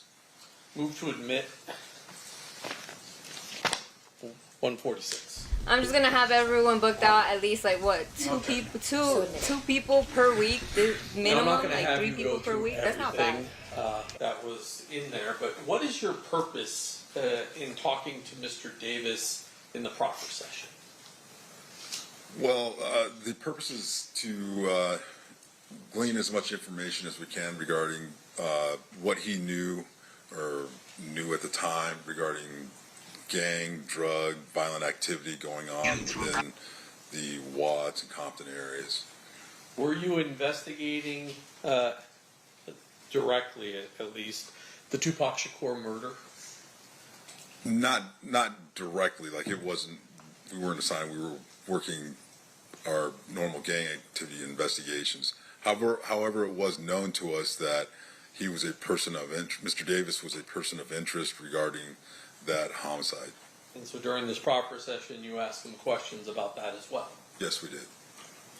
I'm going to go through 146 in front of you, and actually I can roll it up here on the screen for you.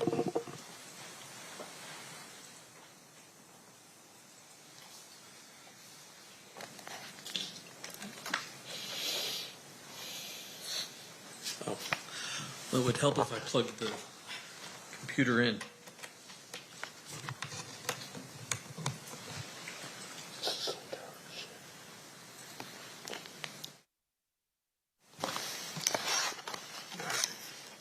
So that's what the front page of this 302 says. Is confidential and it has the date and a description of who the people that are present for this particular proffer are. That's correct.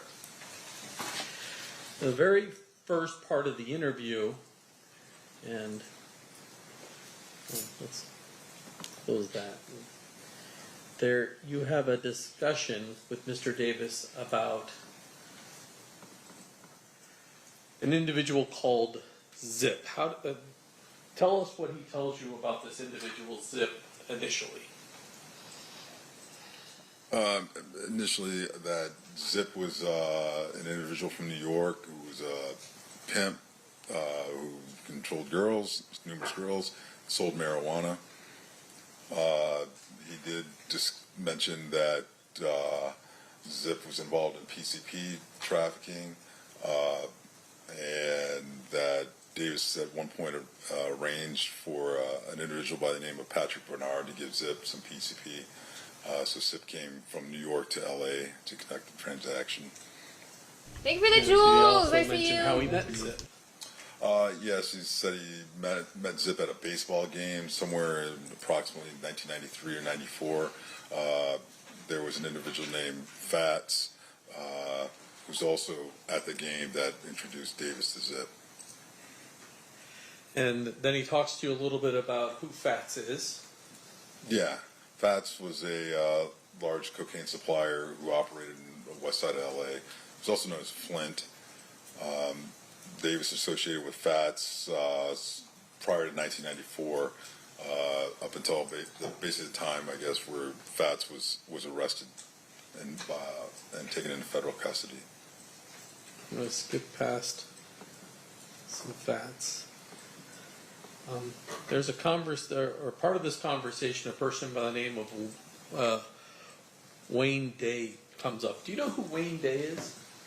Yes, Wayne Day was actually arrested by the squad that I worked on, the Safe Street Task Force. He was a large-scale drug dealer, drug trafficker in the Watts area of Compton with Grave Street Crips.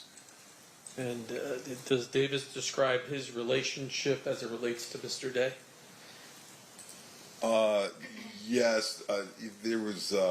He mentioned that they were related. That Davis had an uncle who was the uncle of Wayne Day. Is how he described it. And then there's a conversation in this next paragraph where Mr. Davis makes mention of Mr. Day having Compton sewn up. What does sewn up mean? Well, in terms of having control of all the drug trafficking in that specific area, and actually, there was agents mentioned to him, it said that Wayne Day had Compton sewn up, and Mr. Davis said actually that he had part of Compton sewn up, that he didn't have the south side part that Davis operated in. And then does he tell you what his role is in the south side part of Compton as it relates to drug trafficking? When you say he, you're referring to Mr. Davis, sorry. That Mr. Davis had that side of Compton handled as far as the drugs. And did he talk to you about who handled the north side of Compton? Yes, he did. It was an individual who was a former Compton PD officer by the name of Reggie Wright Jr. All right. I'm going to drop down a little bit here to the part where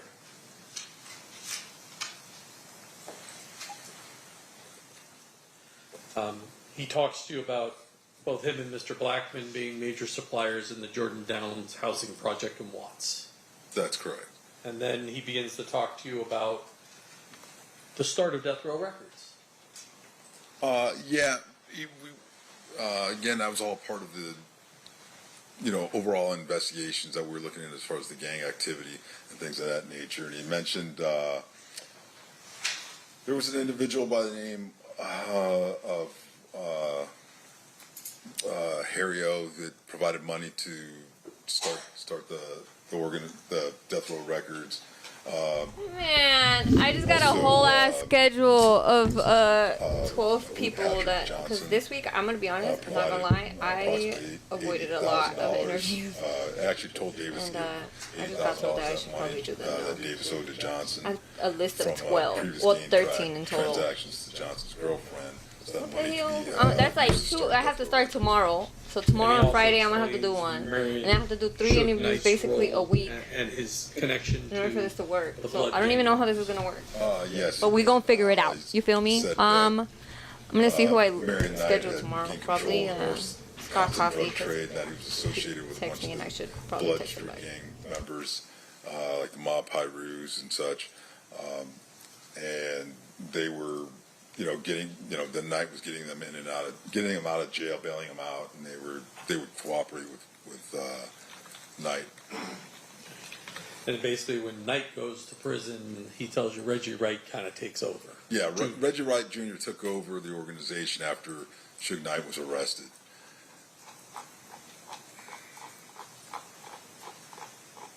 You already mentioned Harry O. But Davis claims to actually be involved in the delivery of some of the money associated with the startup of Death Row Records. Yes.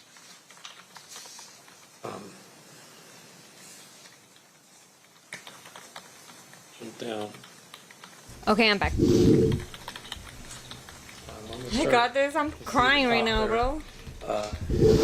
But I'm on 2024 right now for these reports. Prior to the murder of Tupac Shakur. It's a lot. You see that paragraph there?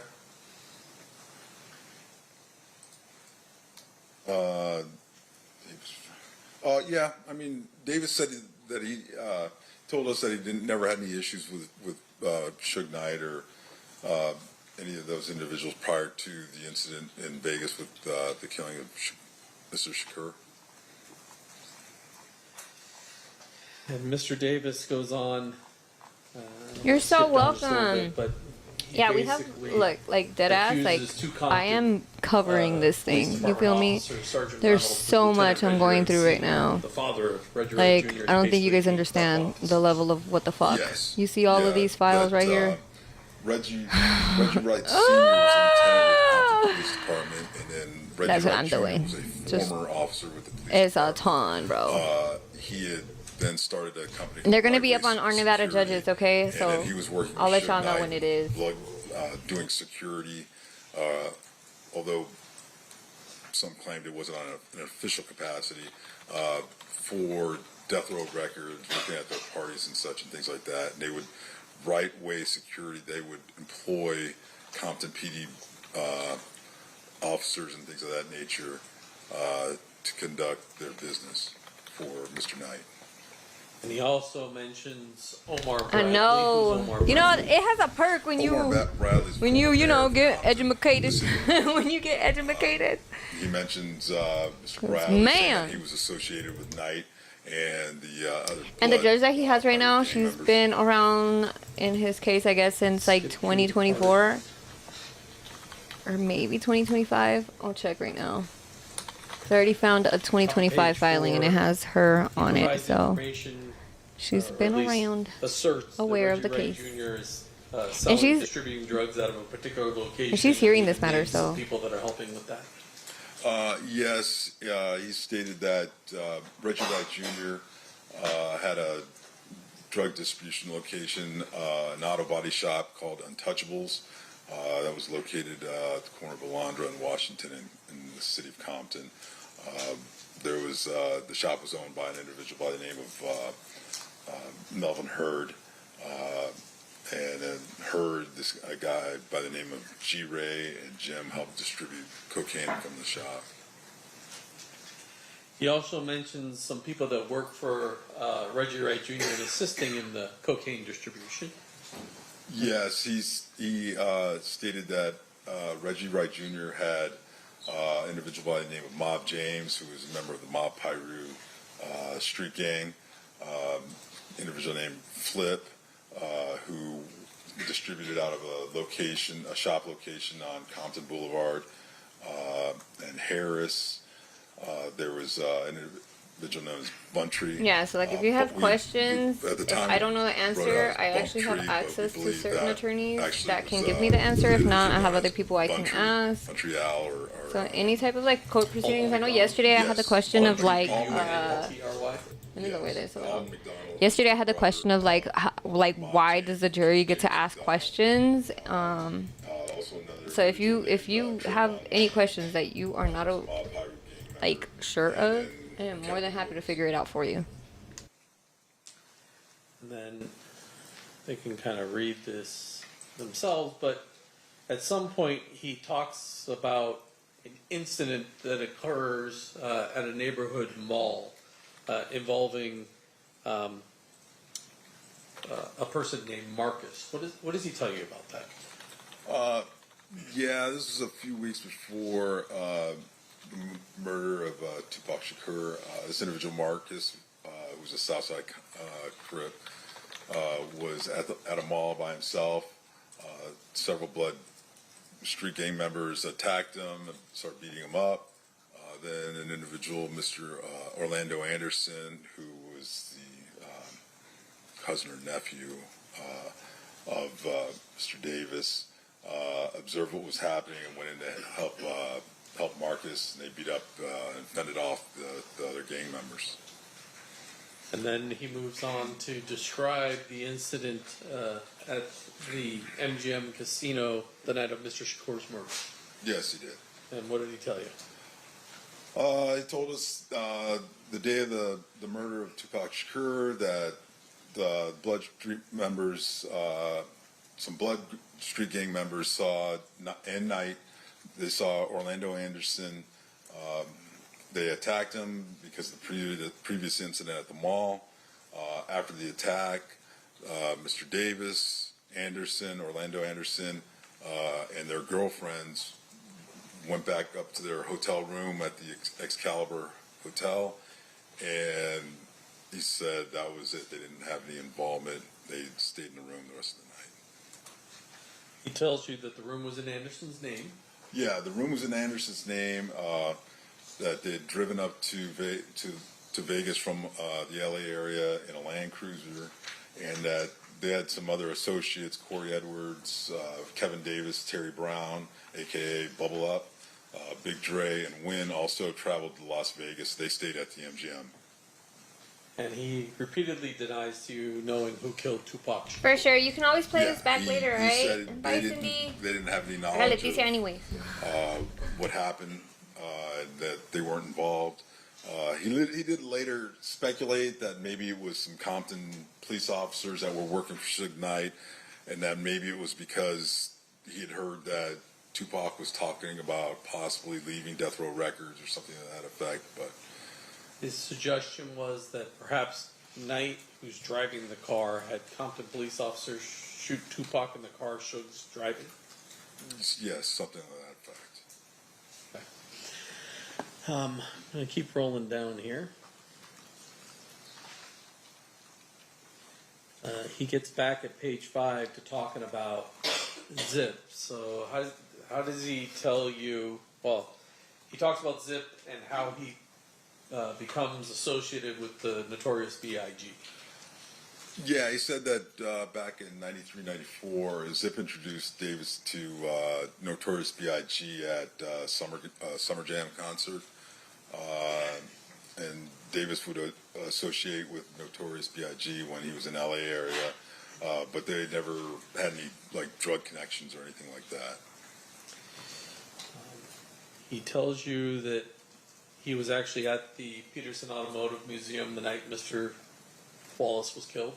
That's correct, yes. And then he saw some, at least people associated with Death Row Records at that location. Yeah, he told us that prior to that, the night of the murder, Davis observed some females associated with Death Row Records at the party.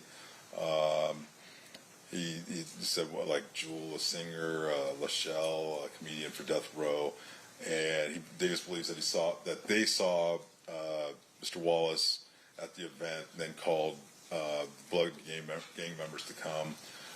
Davis did say he observed Reggie Wright Jr., DJ Quick, who was a performer for Death Row, Theo, a local disc jockey, and about 10 or 11 other Treetop, Fruitown Blood gang members arrived at the event.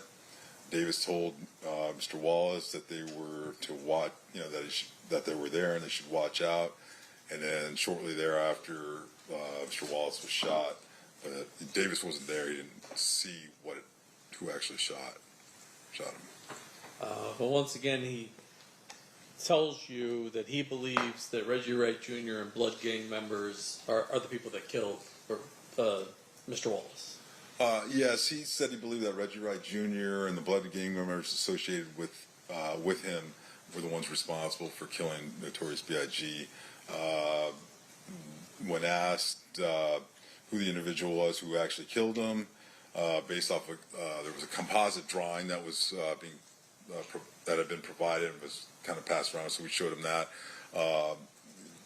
Davis responded that the composite looked just like Reggie Wright Jr.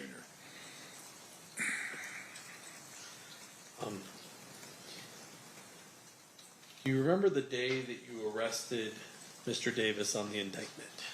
Yes. What day was that? I believe it was May 28th, 1998. Was it the day before the Orlando Anderson's killed in his own shootout Yes. in California? Yes.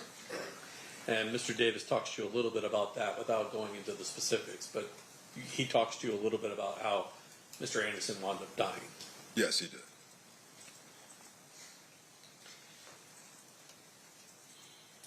And thereafter, and I'm not going to go through all of these, he initially denies distribution out of state, but eventually talks to you about a lot of different locations engaged in distributing cocaine. Yeah, I mean, we asked him to discuss all the individuals out of state who he supplied cocaine to and all the local individuals he supplied and distributed to. He initially said that he hadn't distributed out of state to anyone or knew of anyone who did it within the last 3 years, but then he went through and we started asking about specific individuals, and he would provide more details and information about who he had supplied and what he had supplied and sort of the details.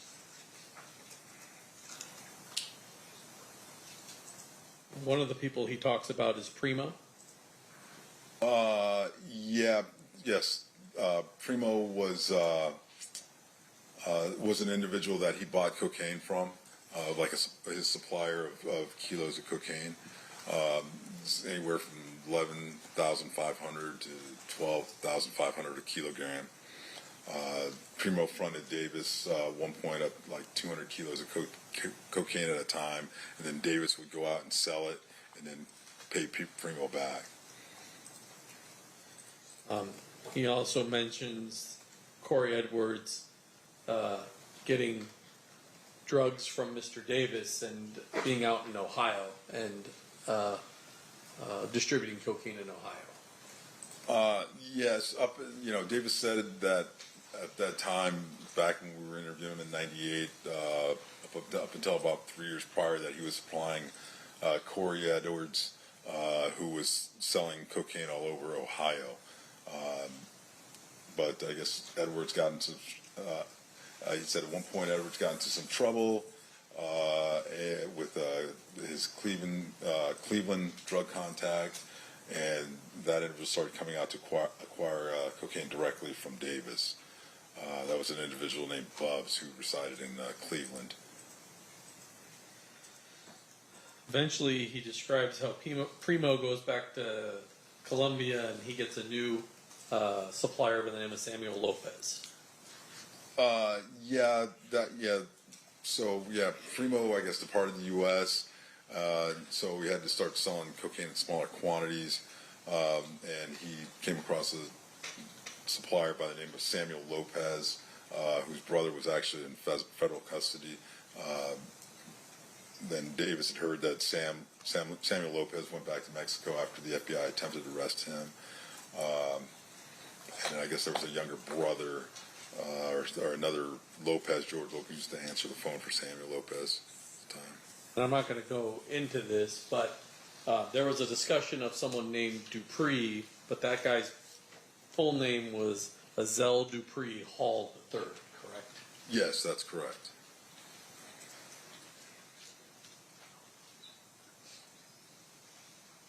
He talks specifically about the phone calls that you were playing for him, that you had captured him on the wire. That's correct.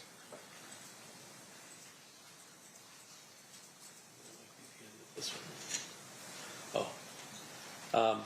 At the very end, he denies that he's the leader of the Southside Crips and claims Darnell Brim is actually the leader of the gang. Yes, he's even though he had said that he was large scale, basically a drug trafficker on that south side of Compton, that Darnell Brim was actually the head of the gang, if you will. Okay. Now I want to move on. Shortly after that conversation that you had with Mr. Davis, did he enter a guilty plea to some charges and get sentenced to 70 months in federal prison? Yes, he did.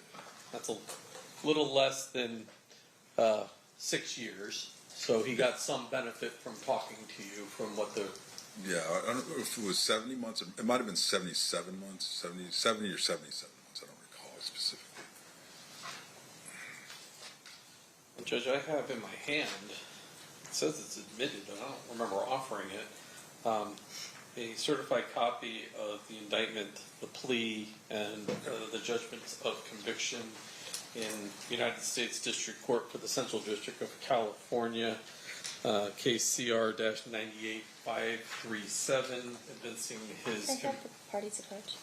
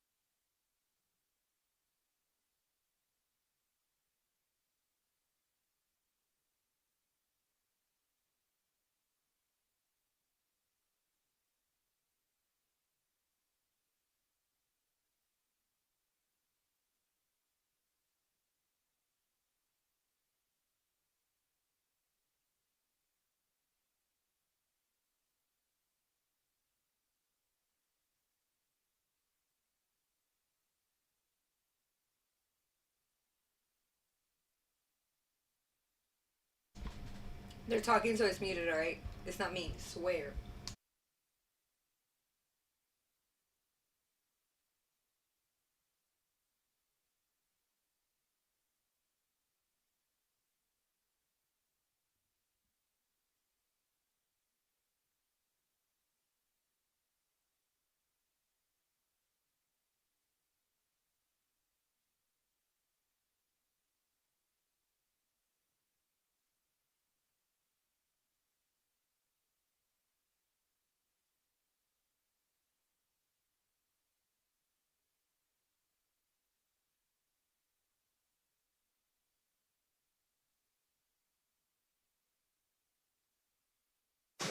All right, that will be, apparently was admitted as 75, but it will be admitted formally as 75. Additionally, ladies and gentlemen, you have heard and will continue to hear testimony regarding drug trafficking, conspiracy, gang affiliation, as well as a federal conviction of Mr. Davis's. These are not offered to show that Mr. Davis has a propensity to commit crimes. Instead, they are offered to establish credibility of the statements made by defendant in relation to this case, as well as motive and identity. Mr. DiGiacomo, you may proceed. Thank you, Judge. Now, after Mr. Davis goes to federal prison, Hang on 1 second. They're not offered to show propensity to commit crime, and you are not to consider them for any propensity that Mr. Davis has any propensity to commit crime. You may proceed, Mr. DiGiacomo. Sorry, I phrased that wrong. subsequent to Mr. Davis going to prison, do you and your partner, Todd Holliday, go to federal prison and have just a voluntary conversation with Mr. Davis? Yes, we did. We went to Is that situation different than the proffer situation? It is in that it's a strictly voluntary interview. His attorney, the U.S. Attorney's Office, were notified of us contacting him because he's in custody. But the terms of the proffer, it's not the same as the proffer agreement. It's just a normal, regular interview. But once again, you do promise him confidentiality during that conversation. Yes, we did. And up until the U.S. Attorney authorized you, you maintain that confidentiality. That's correct. I'm showing you what's been marked as State's Proposed Exhibit number 149. Is that the 302 that describes that particular conversation? Yes, it is. Move to admit 149. Any objection? No objection, Your Honor. So admitted. And I'm going to put that one up on the screen. Can you tell me the date that occurred?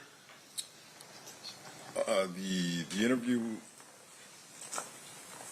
let's see here, April 15th, 1989. Okay. And the report's generated on April 20th of 1989. That's correct. Okay. You begin the conversation with him talking about Mr. Anderson and his death. Is that fair? Yes, that's correct. And then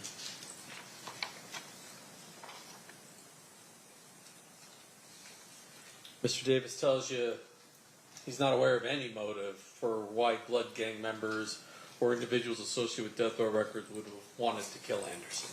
That's correct.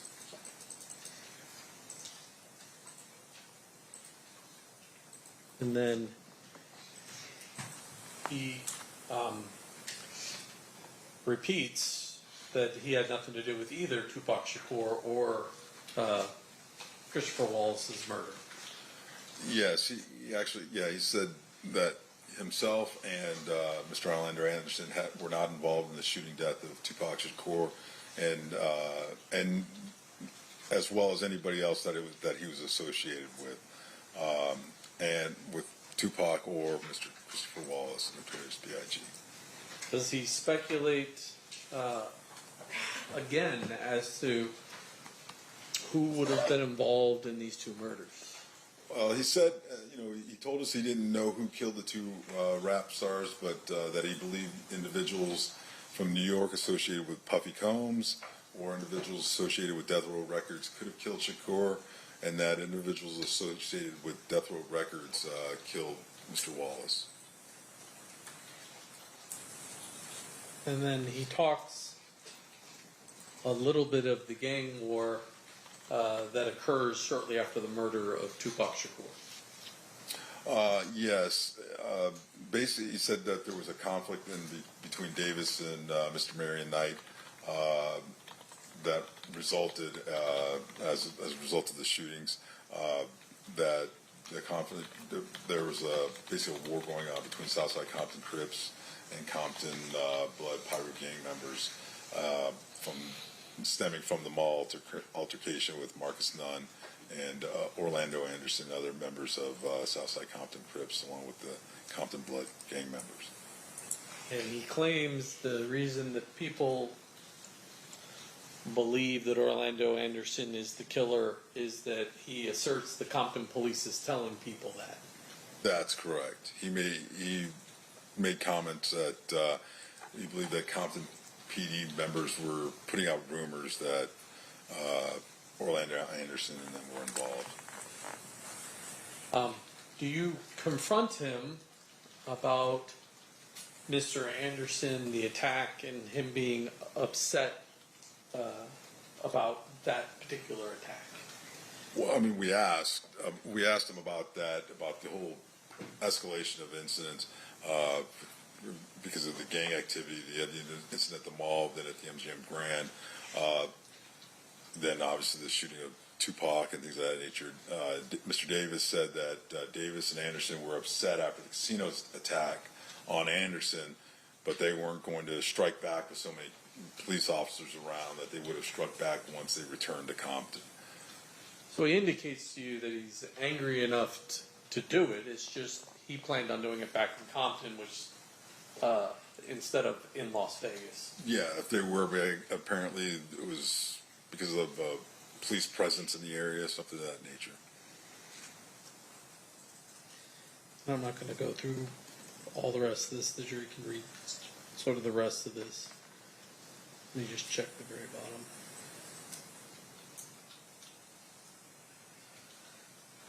Well, thank you, Agent. That completes my questions. Okay. Mr. Stamp, cross-examination. Thank you, Honor.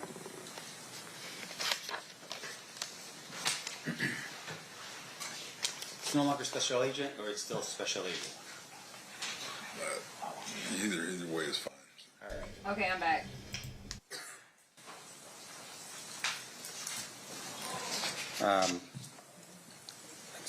We'll stick with Special Agent Lee. Okay. All right. Now, sir, fair to say, working for the FBI would have been something of an honor, I would imagine, working for an organization like that. Yes. Fair to say, of course, that working for the FBI, I would imagine that other people would consider that to be the creme de la creme of investigation throughout our entire country. Yeah, some people would consider that, yes. You put on seminars for law enforcement agencies throughout the country to help them with their investigative efforts, to help them become better police officers and detectives, fair? You're talking about me specifically? No. Well, you as the FBI. Oh, okay. Yes. And with regard to that, have you ever gone to Compton Police Department to learn how they do their investigative techniques, make yourself or your agency a better agency, or yourself as a better special agent? I'm sorry, could you repeat? Have you ever gone to Compton Police Department to see how they do their investigations to become a better agent yourself? No, I did not. All right. And once again, with regards to what you do as the FBI, you're very specific in your task, right? Your task is whenever there's a violation of federal law, for instance, you're the agency that would be tasked. I'm sorry. That's right. Yeah. With regards to federal law, if there's a violation of federal law, you're the agency that typically would be tasked with the investigation, right? Correct. Now, we talked a little bit about the 302s in this case. And the 302, just for the jury's edification, when you say it's sort of a means, it's really just a piece of paper and a pen, right? It's a report. Right. And so you are writing out what your impressions or recollection was of a specific event or time, right? Correct. So if you're sitting in a room and we're having a conversation, you would note in your report who's in the room and what your impressions were of what was said and who said what, right? Correct. Now, of course, juries here would be curious. You know, we have recorders now, back in 1996, 1998 in this case. Mm-hmm. Recorders were available to the FBI, but of course that's not how you do your job. The use of recordings for the FBI they were not standard policy and procedure for the FBI at that period of time. Yeah, and you've retired since, what, 5 years ago? Yes. During that time period, has it changed in terms of that policy with the FBI? During the time period that I've been retired? Right, no, up until the time that you retired. Has the policy changed? The standard procedure is no, not to record.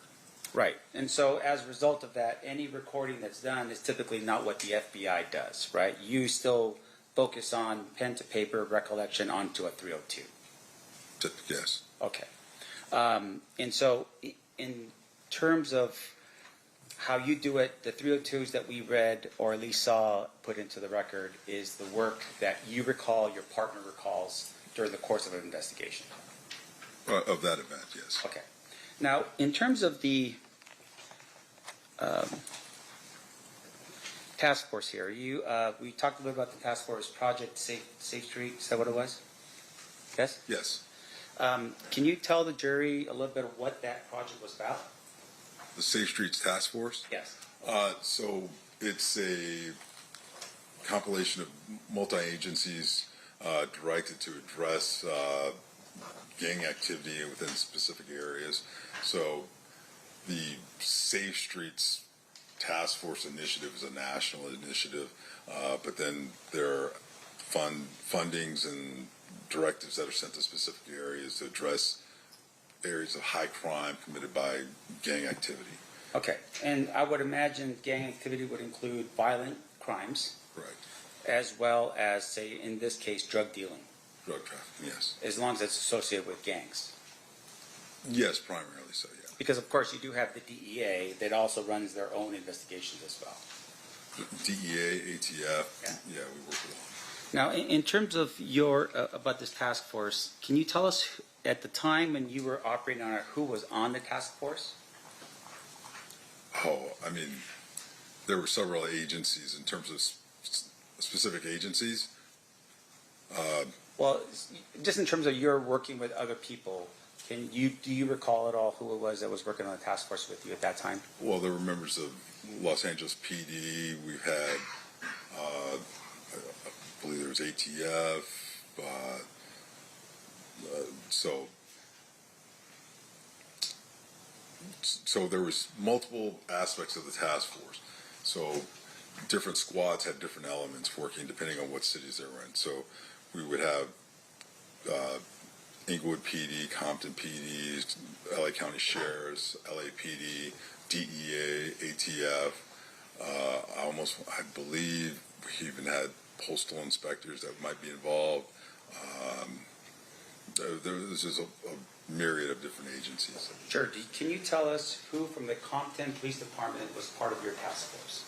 Our specific task force, the squad that I was on, Mr. Holliday, we did not have an element from Compton PD. Why was that? Because we were working in an area that was in Watts, in South Central Los Angeles, so we had LAPD elements, LA County Sheriffs.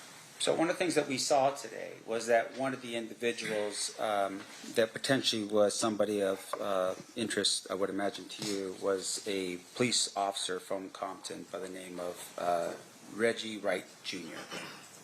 Well, he was a former police officer. There was Reggie Wright Sr., who was his father. Okay, so your work in Inglewood and this other area, I would assume that that information with regards to Reggie Wright Jr. would have been sent to whoever it is that was working that particular area of LA? Or of Compton. There was a different squad that was working Compton, yes. Can you tell us who that squad was? What do you, who was in that squad? Yeah, the agents, or, yeah. To be honest, I don't, well, I mean, some of the agents I recall.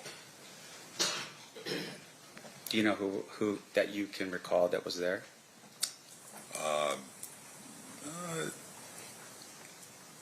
At that specific time, I'm not sure. There was an agent, Elliott. Michael Elliott? Yeah, he worked down there, yes.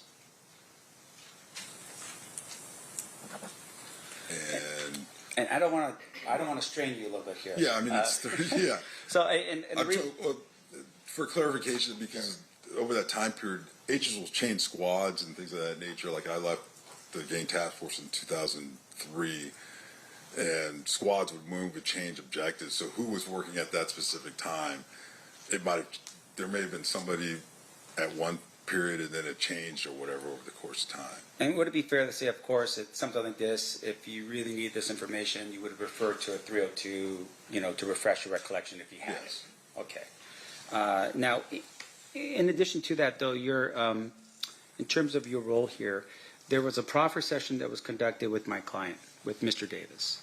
Yes. And that proffer was set for July 16, 1998. That's the exhibit, I don't know, I think it's that one right there. That's correct. Up in the top right-hand corner, do you see the date? That was the date of the report. Right, so it'd be dated It was July actually 16th. July 14th. It was the Oh, date. July. Okay, so even though the date says 16th on this, it would be the 14th? Yes. Well, so there's a little bit like, the date of the 16th is the date of the report. Down at the bottom where it says 7/14/98, that's the date of the actual activity. Okay. And you're meeting with Mr. Davis, and specifically you're meeting with him in terms of under the task force, which was gangs and whatever they're doing that's crime related to gangs. Is that what we were doing at this point under the Safe Street task force? Okay. And so when you meet with Mr. Davis, there was an understanding at that particular point that, hey, whatever you're going to tell us, we're not going to prosecute you for. Is that what was happening on that date? Under the proffer agreement, yes. Okay. And that proffer agreement, of course, does require the approval of the United States Attorney's Office that would be responsible for that area, right? Yes. And in this case, that person would have been Assistant United States Attorney Michael Terrell. Right. Was he present for that meeting? Yes, he was. Okay, so it's you, your partner, another FBI agent, as well as Special Agent Michael Terrell. Assistant United States Attorney Michael. I'm sorry, Assistant United States Attorney Michael Terrell. And in that meeting, there was an understanding between Mr. Davis and his attorney that whatever was going to be said was not going to be used against them.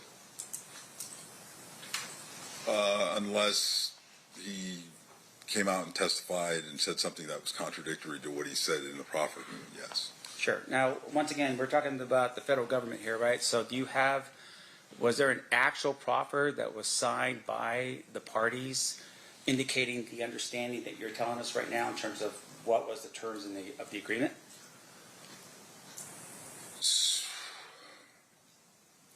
My recollection is that there is, but that's maintained by the United States Attorney's Office. Okay. And since we're talking about that particular proffer here today, fair to say that would be relevant information that we should be considering? Could you Objection repeat that? to the form of the question calls for a legal conclusion. Okay, sustained if you would rephrase. So I want to make sure I'm clear here. We are talking about a proffer. You're telling us that there is an actual writing, a contract of some sort between yourself and Mr. Davis with regards to that proffer. Do you have a copy of it here today? That's not between myself and Mr. Davis. It was between Mr. Davis and the United States Attorney's Office. Okay. And once again, do you have a copy of that here today? No, I do not. Now, in terms of your understanding of this agreement, Mr. Davis gives an agreement, and in the agreement, I'm assuming, the idea behind it is that he has to give you truthful information, right? Correct. And if there's no truthful information, then he's exposing himself to a potential crime in which he's now freely admitted to it, right? I'm not sure I understand the question you're asking. Here, I don't want to break it down for myself because maybe I don't understand. So a proffer agreement promises. He confused himself on that one. I was confused too. That we're not going to prosecute you for what you're telling us. Right. If the person's lying and you catch them lying, then technically the proffer doesn't count anymore because they violated their terms of the agreement. Is that how that goes? If they lied during the agreement? During the or during the proffer session. Right. So that doesn't necessarily